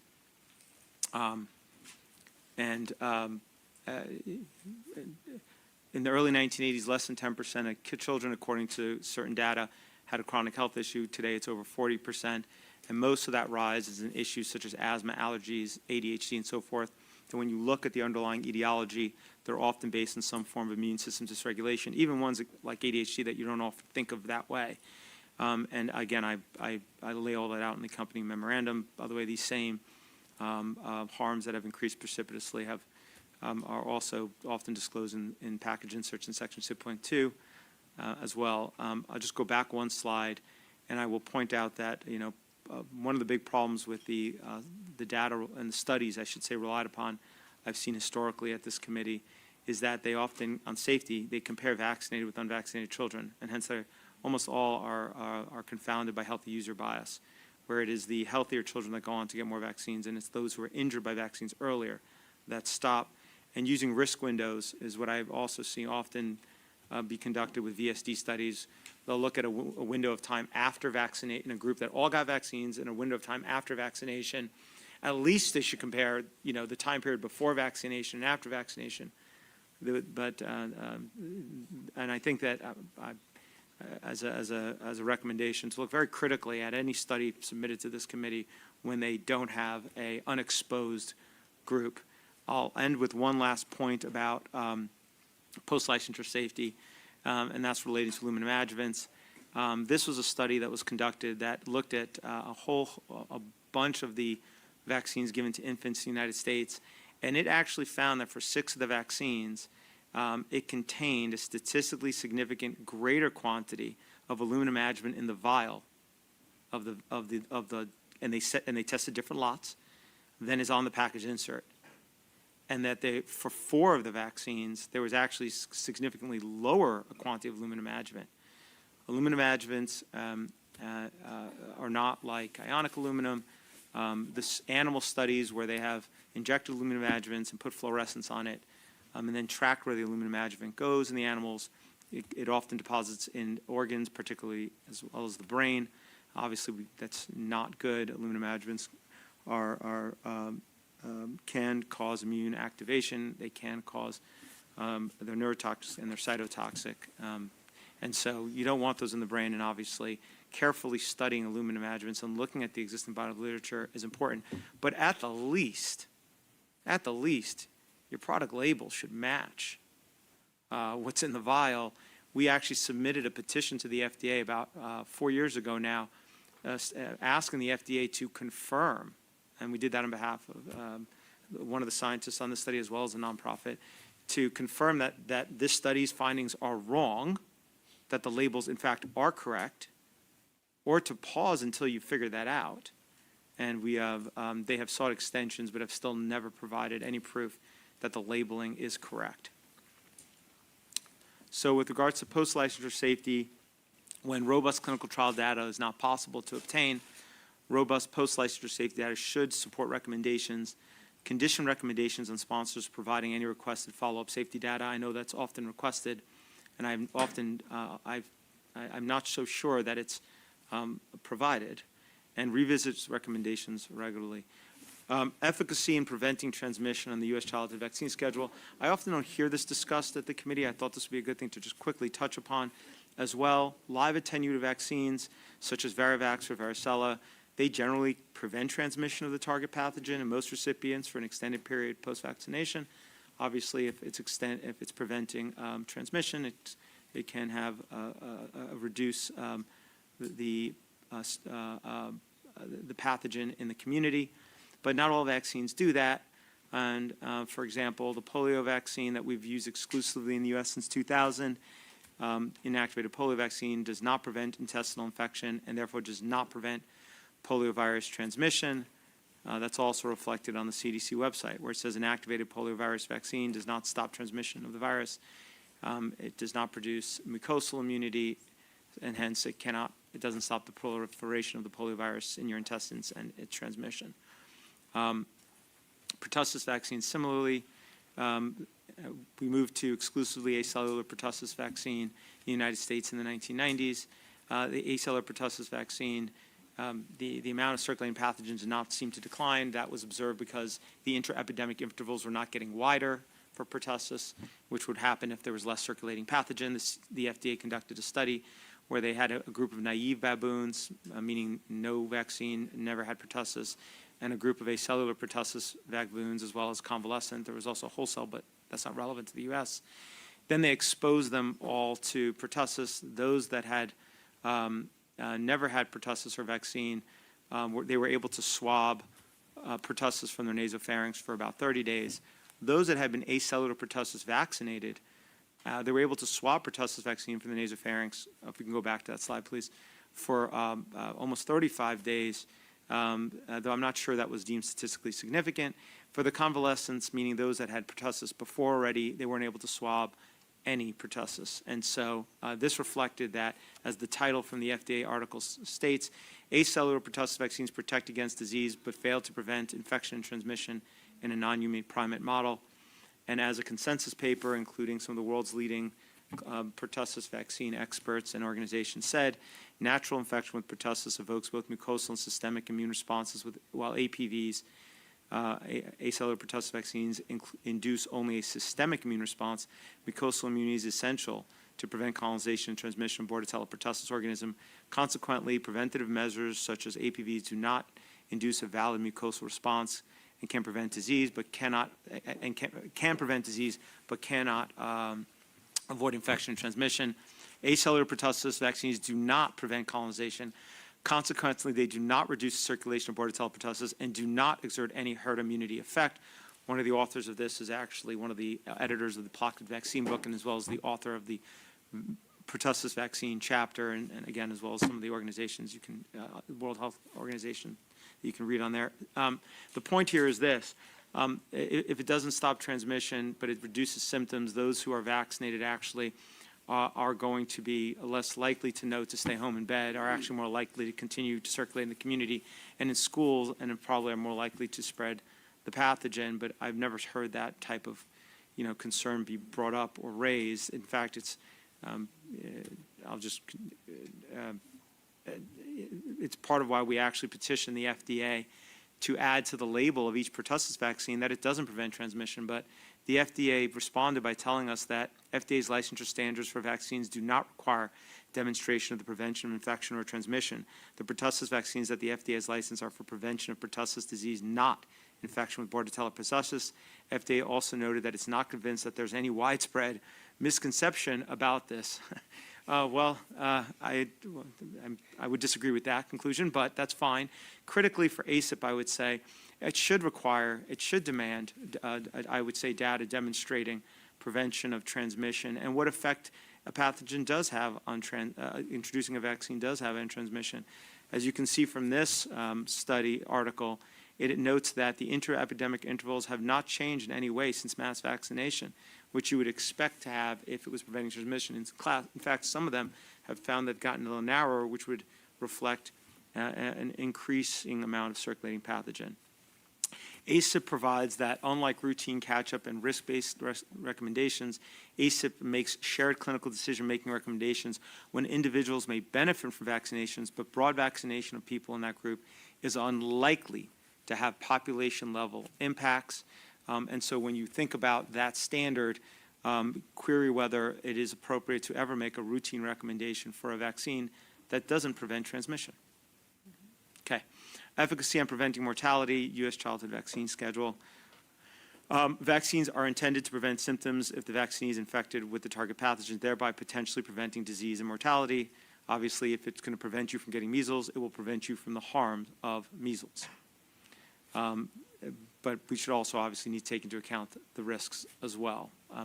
On to the benefits, this is the most widely cited article I typically see about the benefits among children born during 1994 to 2023, so 30-year period. Routine childhood vaccines will have prevented approximately 508 million cases of illness, 32 million cases of hospitalizations, and 1.1 million cases of death. That 1.1 million cases of death is what I've routinely have seen over and over again, and given the time constraints, especially right now, I'm only going to go through the mortality, and I'm going to go through it a little quicker. Here's the issue with the mortality figure in the study. It's taken as lore, it's cited as science, it's cited as a fact, and it's repeated by the press sitting over here to the right over and over again. I've seen it in a million articles. But it ignores, as the study says, it ignores all confounders, explaining, quote, this is what the study says, factors other than immunization, meaning hygiene, clean water, sanitation, anything else in the world, improvements in healthcare, improvements in acute care, might have contributed to lower disease risks in certain decades, and reductions resulting from these contributions have not been incorporated into the model. And hence, it pretty much ignores every confounder. It does the opposite of what science and studies are supposed to do. And hence, it's not surprising that it has no confidence intervals, because there can be no confidence in what it's claiming. In fact, it could be that it caused 1 million kids to die, and that would be within its existing confidence intervals, which are unbounded. The data also is unreliable, as I'll go through in a minute, because it doesn't actually seem to have really looked at the CDC mortality data, and it did not go through a peer review to the extent that peer reviews, putting aside any issues with peer review. It went through the clearance process at the CDC, and the clearance process at the CDC is one in which it only publishes things that align with the CDC policy, and the CDC policy are that vaccines are safe and effective. Citations for that program for the ACIP CDC policy on that is in the memo that I'm submitting along with this. So let's just take a quick look at diphtheria. Diphtheria accounts for 750,000 of this 1.1 million live saves, okay? So this article is claiming diphtheria saved 25,000 lives a year in the United States over the last 30 years. Here's the problem with that claim. Between 1900 and 1926, diphtheria mortality declined by over 80%. There was no vaccine. Between 1926 and the 1940s, there was a vaccine that was introduced, but it was only used in certain areas. And in the areas it was used and the areas it wasn't used, the mortality declined at the same rate. Hence, the vaccine does not have an impact. That's in the literature, and it's also cited in the memorandum that should be on the ACIP website. And so that takes us to 1949, when the first DTP vaccine was introduced. And it's when routine vaccination really first began. And in 1948, there were 634 deaths from diphtheria. Keep in mind that by the early 1980s, as we saw earlier, just for 3 doses plus, you only had a 60-something% uptake. And so to claim 25,000 deaths a year averted, it just ignores the historical data. It also ignores the fact that diphtheria immunity wanes such that an adult needs to get a dose every 10 years. 40% of adults don't get it, yet we haven't had a case of respiratory diphtheria in 30 years. And so when you actually look at the mortality data in context as well as the coverage rate, and then you look at diseases that are similar, like scarlet fever, which is also a lyophilized bacteria, which went away without vaccination. They tried to make a vaccine for it, but they failed. The 25,000 deaths a year just, it defies data. It claims 30,000 deaths from hepatitis B vaccines are prevented a year in the last 30 years. That's 90,000 to 1.1 million lives saved. I'll just point out that in 1980, the year before the very first hepatitis B vaccine, there were 294 deaths in the United States. And then for measles mortality, it claims that that measles vaccine has saved 2,833 lives a year in the United States over the last 30 years. In the late 1950s and early 1960s, before the very first measles vaccine it was introduced in the United States, there were only around 400 deaths a year. And I'll point out that there were about 4.2 million births a year in those years, and right now we have 3.8 million births a year in the United States. So there's less children being born now than the late 50s and early 60s. And at a time when measles was endemic, everybody got it. There were about 400 deaths a year, but yet measles vaccine today is estimated by this report to save 2,833 lives. And I will also point out the measles mortality between 1900 and 1963 declined by well over 98% into a rising population. And that had nothing to do with vaccination. So you have to assume, number one, that it would go the other way, even in a declining birth rate between the 60s and today. It just defies the data. There are also studies on nonspecific effects related to mortality, live versus non-live. We saw earlier how DTP vaccine has been found to increase all-cause mortality beyond any lives it might save, whereas live vaccines such as MMR and chickenpox have been found to have the opposite effect when used in developing countries. They have been found to reduce mortality in studies, though they are considered controversial by some, including, I believe, some at the FDA. They have, but the studies have, just like DTP, have found that they reduce all-cause mortality beyond the potential prevention of mortality from measles. Putting aside whether the accuracy of those studies, their applicability to the developed countries like the United States, which is what we're talking about today, that is even more difficult to ascertain at best, I'll put it. And I think the data on that is far more, is not as reflective. But when it comes to adults and the impact that eliminating measles has had in adults, there is some very clear data. This is a 100-plus person prospective 21-year-plus study in Japan that reviewed 100,000 individuals in Japan. So it's prospective. It looked at them forward-looking rather than retrospective. And one of the measures that it looked at was deaths from cardiovascular disease amongst those that had measles and mumps versus those that had not had measles and mumps. And what it found was that after 20 years, those that had measles and mumps had a 20% less death, statistically significant, from than those that did not have measles and mumps. So for men, that was reported as 0.8 with a confidence interval of 0.71 to 0.89. For women, it was a 17% reduction, reported as 0.83 with a confidence interval of 0.75 to 0.92. And so cardiovascular disease kills 900,000 Americans a year. Obviously, they're older, and so in a life years basis, maybe less than a child dying for sure. But those type of data, I think, are also critical when ACIP makes their decisions about introducing a vaccine product. What is the total societal health impacts? And on this screen, I have the number of deaths in the year prior to the introduction of the first vaccine for each of the diseases listed. And for DTP, I use 1948, the year before the first vaccine. And you could see that it's often a few dozen or 100. Every life death's a tragedy for sure. But it's hard to get to 1.1 million with this kind of data. I would also just point out that the further in history you go, the larger the numbers are, reflecting that, putting a polio aside, for every other one of these, for almost every other pathogen, the mortality was declining precipitously without a introduction of a vaccination. And I'm going to wrap up. And I'm going to say that, when it comes to informed consent, I think that's really critical.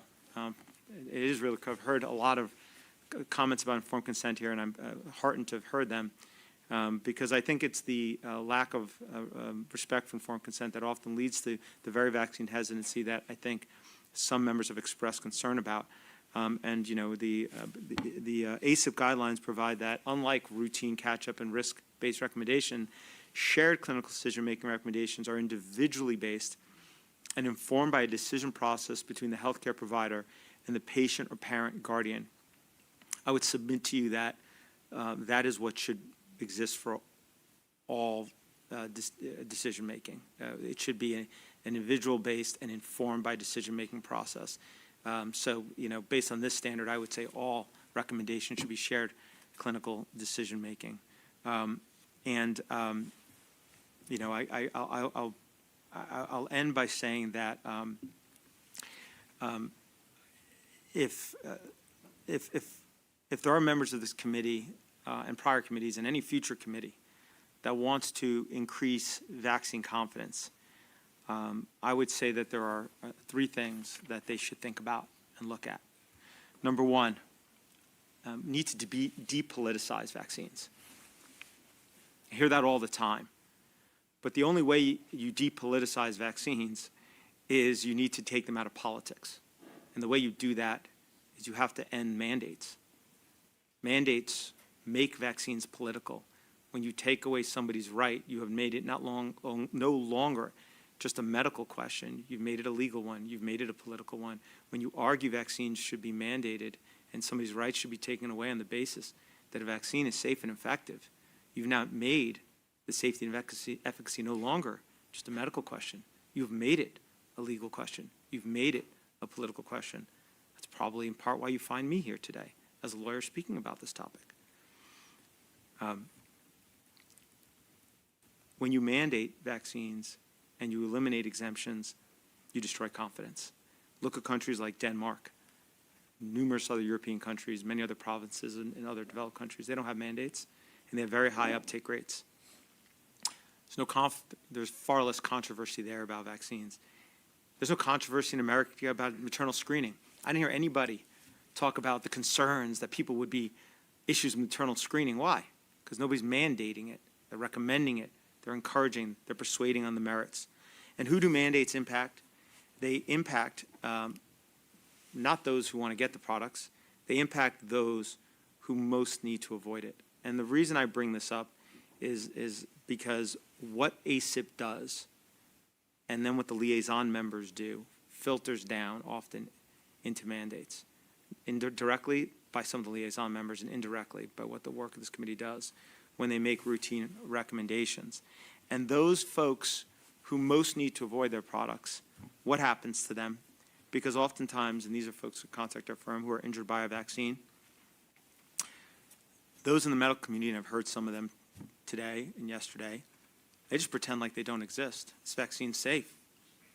As if the father who talked about this child dying, how about the parents whose child died of a Hep B vaccine who was compensated not long ago in the VICP program, not on the basis of a table injury, not on the basis, as I heard it earlier yesterday, of some kind of, a settlement, but on proving the vaccine killed their baby. It was a newborn. It was just given the Hep B on the first day of life that died from that vaccine. But the medical community often, to avoid vaccine hesitancy, does not give. Those folks feel like they're as if they don't exist. Every one of them, then they get kicked out of school, kicked out of their jobs. Things are said about them that are not always very nice. And those are the folks who then go and tell their stories. And their stories then can result in what folks describe as vaccine hesitancy. But they're really people who are trying to be heard, and mandates are the precipitator for what often results in that. And so liaisons, what I would urge is that for the liaison members in particular, to adopt policies that provide that they should persuade on the merits of these products and not coerce folks to do it. I'll wrap up in a minute. And I think that that's critically important if they want to increase vaccine confidence. After all, they have billions of dollars of federal government money and state health agency money and of their own money to promote these products. So they should be able to persuade on the merits. Lastly, I would say we do need to care about everyone. We should absolutely, critically important to care about any child that will be injured or die from an infectious disease. Critically important. But we also need to similarly give the same care and attention to any child that could be injured or die from these products. And I really believe we can do both, but we can't do that if we're licensing products and then they're recommended based on clinical trial data like we looked at earlier, or a post-licensure vaccine safety literature.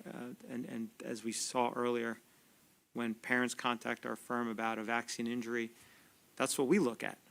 We go to look at the clinical trials because we have to prove causation often, even in the VICP, if it's off table, which most claims are. And then we look at the post-licensure literature. We need that data too to do that work, and it's vacuous. Why do we need the 1986 Act if vaccines are so safe too? Why does a product need immunity if it doesn't cause harm? And why does products that have been on the market for why do products that have been on the market for decades, like the hepatitis B vaccine, still need that immunity? Do we still not know they're safe enough to lift the immunity on those products? Look, drug products that have very limited markets, tiny markets, that are given to very few people that have really bad adverse event profiles can still be sold profitably. Why? Pharma companies typically need to do two things. Number one, they need to make the product as safe as technologically feasible. And by doing so, they avoid design defect claims, which is the primary way you hold a company accountable for harms from their product, the type of claim you can never bring for a childhood vaccine. The second way is they disclose the risks that product can cause, and hence they avoid failure to warn claims. Those are the two primary claims that would be levied against a pharmaceutical company. I do not understand, well, I shouldn't say that. It's not true. There's probably a reason that this immunity still needs to continue for these products. And pretending that that reason doesn't exist is not going to make the problem any better, and it's not going to safeguard the kids that are injured by these products. I will close with that and just say that I hope that this presentation has been helpful. I appreciate the opportunity to present, and I welcome coming back at any point if you want to bring some of the other medical professionals, and so we can have a more robust debate with them as well here. Thank you, Mr. Siri. I am directed by the DCP that we need to address the question of why Mr. Siri was here and whether other voices or points of view were solicited to participate in our discussion this afternoon. Thank you, Mr. Siri. Just for everyone's knowledge, we invited several people to give us a broad perspective on the U.S. vaccine schedule, how we got here, and where we are. We invited 3 experts. We invited Dr. Paul Offit, a former ACIP member, to come and present his perspectives. And we also invited Dr. Peter Hotez, a vaccine developer at the Texas Children's Hospital. Unfortunately, they declined. And we appreciate your comments. Thank you.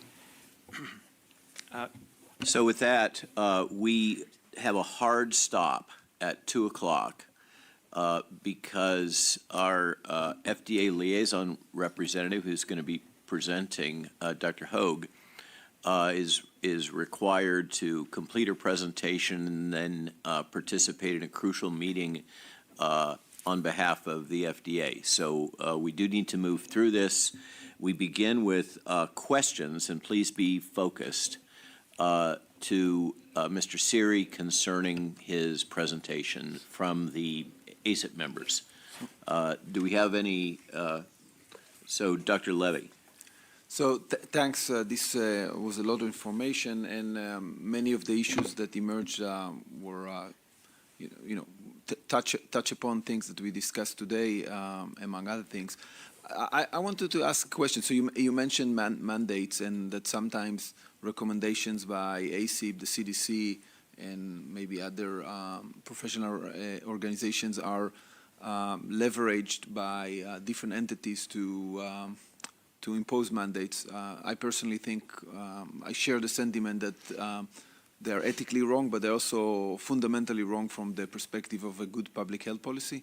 And I think I agree that the evidence from different countries suggests that policies that are based on teaching, educating, giving people, empowering people to have choices based on good information are much more successful.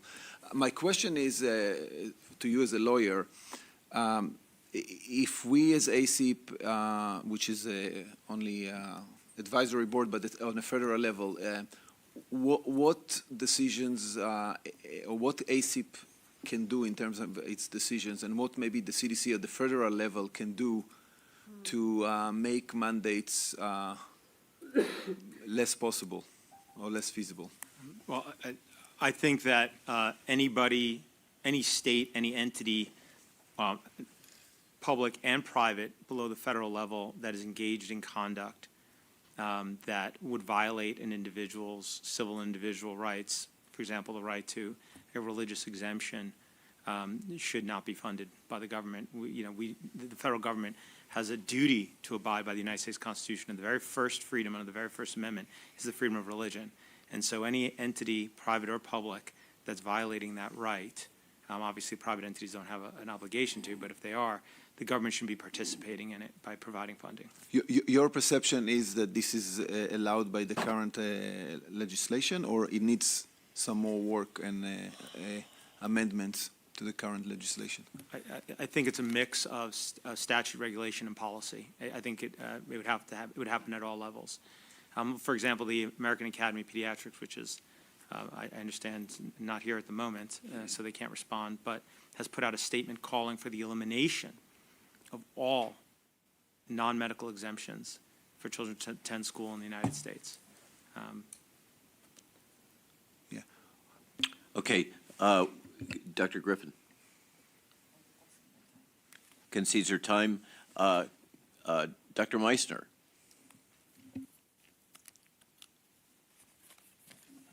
There we go.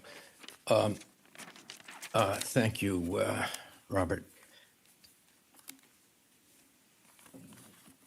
I don't know quite how to respond to this presentation. Mr. Siri, you live in this country, so you're entitled to the same First Amendment rights that we all are. But what you have said is a terrible, terrible distortion of all the facts. And I would like to be able to go through them one by one, but obviously Robert will be on my case after a few seconds. So I cannot do that. So I've got to select what I want to say. First of all, I'm very sorry that Paul Offit isn't here because I certainly cannot speak as effectively to your comments as Paul Offit could. But I can say a few things.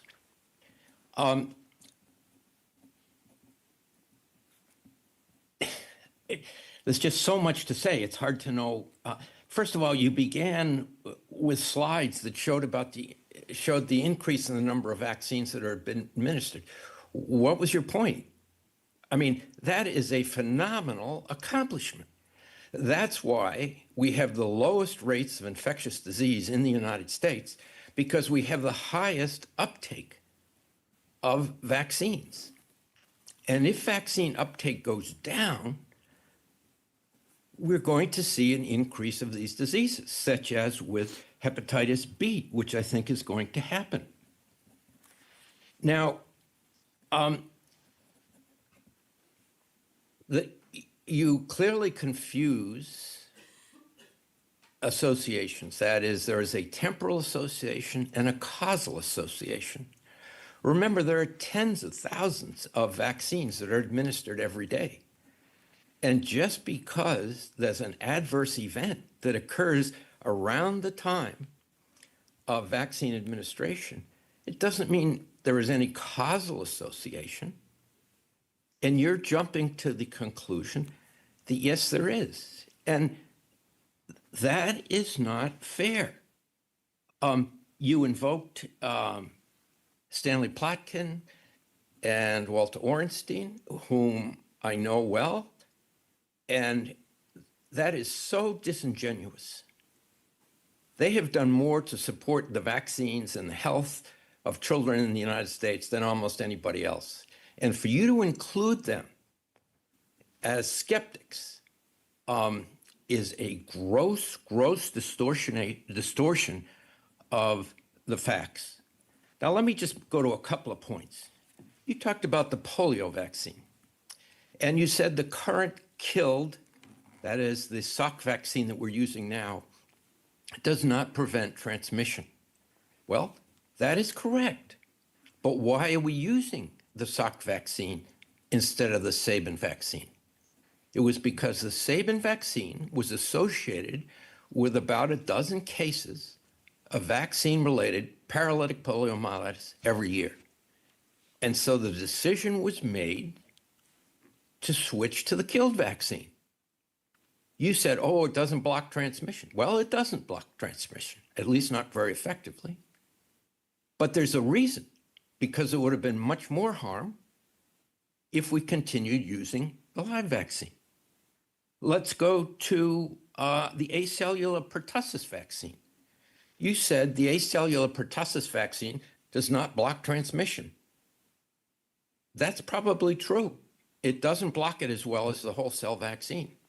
But the reason we stopped using the whole cell vaccine is because it was associated with an increased risk of side effects that we could avoid by using a cellular vaccine.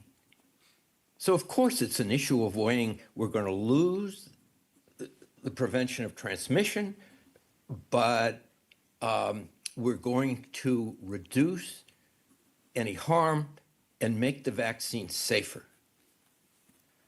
How about the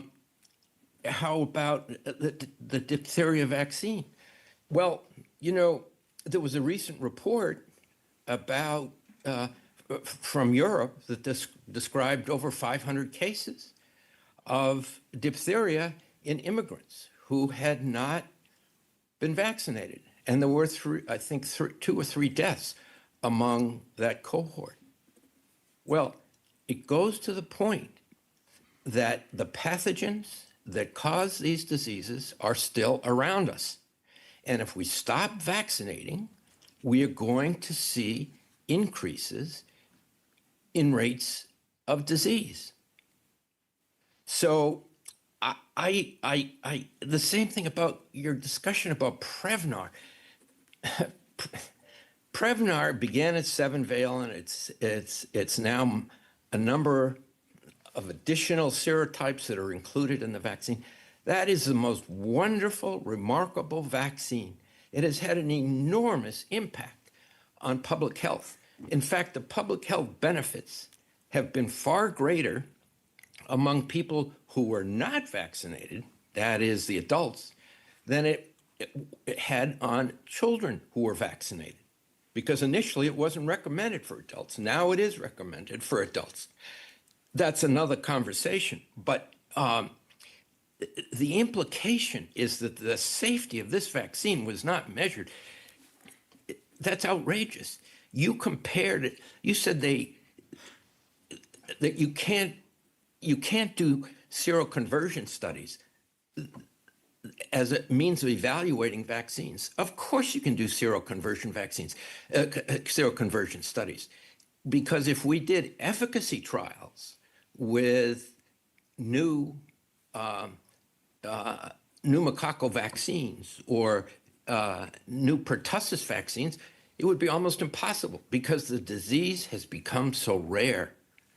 So if there are trials that would reasonably be done, they would. You say, oh, the FDA has licensed a vaccine, and then the next day or a few days later or a few weeks later, the ACIP recommends that vaccine. Well, that's a good thing, right? We're preventing disease. All you're focusing on are these very rare, ill-defined side effects and completely ignoring the extraordinary benefit and promise that these vaccines apply to us. You're a very effective lawyer, no question. You're very smooth. You know how to present the facts that are favorable to you or to your client. That's your responsibility. That's what you're paid, I suspect very handsomely. I suspect that's what you're paid to do, to sue people. But for you to come here and make these absolutely outrageous statements about safety, I think it's a big disappointment to me, and I don't think you should have been invited. I will be completely honest. Over. Thanks, Cody. That just to keep track of time, we now only have 8 minutes left. But Mr. Siri, a number of, I hope you're able to keep track of that. Yeah. You have the floor. Thank you. Appreciate that. And Cody, thank you for the comments. I'll just respond to them in turn. In terms of why I had a slide about the increasing number of vaccines is because I was asked to discuss the development of the U.S. schedule, which I figured showing how many vaccines increased was part of what I would present. In terms of your comment that is, something to be marveled at, I never addressed that, but I will point out that we, in terms of developed countries in the United States, have the worst health outcomes amongst all developed countries. And so that is something to, really think about when you're thinking about overall health in this country. In terms of your claiming that you may not have the time to address all my points, I welcome a debate with you if you'd like. I will sit with you for 2 hours here in this forum or any other forum if you'd like, and we can go point by point. If you'd like to do that, I open that. I welcome that. In terms of Dr. Paul Offit, I should say I have had a back and forth with him online in writing, and it's all available. It was on Twitter first, and then moved over to Paul Offit and I debating actually specifically about vaccine clinical trials. And I think actually it's a very telling exchange with citations instead of just verbally. And I encourage everybody in the media in particular to go look at my exchange with Dr. Paul Offit and look at every single cited reference that he cites and what I cite. In terms of Dr. Plotkin and Dr. Orenstein, I was citing their article. I'm sorry you take offense to that, but that just is what it is. And obviously, if Dr. Plotkin and I have spent 9 hours together in a deposition, you can watch all of that if you'd like. In terms of IPV not preventing transmission, yes, I certainly understand the switch over from OPV to IPV. And it was good that that OPV caused paralysis was recognized, but I would say that there's a number of vaccines today that also cause paralysis via transverse myelitis, Guillain-Barré syndrome, I have clients whose children are in a wheelchair today from vaccines. I don't think that those folks are considered ill-defined or rare, and that's exactly the point I was trying to make earlier. Treating those folks like they don't exist, Dr. Meisner, is what is going to breed vaccine hesitancy. They're there, they exist, just like they happened for OPV. Just took a long time for folks to accept that. In terms of DTP vaccine, I would say that most of the circles in the medical community in America still don't admit that that vaccine was really problematic, though it's nice to hear you slightly admit that on right now. In terms of diphtheria, the point is that there are environmental factors that impact diphtheria, in particular its pathogenicity. And so those, for example, those immigrants you discussed who have diphtheria, when you look at the underlying science, when the studies around this, certain living conditions create an environment where diphtheria can be more harmful and cause disease, where it doesn't seem to be the case when those environmental factors are absent. I never said, by the way, stop vaccinating. I don't know why you're saying I said that or reflecting that I did. I think this is America. I agree with you. Everybody should be free to get as many vaccines as they want. I support everybody's right to get as many vaccines as they want. That's freedom. In the same token, everybody should be free without any coercion or penalty to refuse a vaccine. In terms of saying that it's ridiculous to claim that PCV was not properly trialed before licensure, respectfully, sir, I think it's ridiculous to claim it the other way. Just using your term, I normally wouldn't use that word. I think the data speak for itself. Licensing a vaccine by using another experimental vaccine as a control, I think fairly falls into the word, again, your word, ridiculous. I would just say it's not proper. I would just say that that's not an appropriate control. It does not establish a baseline of safety, and had the subsequent iterations of after that had not had serious adverse events. We're talking about babies, 2, 4, 6 months, at 8, 9%. Okay, but it did. And that should be highly concerning when you don't have a baseline of safety in your initial trial. I don't understand why that should be controversial. I really can't. I also never said you can't use correlates of protection. I don't know why you're saying that, sir. Obviously, if you have a properly licensed, effective vaccine for a disease that has been properly licensed, that is the standard of care, and that should be used as the control, and obviously in a post-elimination environment. If that vaccine prevented transmission, obviously you'll have to use correlates of protection. I have no issue with that. I've read Chapter 2 of Plotkin's vaccine book and correlates of protection. I reflect back to you, Dr. Malone, your comments about correlate protection and the complexities on them, how I actually have to litigate correlates of protection. In any event, I'll just, in terms of being paid handsomely, I will assure you that this is not a very lucrative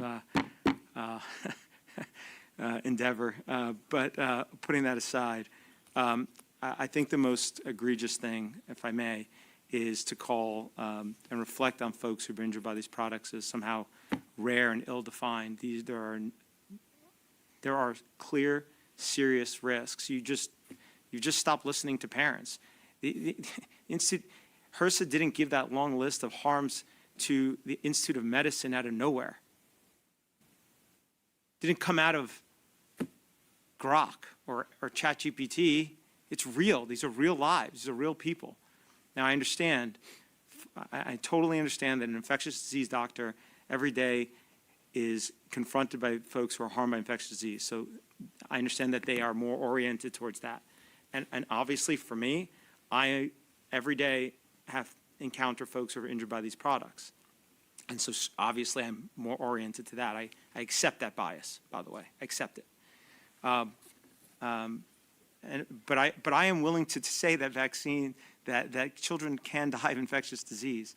But the families who are impacted the other way, they're just not treated right. And until they are recognized, treated well, accepted by the medical community, don't have nasty notes put in their file if they say it's from vaccine. I've seen that often and over and over. That's just going to continue to grow vaccine hesitancy in this precious program that you're worried about. You're going to be its own undoing.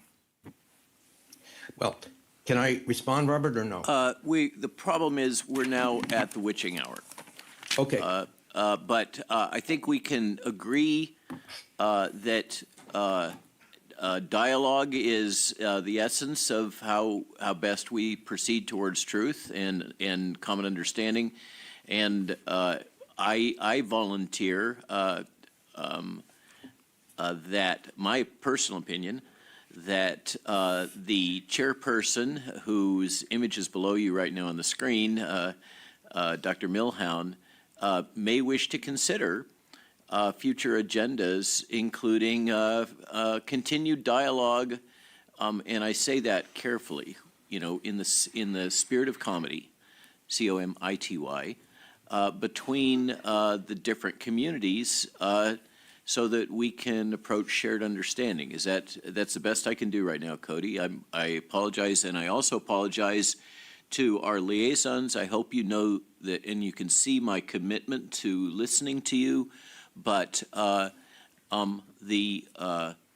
reality of federal government official scheduling is now upon us, and we need to allow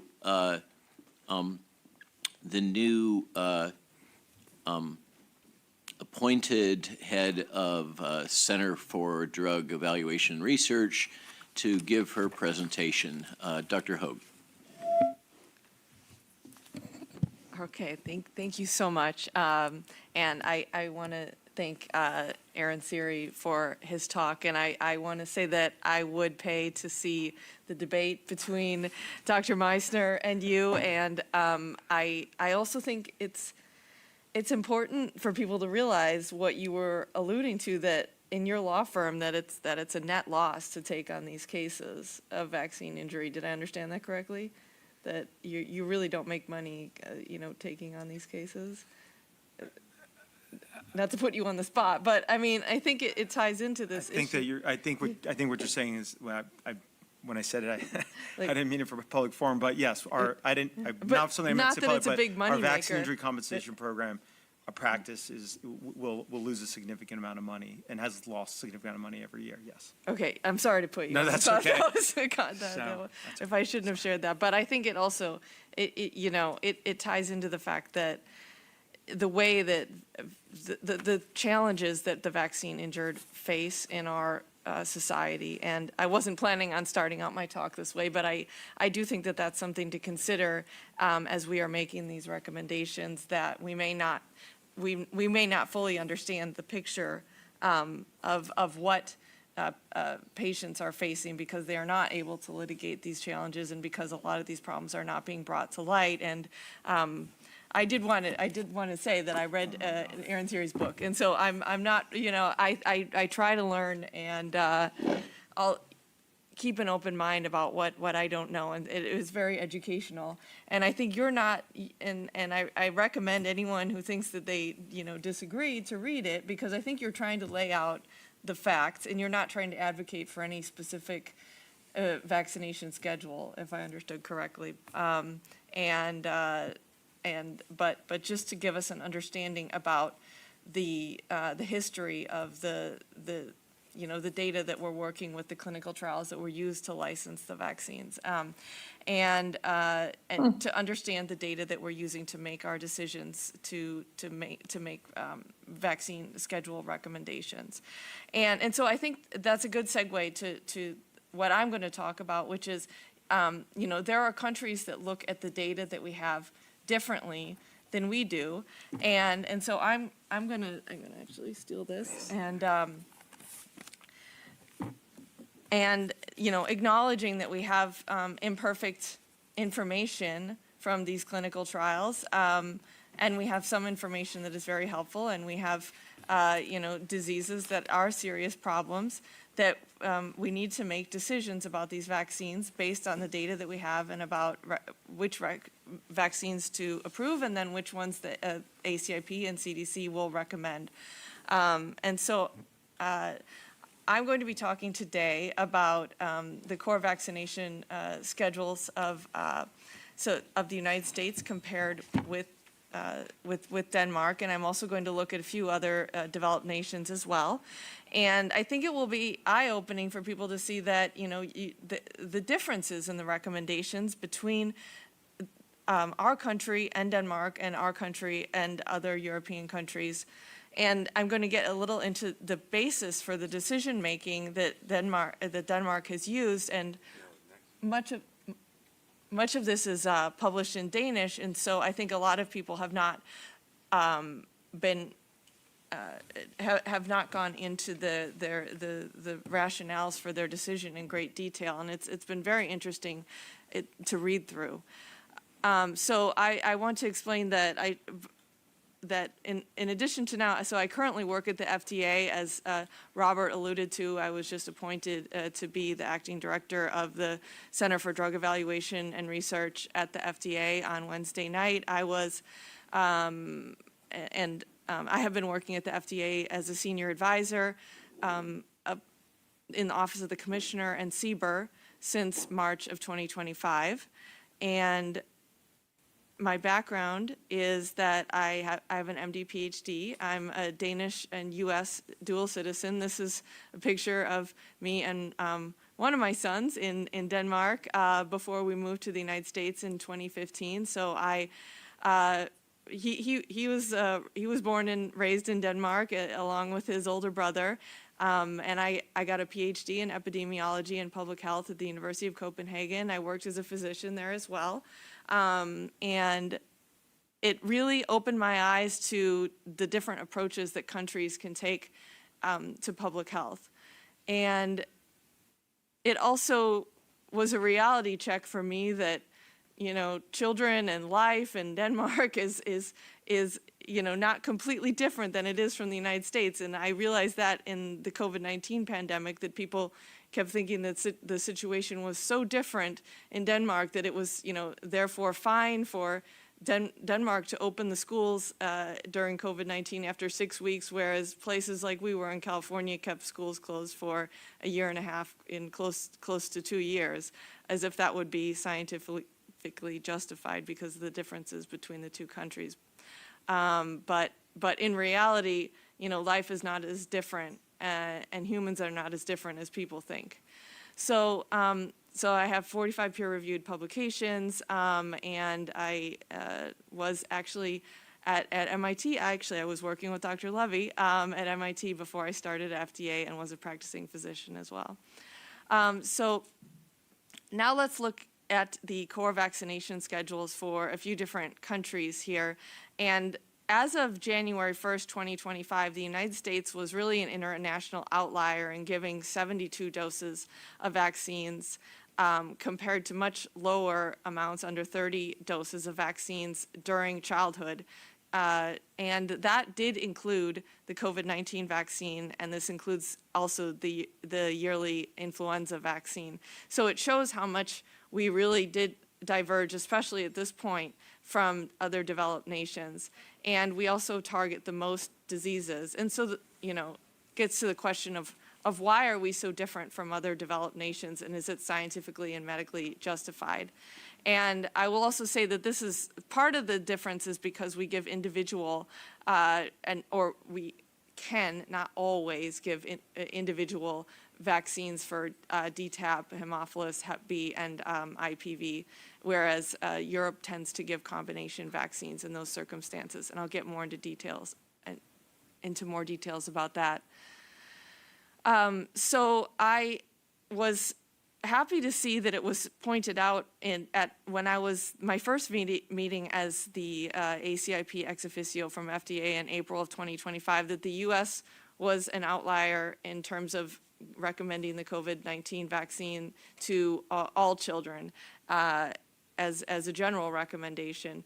And you know, I'm very glad to see that that was recently reversed, and that it's no longer a general recommendation for all children. But I bring that up to point out that we were really behind the rest of the developed world in making that decision to not have that on our core vaccination schedule or a general recommendation for all children. And so just to look at the Danish versus the US vaccination schedule by diseases, so here are the diseases that the US vaccinates for versus those in Denmark. And so I'll get to some common misconceptions. And the Danish vaccination schedule is there on the right, and you can really see how simple it is from a parent and family standpoint in terms of, you know, how many doctor visits and shots this involves, and it's much fewer than it is in the United States. And here's another visualization of the differences. So everything that is redded out here is not recommended generally, a general recommendation in Denmark, but is recommended in the United States. And this was, again, this was including the COVID-19 vaccine. So this was this was an image that was made in 2024, and I've sort of I corrected a few mistakes. It was made by someone else, Jonathan Pellison, and I should have given him credit on here, and I just added a couple more reds in there.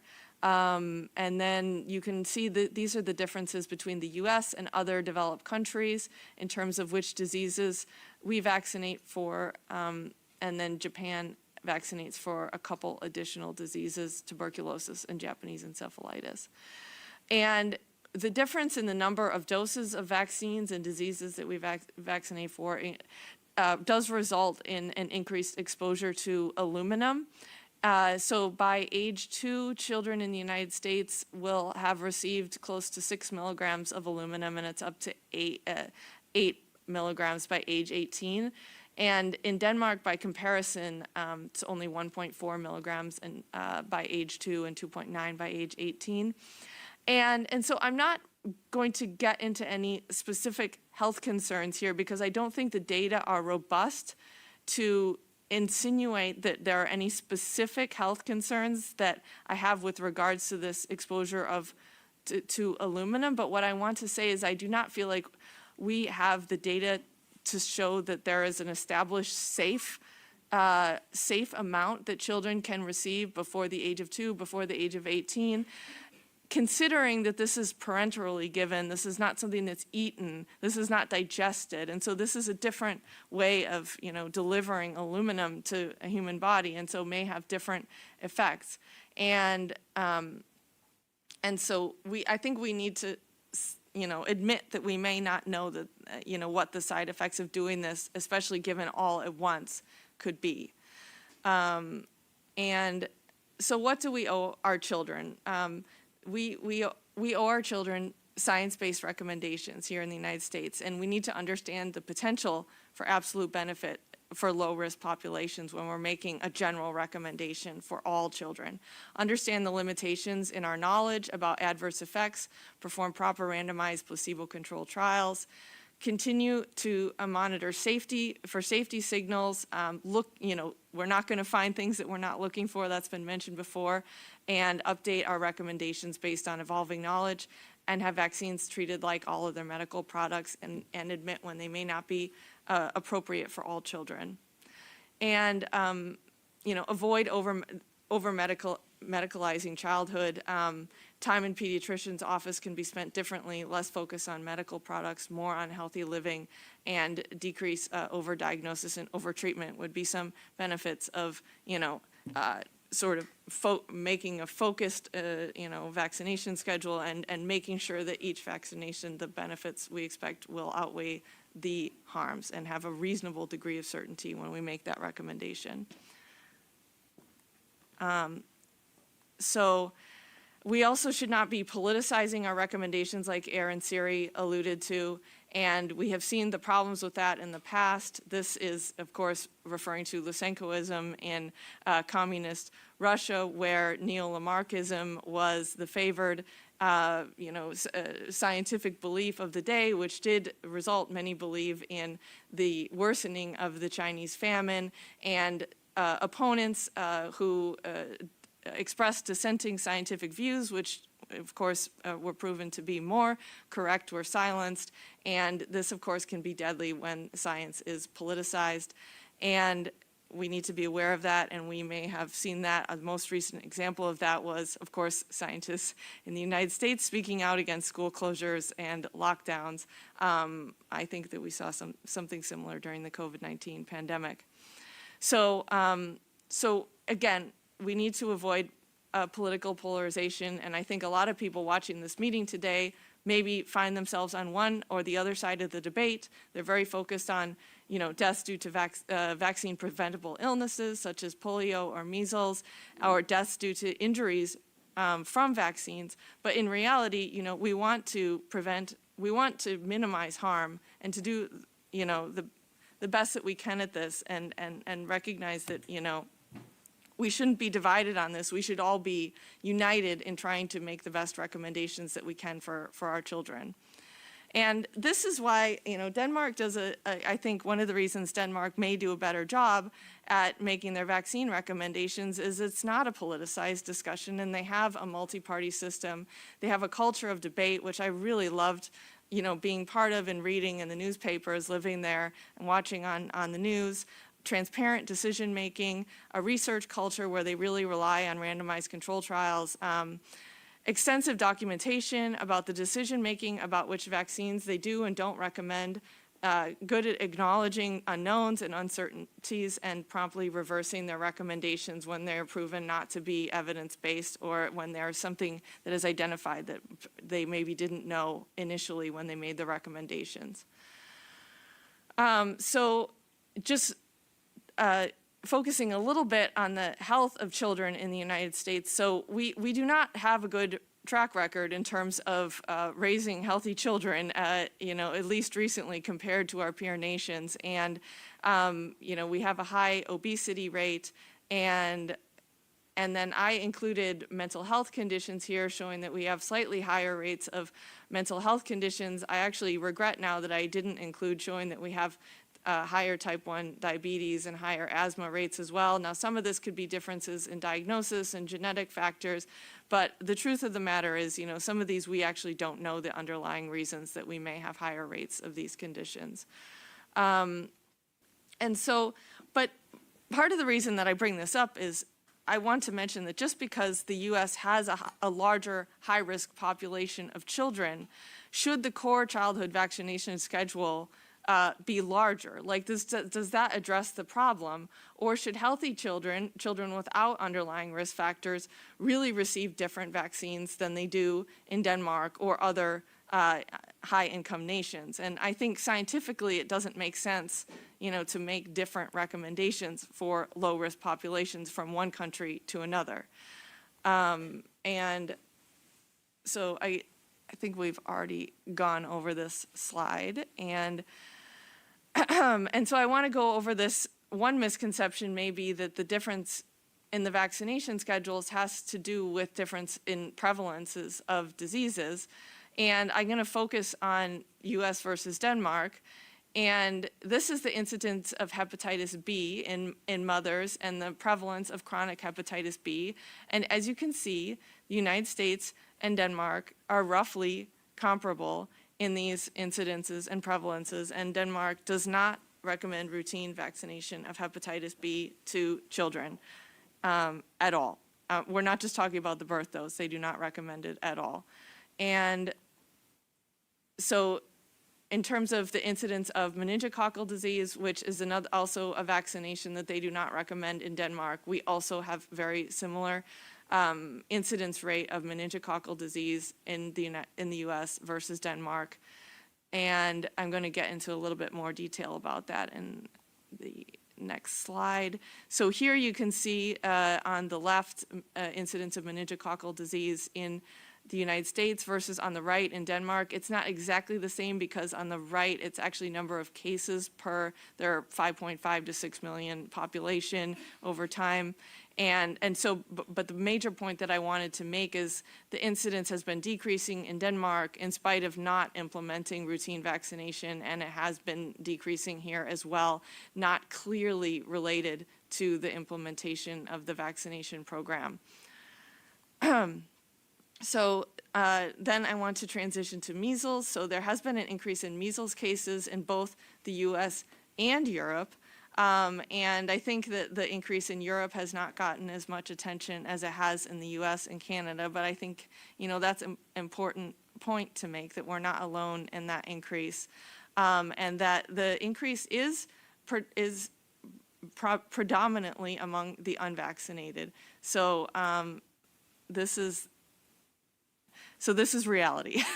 And so, it's important to state, we know that the measles vaccine does prevent measles and that we are seeing measles cases among unvaccinated children. And this is these are data from Europe here. And Denmark does have a very high vaccination uptake rate in their population, and they have not seen an increase in measles cases over time. And here are the vaccination rates, however, overall. And very interestingly, so in 2024, we had very similar rates of MMR and DTaP, Hib, and IPV vaccination rates as Denmark at the age of 5. But here's a difference that I want to point out. So it varies a lot in the United States, and there are some areas of the United States that are well below that 90% threshold that that is commonly cited to prevent outbreaks of measles. And so I think that this can explain why we are seeing outbreaks and Denmark is not. And so Canada recently lost its measles elimination status, and will the U.S. be next? And so what did Canada and the United States have in common besides geography is that we both recommend a very large number of vaccines and also start vaccinating children immediately when they're born.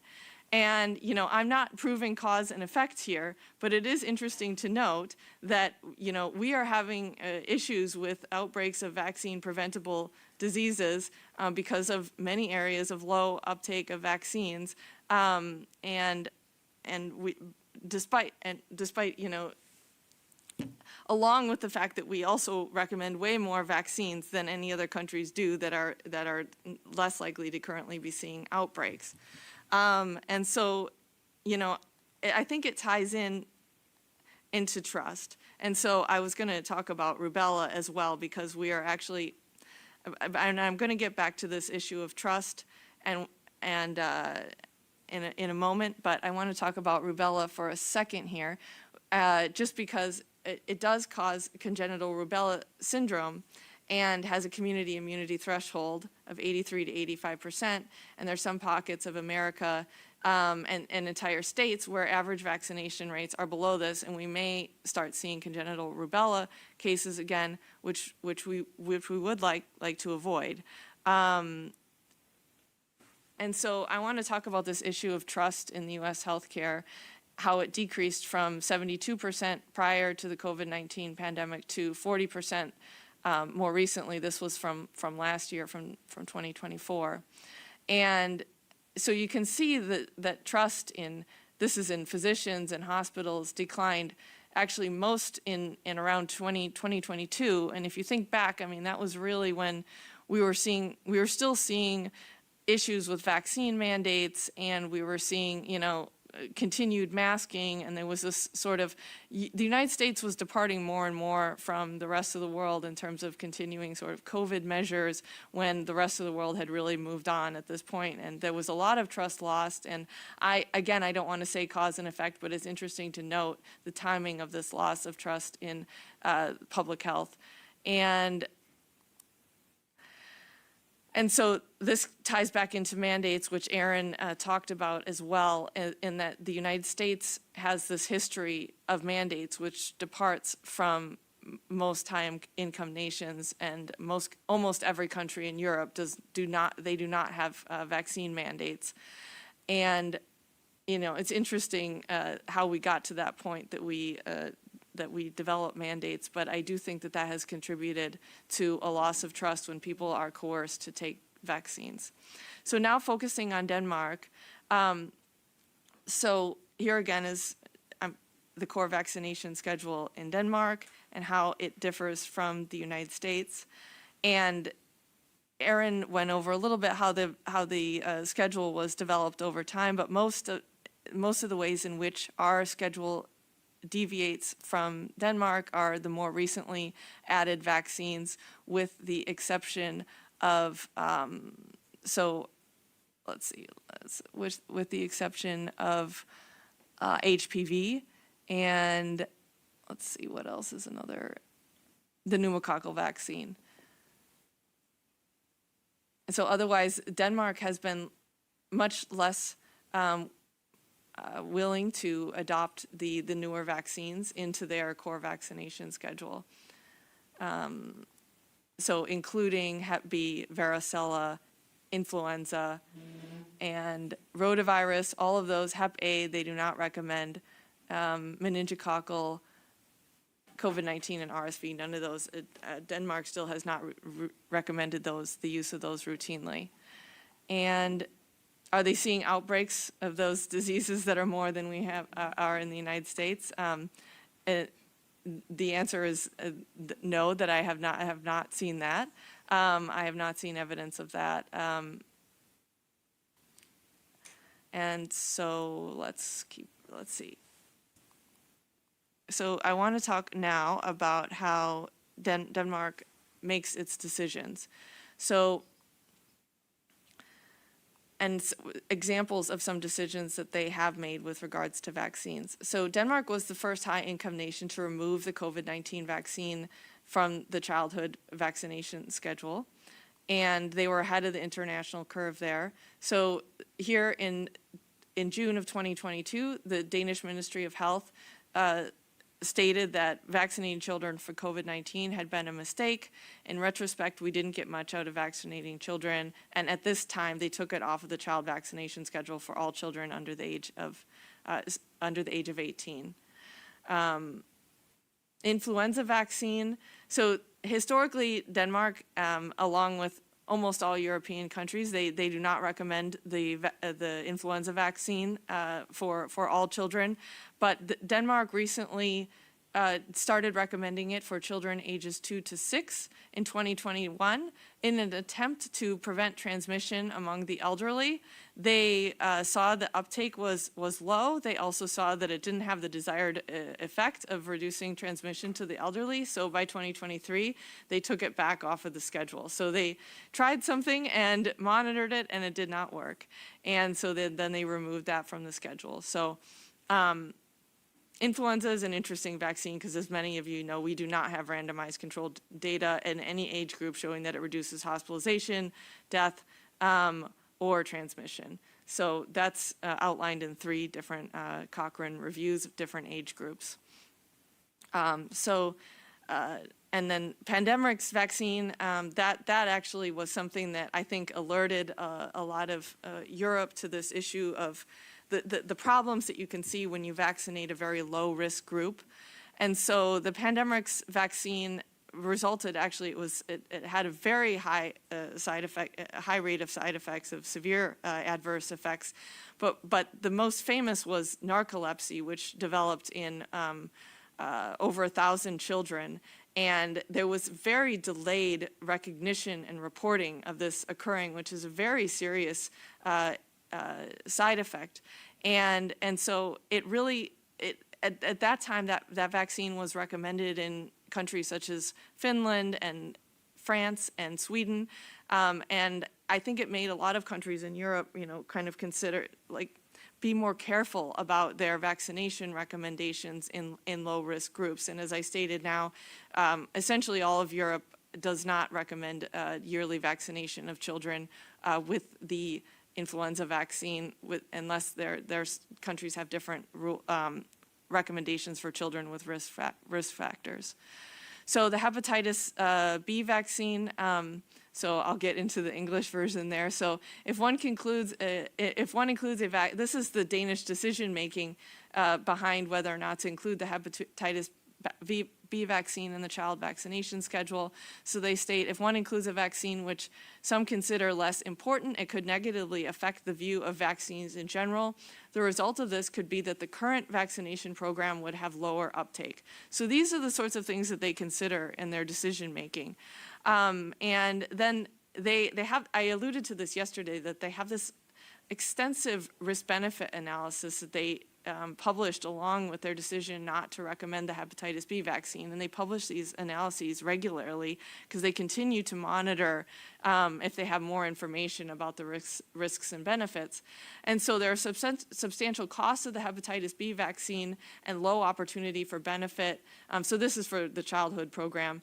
Population-wide vaccination could not be justified from a health economics perspective. And so instead they've created this list of high-risk groups, which they will give vaccination and so in coverage for, so insurance for vaccination. And in terms of the meningococcal vaccine, so this is also, they published their decision making, and this is their medical journal. So they state again, the opportunity for benefit among non-high-risk children is very low. Again, I'll get back to the point that I made about the very similar incidents between Denmark and the United States. They cited uncertainty about effectiveness, and adding additional vaccines to the core vaccine list may cause some parents to opt out of other vaccines. If the vaccine causes fevers in an infant when given with other vaccines, this could have negative consequences for physicians and parents. So they take these things into consideration when making their recommendations. And then they make a list of the high-risk conditions that where they say that people should consider getting the vaccine. And one of them is that I thought was interesting was they actually specifically mention U.S. is the only country that they mention where they say it is going to be required if you travel to the United States as a student to study. And so they make that caveat. So again, showing how we're an outlier in requiring that vaccine. So rotavirus, the rationale for not including the rotavirus vaccine is, and this is going to be up for review again. So it has until now been the message of the Danish Ministry of Health that Denmark not introduce vaccines into the child vaccination schedule just because it is an option. The Danish child vaccination program has a goal of protecting children from infections that can be either deadly or have long-term health consequences. Infection with rotavirus essentially never results in death or chronic consequences in a country like Denmark. Literature review has not shown that this vaccine has an effect on children's mortality. So this was the basis of their decision-making. In terms of the varicella vaccine, which they also don't currently recommend, they worry that natural immunity is stronger. Only 4% of general and family physicians would recommend the vaccine to healthy children, and there's insufficient data about long-term effects. As in the pros in their decision-making was that Denmark has very low rate of stay-at-home parents, and they would miss less work. But so they, thus far, have decided not to implement that into their vaccination schedule and prefer children to get varicella at a young age. Now they're going to revisit this, interestingly, because they have made the vaccine available for purchase, which they believe is increasing the average age that the children are now getting varicella, and it's causing more severe varicella infections. So they may actually end up introducing this into the vaccine schedule because of having made the vaccine available for purchase. And I went over that already. So here, RSV, long-acting monoclonal antibodies, also not on their schedule, and it's not even available for high-risk infants in Denmark.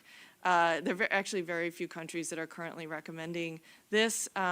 This was discussed in the previous ACIP meeting in June, that there is this unfavorable imbalance in all-cause mortality in all 4 phase 3 randomized trials in the 2 nirsevimab and clesrovimab are the 2 long-acting monoclonal antibodies for prevention of RSV. So I just made this forest plot to show visually what that looks like, and the p-value that I got, and there's different methods for calculating the p-value, but I got a p-value of 0.068, so not quite statistically significant, but yet this is very concerning to see this in all 4 randomized trials, to see that there's actually a higher death rate. And so, I think that this is something that could also be revisited by ACIP,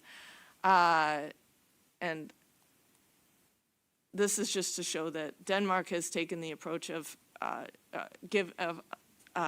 giving parents the option of buying certain vaccines if they're not generally recommended and covered. And so I just wanted to show that that's another way that they differ from the United States. So some of the benefits of the Danish child vaccination schedule, it may increase trust and focus on the core vaccines. It may be increasing general uptake of those vaccines throughout the entire population. It's based on thorough, transparent decision making, which is continually updated and debated.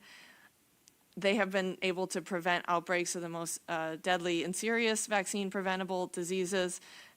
The fact that so they do things differently than are done in the United States in terms of their recommendations does mean that there is international equipoise. So for these vaccines, we really do have an opportunity to do randomized trials to look at, for potential safety concerns, if there's residual questions about efficacy. So I think that's important to keep in mind. When people say that it's unethical to do the trial, look at other high-income nations and see, do they recommend it? If not, it would be ethical to do that trial in almost all circumstances. I mean, there could be exceptions I'm not considering, but something to consider. And make more, so I got into this already, that, if there's less focus on vaccines, there's more time for addressing overall health at doctor's appointments, and less visits to doctors means less time in the healthcare system and decreased medicalization of childhood. So I think there is an opportunity to better define high-risk groups when you don't make a general recommendation to all, so to be sure to target them for vaccination and improve informed consent and minimize coercion because they do not have mandates. And I think that's just about it.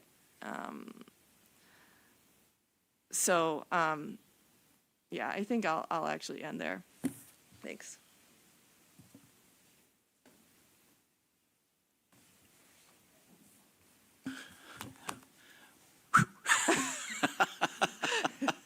Thank you, Dr. Hogue. Allow us to take a few more moments of your time, if you don't mind, before your upcoming important government meeting. We have on the schedule until 2:55, and it's currently at 2:37. So once again, we're a little bit tight. Starting with ACIP members, questions for the presenter. Vicki? So I know you were here to talk about the childhood schedule, but I'm just curious about whether Denmark vaccinates pregnant women. So I know they recently removed the recommendation for the COVID-19 vaccine during pregnancy because they had listed that, and now they removed that. They do recommend, so I hope I'm not wrong about this. I'm going from memory now, but so they do recommend the influenza vaccine and during pregnancy, and I am actually not sure about the RSV vaccine. I would have to look that up. I apologize. Dr. Levy. So thanks. This was fascinating. When I listened to your presentation, I kind of there were three things that were highlighted to me as fundamentals for creating trust in public health policies, and maybe more specifically vaccine programs. The first of which is common sense. It seems that they apply a far more common sense approach, and it starts with the way they think about risk and the way they think about the risk of the infection, of getting infected, and the outcomes, and really focus on medical interventions on the places where it matters the most. Yes. The second thing is that they avoid mandates and coercion, and they avoid and they give education and give people the sense that they can make decisions based on information.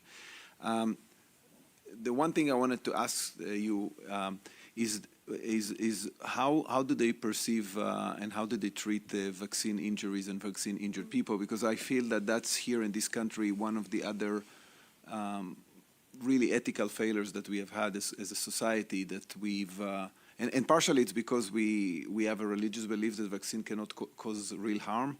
And I think that connects with basically not only acknowledging vaccine injured people, but more often than not gaslighting them, not investing in understanding the risk factors and the treatments. This has been very, very visible on the COVID-19 in the context of the COVID-19 vaccine, but I think it's probably a more general phenomenon.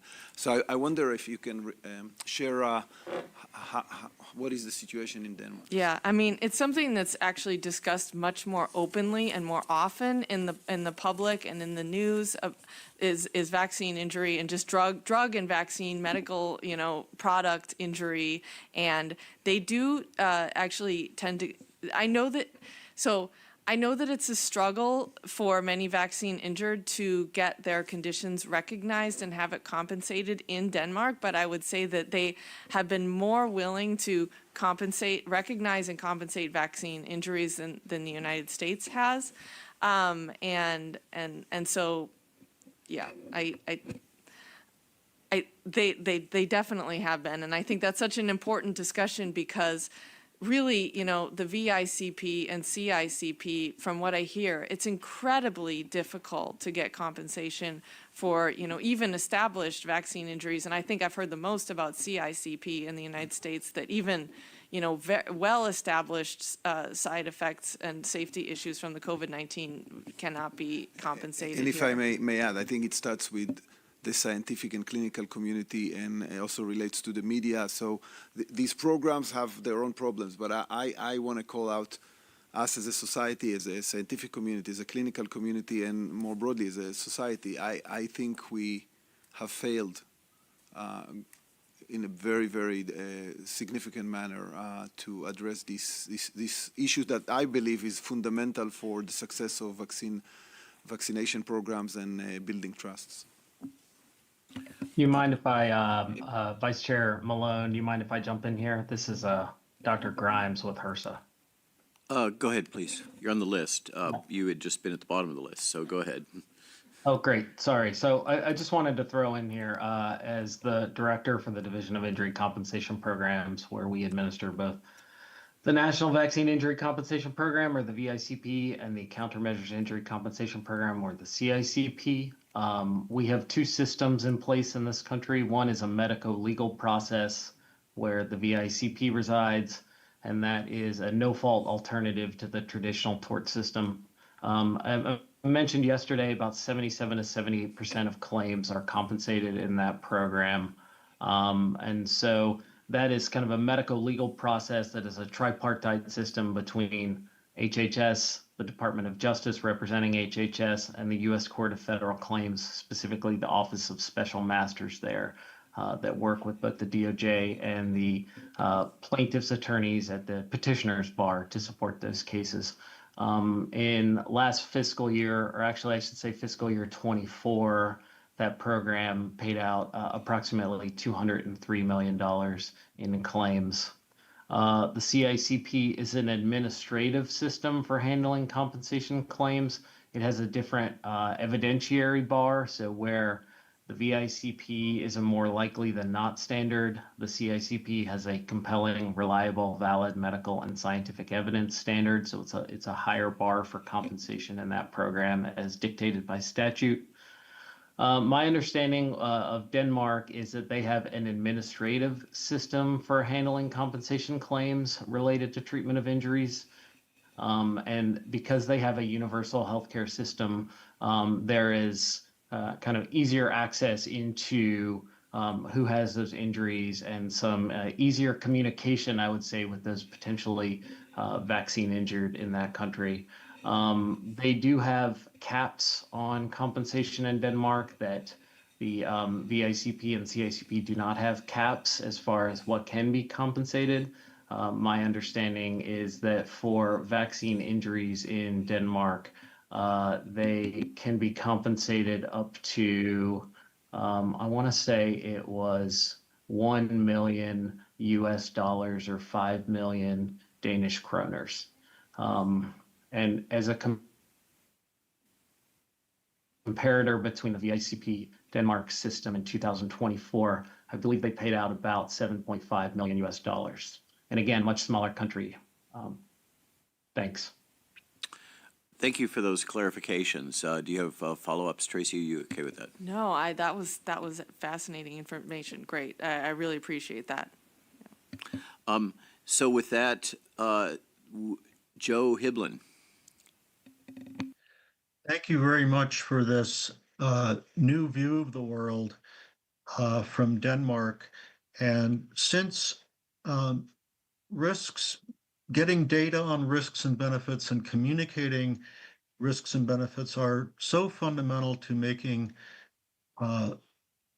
informed policy processes and communicating them, I'm glad that Denmark uses the evidence to recommendations practice. How do you think we can better get data that neutrally evaluates both the risks and the benefits in our trials and in our communications? How can we do better? Fantastic question. Thank you. Tracy? Yeah, I love that question too. I do think that we need a dedicated team of scientists to put together risk-benefit analyses, and who that should be. I think it could fall under HHS for sure. It could involve NIH. It may involve people on the ACIP. But it's definitely something that I think should accompany, vaccine recommendations. And I think that would help inform the public so much if they could read the evidence and rationale behind the decision making made, especially when a new vaccine is recommended, a vaccine or product is recommended, and so that they can read the data themselves and decide if they're comfortable with that. And I think that's that means a lot to Danes, that information like that is in general available to them. So I'm not sure exactly where it should come from, but I really think that would be helpful and would really inform the decision making of ACIP, because as we learned from Erin, it's after the approval, they're recommended and put on the child vaccination schedule so quickly. It's hard to believe that there has been time to get the information to even do a thorough risk-benefit analysis for the recommendation, because really, just because a vaccine is approved, it doesn't mean it should just, approved for all age groups or all children. It shouldn't automatically go on the child vaccination schedule. There needs to be some deliberation about how appropriate it is for all children. Well, what a blessing to hear that from a senior FDA official. Cody Meissner. Thanks, Robert. First, I want to acknowledge Dr. Kirk Wilhelm, because it's 13 hours ahead, I believe, of Eastern time, and so it's 3:45 in the morning, I think, where he is. So he should get a pat on the back for his fortitude. Secondly, Tracy, it was a wonderful and very interesting presentation.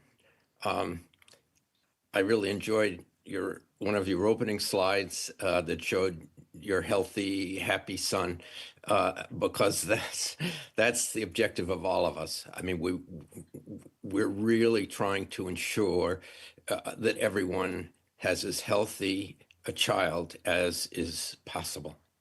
So I thought that was very helpful.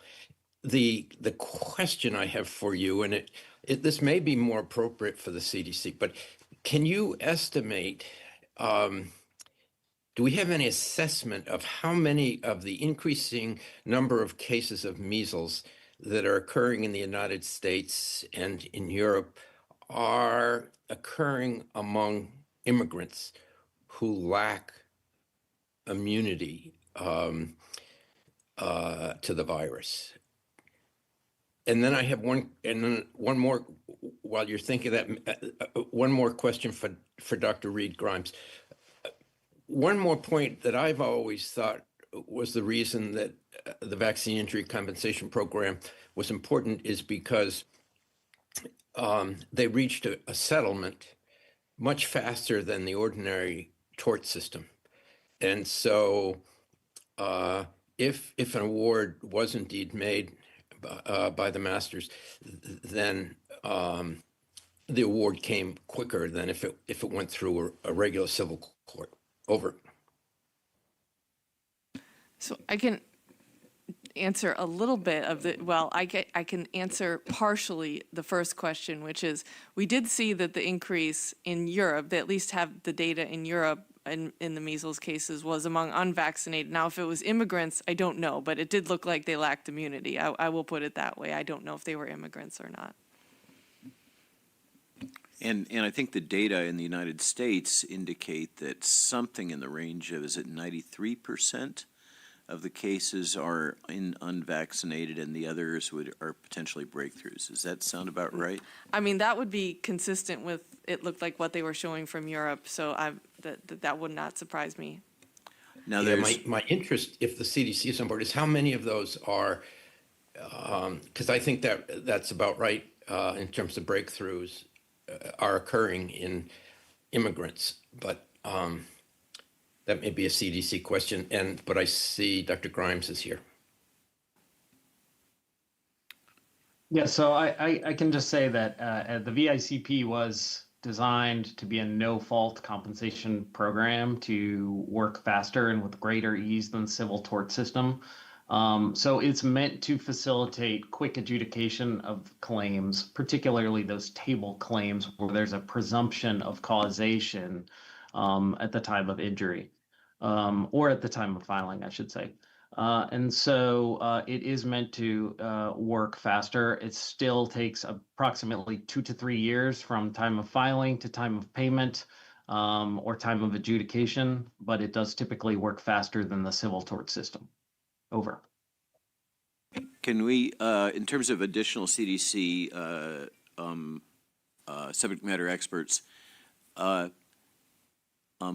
Meissner is particularly focused on incidence of measles and correlation with unvaccinated immigrant populations.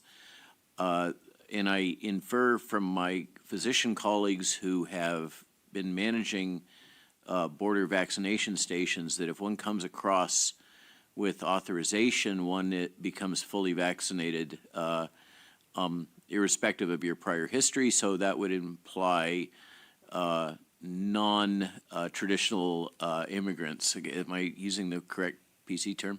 So do we have, from the CDC, do we have data on measles incidence or risk associated with non-traditional immigrants? Hi, this is John Sue from the SME speaker room. I believe that question would be appropriate for colleagues within immigrant and refugee health or potentially within measles, but we do not have any such SMEs present in the room at the moment. Roger, we can get back to you maybe. Yeah, we'll get back, or posting in some public forum. I imagine that there are many that have that question, and putting that to rest would be useful. I have some information about the history of the original West Texas outbreak, but that's anecdotal and secondhand. So let's see, Dr. Pagano, you're going to pass, okay? Which leaves us with 2 minutes left. I apologize again to my valued liaison colleagues. Dr. Robert Schlechter, are you available? Do you have questions for Dr. Hogue?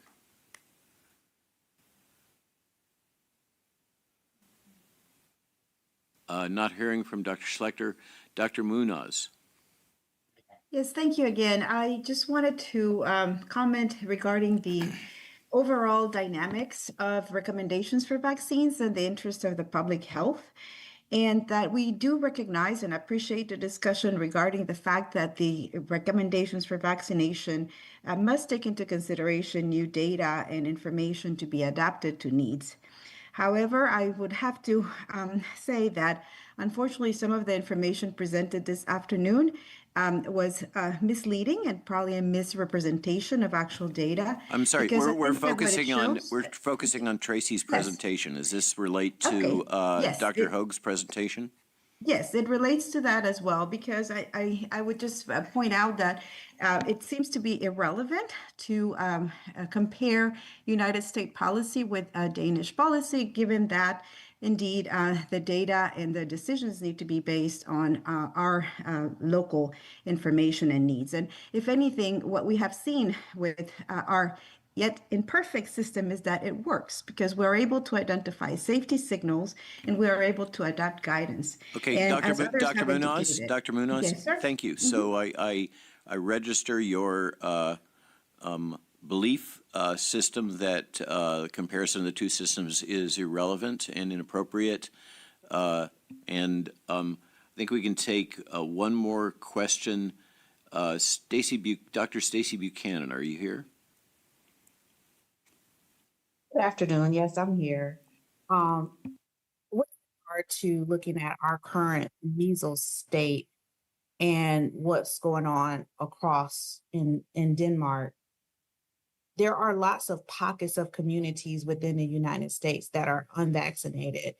And, you know, just briefly looking, it doesn't seem like Denmark has those pockets of communities. So when we talk about that type of comparison, I think that we should be clear on what the community population basis is, because Denmark is a small country in comparison. My understanding is that it's the size of Wisconsin. So when we talk about changing policy for the entire United States, we need to take that into consideration.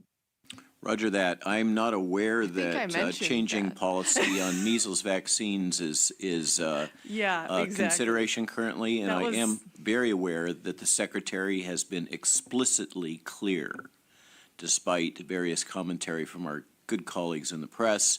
The Secretary of Health has been explicitly clear that measles vaccination works, and he has recommended measles vaccination.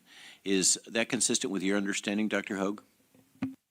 Yes, I want to say that it is a common vaccine on the child vaccination schedule between the U.S. and Denmark is the measles vaccine, and I did point out in my talk that there are pockets of the United States with very low measles vaccination uptake rates, and that may relate back to this broader issue of loss of trust in public health in the United States. Dr. Perhaps I Hogue? missed that point. I'm sorry about that. One last comment. No, I'm sorry. We're now at the witching hour. So, Dr. Hogue, you are released to your higher level responsibilities. I wish you well with your upcoming teleconference or Zoom or whatever it is. And with that, we're going to transition straight to a presentation from Dr. Griffin concerning overview of aluminum-based adjuvants.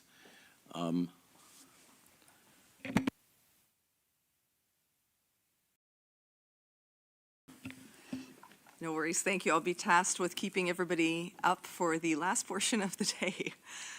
All right. So good afternoon. Again, my name is Dr. Evelyn Griffin. I am part of 3 work groups with the Advisory Committee for Immunization Practices, the Childhood and Adolescent Immunization Schedule, Human Papillomavirus, and Vaccinations During Pregnancy work groups. Today, I will be giving a very brief presentation on adjuvants, specifically aluminum-based adjuvants. A little background, I'd like to take a moment to discuss the background rationale for this presentation. During our childhood immunization schedule work group research on the birth dose of hepatitis B vaccination, studies and a discussion arose regarding aluminum adjuvants. We wanted to spend more time on the topic, but quickly realized that it was beyond the scope of the work of the work group. So furthermore, the topic of adjuvants is germane to most ACIP work groups, given that most deal with adjuvanted vaccines. The topic of vaccine adjuvants is extensive and complex, making it challenging for any single work group to conduct a comprehensive evaluation. Therefore, it was proposed that a brief discussion be prepared and presented to the full ACIP committee, with consideration given to establishing a dedicated work group on adjuvants and perhaps other ingredients. Discussion will follow at the end of this presentation, very likely brief discussion, and then we will have more time for discussion in a follow-up meeting after a debrief after this meeting. There will be no vote. So therefore, this presentation will have a twofold objective in alignment with the ACIP charter, which directs us to provide advice and guidance to the director of the CDC regarding the use of vaccines and related agents. The initial objective here is for ACIP to consider establishing an adjuvant work group to support the formulation of guidance towards a recommendation. Alternatively, the committee may explore other ways to address this topic along with a broader landscape of vaccine ingredients. The other objective is educational, to help the public better understand the composition of the vaccines that they and their children receive. In this way, hopefully together, along with manufacturers and research scientists, we can achieve the best products and overall outcomes. Please know that none of the ACIP members are adjuvant researchers, so it bears repeating that this is a very cursory presentation. Vaccine overview over here. This is not a complete list of all the vaccine categories, but some of the more common ones that are listed here. Measles, mumps, and rubella is an example of a live attenuated vaccine. There are gene therapy-based products. There are also killed subunit or recombinant vaccines. Hepatitis B vaccine is an example of a recombinant vaccine. The category of killed vaccines refers to pathogens that have been inactivated, cannot replicate and cause disease, and are subsequently used as the antigen portion in vaccine formulations. Vaccines contain multiple components, including antigens, adjuvants, preservatives, and so on. Detailed information can be provided and read in a vaccine's package insert.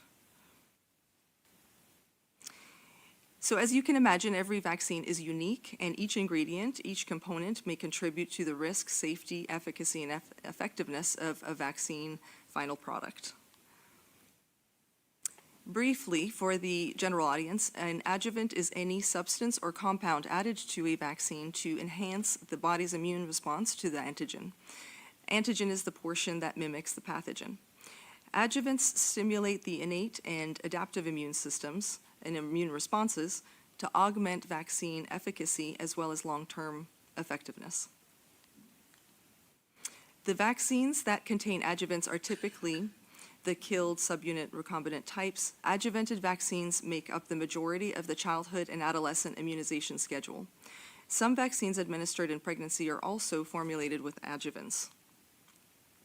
Of note, the FDA approves final drug products. It does not approve adjuvants. As such, there are no FDA-approved adjuvants. There is a variety of different adjuvants, as you can see here. Most of the killed subunit recombinant vaccines rely on aluminum salt-based adjuvants.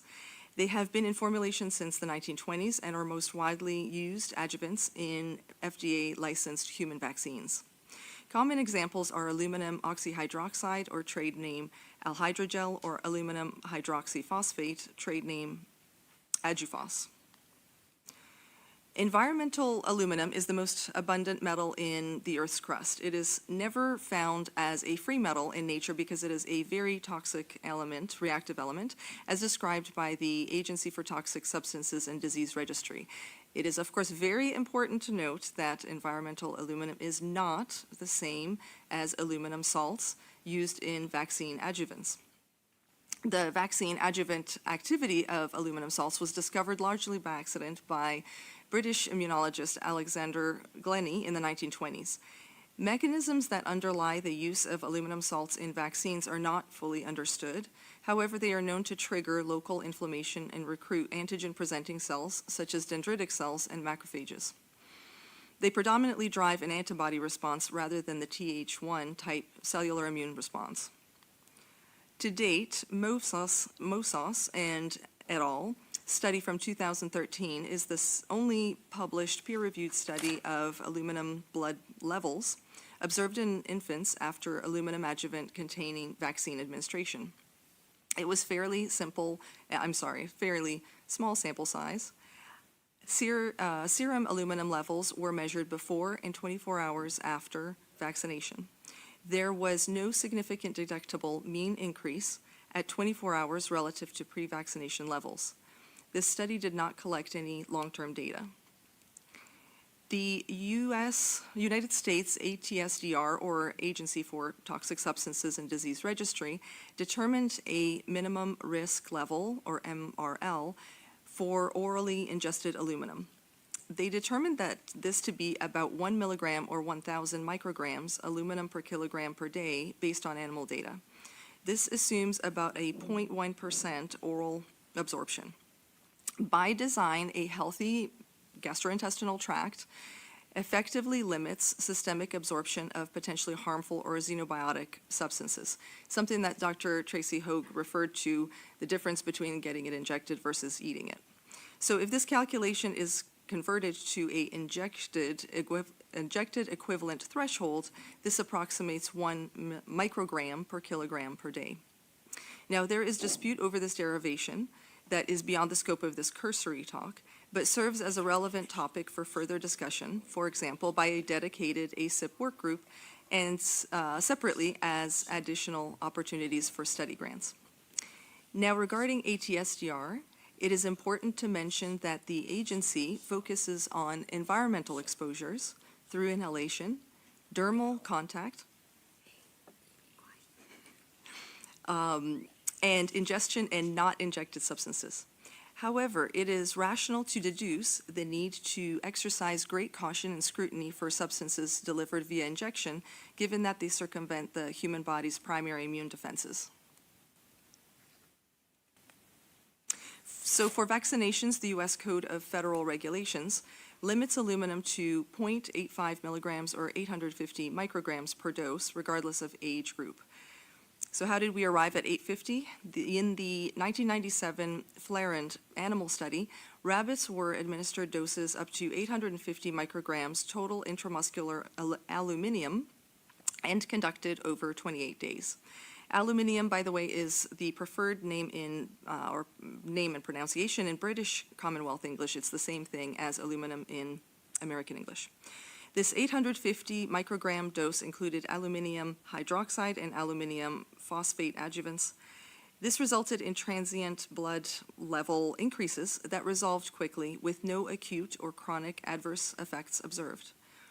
This is still the FDA-accepted benchmark for human vaccine adjuvant dosing, which has been critiqued for how these conclusions were made, and for the basis by which this regulatory threshold was thereby established. So why focus on aluminum dose in vaccines? Infants receive multiple aluminum-containing vaccines in a single visit under the current schedule. And as you just heard, in additional vaccines that have been added to the schedule, the appropriate testing was not performed. Another pharmacokinetic consideration is that dose per kilogram body weight is far higher in early infancy than in adults. Most significantly, neonatal kidneys, blood-brain barrier, and detoxification systems are not yet mature. There are, of course, similar considerations when studying vaccinations for children as well as for fetuses through vaccination during pregnancy. So let's review the aluminum content in vaccines. Here you see listed different vaccine products, whether monovalent or multivalent, in rows, according to their trade name and with respect to antigens in the columns. The aluminum content varies from 0.225 milligrams to 0.85 milligrams per dose. Here's the rest of the schedule. Of note, MMR, varicella, rotavirus are live attenuated vaccines, and along with meningococcal A and influenza vaccines, they do not contain aluminum. Here is a graphic showing the amount of aluminum in some of the vaccines in the childhood schedule. At one pediatrician visit, a child may be administered multiple aluminum adjuvanted vaccines. In one example, if a child receives Prevnar 20, Pedvax Hib, and Engerix B, and Infanrix, this is a total of 1,225 micrograms of aluminum. Noted here is that PCV, or pneumococcal conjugate vaccine, Hib or Haemophilus influenza type B vaccine, hepatitis B vaccine, and DTaP or diphtheria pertussis and acellular pertussis vaccine are administered multiple times by 6 months of age. It does bear reminding that the rate at which aluminum from vaccines migrates from human muscle at the injection site to the bloodstream, that rate is not known. Therefore, accumulation in tissues is not only a possibility, but a warranted concern. This slide demonstrates the difference between vaccine brand and combination selections. It is striking that there can be a twofold difference in the aluminum exposure despite the same schedule.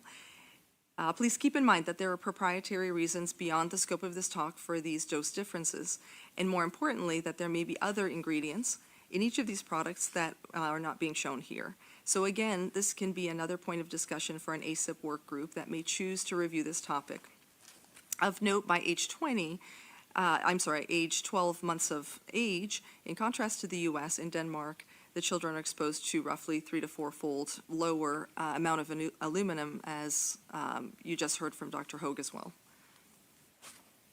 Taking into consideration child health concerns with respect to aluminum exposure, the FDA cited the Federal Register in 2003, saying the following: term infants with normal renal function may also be at risk because of their rapidly growing and immature brain and skeleton, and an immature blood-brain barrier.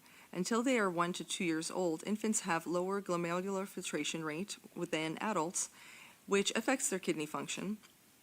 The agency is concerned that young children and children with immature renal function are at higher risk resulting from an exposure to aluminum. Now, I need to mention that this was being described in the context of environmental exposure, dermal exposure, and absorption to aluminum antiperspirant. The aluminum antiperspirant is very different than aluminum adjuvants, obviously. However, the significance of this citation is that it acknowledges the immaturity of organs in infancy and their capacity to eliminate xenobiotics. And indeed, experimental and clinical data suggest that intramuscular injected aluminum and aluminum salts can persist at the injection site, then migrate via immune cells to liver, spleen, and other organs, including the brain. Referencing back to the Flareland rabbit study, it was demonstrated that the distribution profile of aluminium to tissues was the same for both adjuvants, including aluminium hydroxide and aluminium phosphate, most in the kidney, then spleen, liver, heart, lymph node, and least amount in the brain. It is troubling that this was detected in the brain, however. There are yet other concerns in the study, but again, this would serve as topic for ACIP work group. Gherardi and colleagues were the first to characterize macrophagic myofasciitis. Muscle biopsies showed aluminum-containing macrophages in granulomas at previous intramuscular vaccination injection sites coined MMF lesions. An association was additionally observed between the condition and chronic myalgias, fatigue, and cognitive difficulties. A causal link between injected aluminum and aluminum salts, such as aluminum oxyhydroxide, with systemic symptoms is not universally accepted. However, MMF lesions certainly demonstrate long-term persistence of aluminum in human tissue. So are aluminum-based adjuvants biocompatible and always well-tolerated? Further studies are certainly needed to determine which individuals may have reduced tolerance to these adjuvants and whether a prolonged asymptomatic interval precedes symptom onset. Basically, this is what was mentioned yesterday with chronic disease or autoimmune conditions taking years to decades to develop, certainly more than 5 days. An expanding body of research indicates that cumulative burden of aluminum merits careful evaluation. This includes studies detecting aluminum in postmortem brain tissue of neurologic patients, autoimmunity, investigations into aluminum neurotoxicity, neuroinflammation, and atopic conditions. Advances in technology and contemporary scientific insights are facilitating the characterization of aluminum-induced oxidative stress mechanisms, including pathways that disrupt mitochondrial function and impair cellular energy metabolism. In the interest of time, I will not review these data gaps as we all get the picture, and these can be discussed at a potential future work group. So that brings us to this query we have for our ACIP colleagues. How should ACIP continue to assess effectiveness and safety of adjuvants in currently authorized vaccines on the schedule, meaning childhood, adolescent, adult vaccines, and vaccinations given during pregnancy, and related implications for the entire schedule? Some other considerations: should multiple aluminum-containing vaccines be administered on the same day in early infancy? Should lower aluminum formulations and spacing strategies be preferred when possible? What research is needed to define a genuinely evidence-based safety margin for injected aluminum? What prudent policy would reduce peak and cumulative aluminum exposure in the most vulnerable while urgent research gaps are addressed? And before we get into this discussion, I would like to acknowledge the decades' worth of relenting work in the field of vaccinology.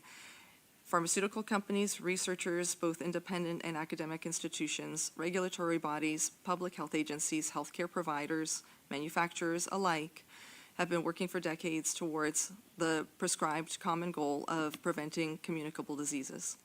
And I applaud hearing that we are all interested in the same goal of both vaccines preventing communicable diseases, but would also encourage that we focus on programs that will improve our own immunity so that our own defenses can also be of help, because we cannot out-vaccinate ourselves against every pathogen in the world.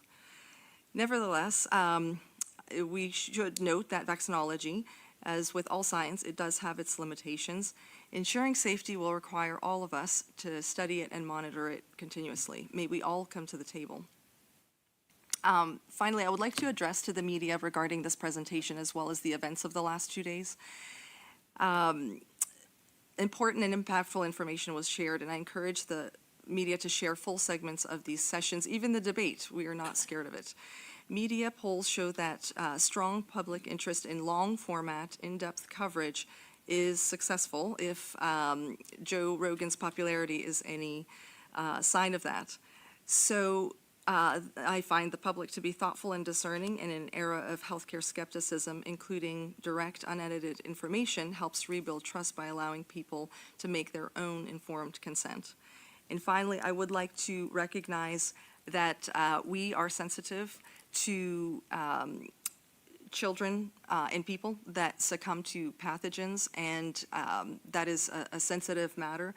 That is allowed to be talked about. What has not been allowed to be talked about is injuries to vaccinations, and that's why it tended to have dominated conversation here. But one example as to why this may be not as known respectfully to Dr. Meisner and others is one example of profound autism.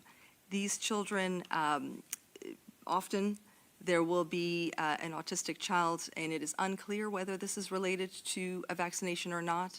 The problem is, in terms of why it is it's not investigated, is because these parents often can't leave their homes.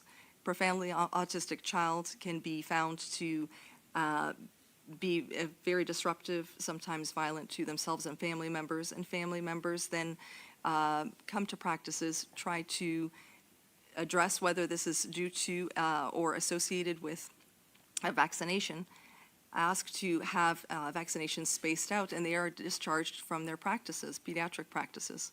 So the system does de-incentivize this from being discussed, and that is why I felt the need to additionally recognize these parents and children.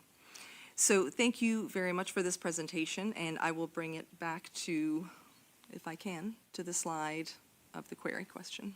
Maybe not. Thank you. Thank you, Dr. Griffin.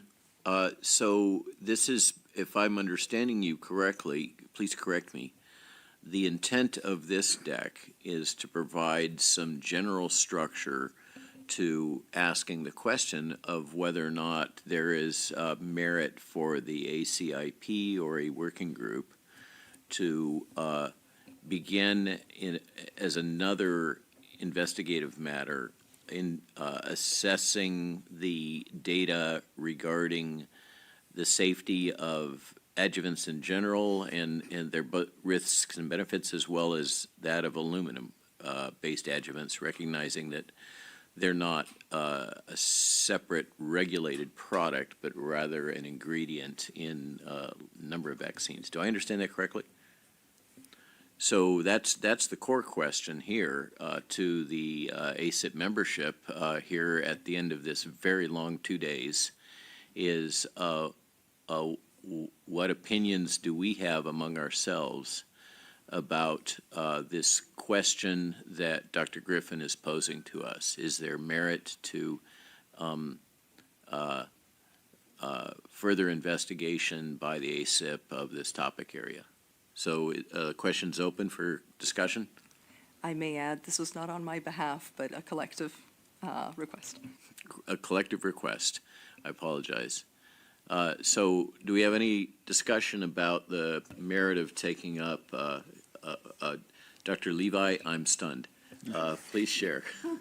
Yes, so two quick thoughts. I think that one of the things that I think we are not humble enough is the very partial understanding that we have what is happening in the body of young babies when they're exposed to different stimulus, and including vaccines. I think that unfortunately babies cannot tell you how they feel more often than not.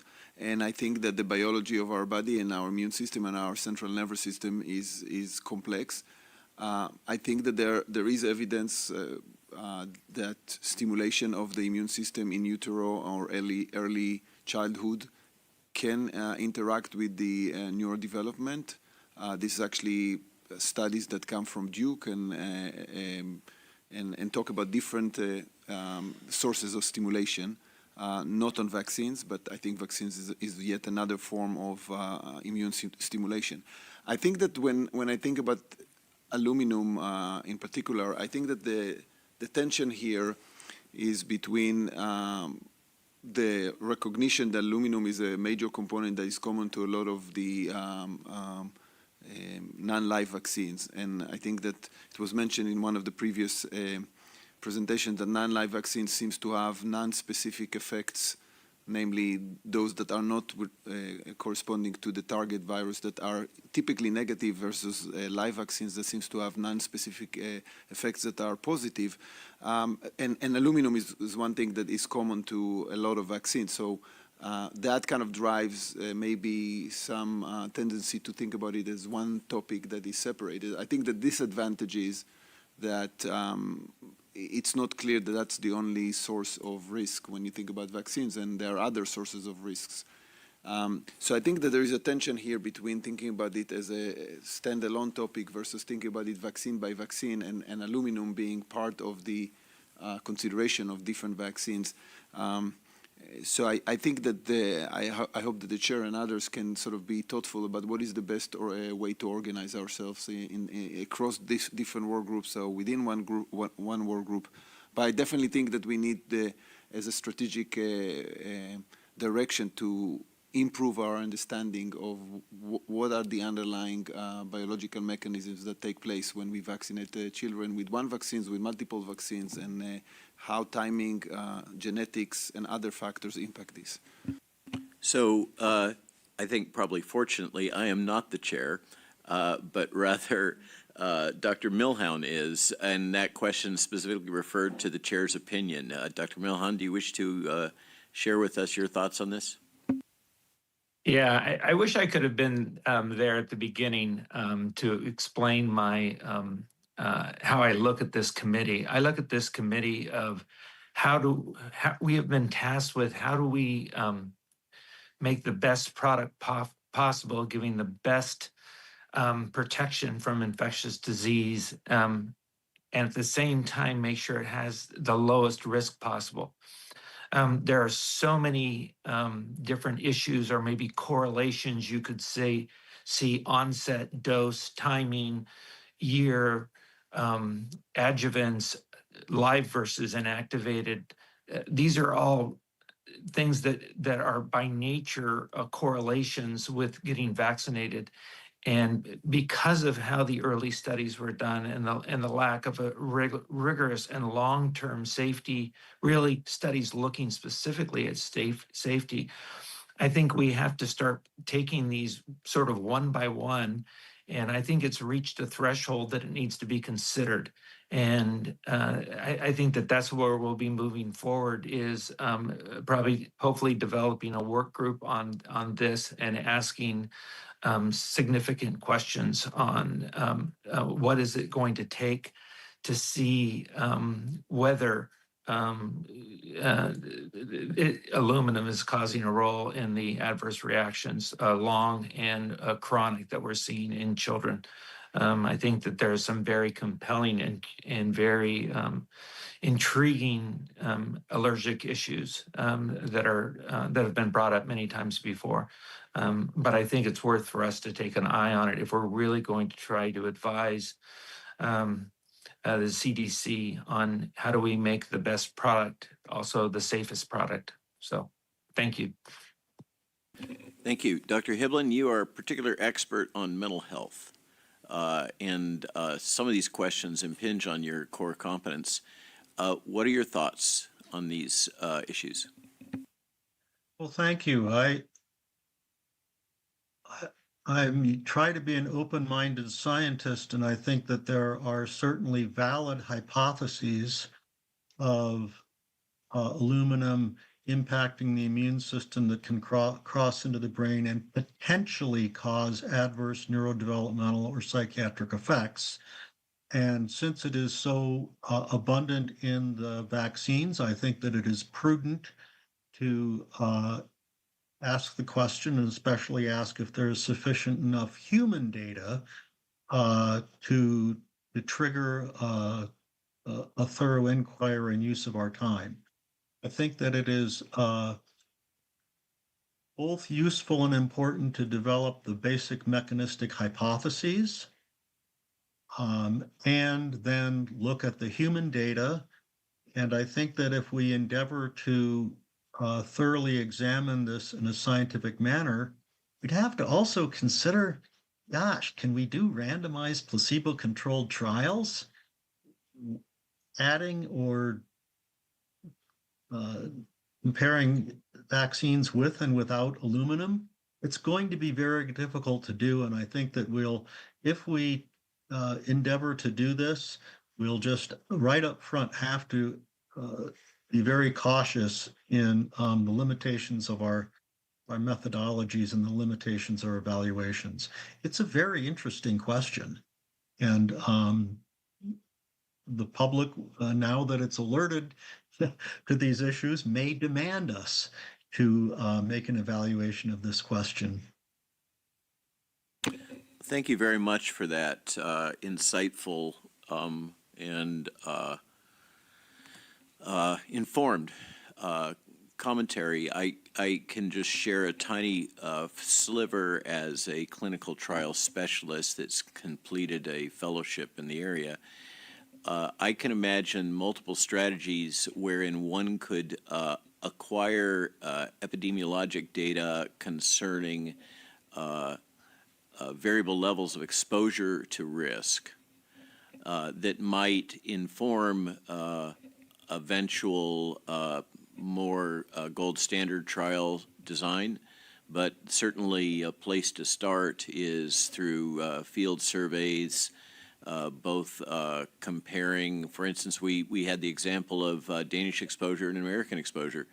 There's some natural studies, trials available there that could be designed and implemented, but we might, as a committee, begin to gather data about relative risk correlated with aluminum exposure And I note also that we have a natural experiment stateside where we have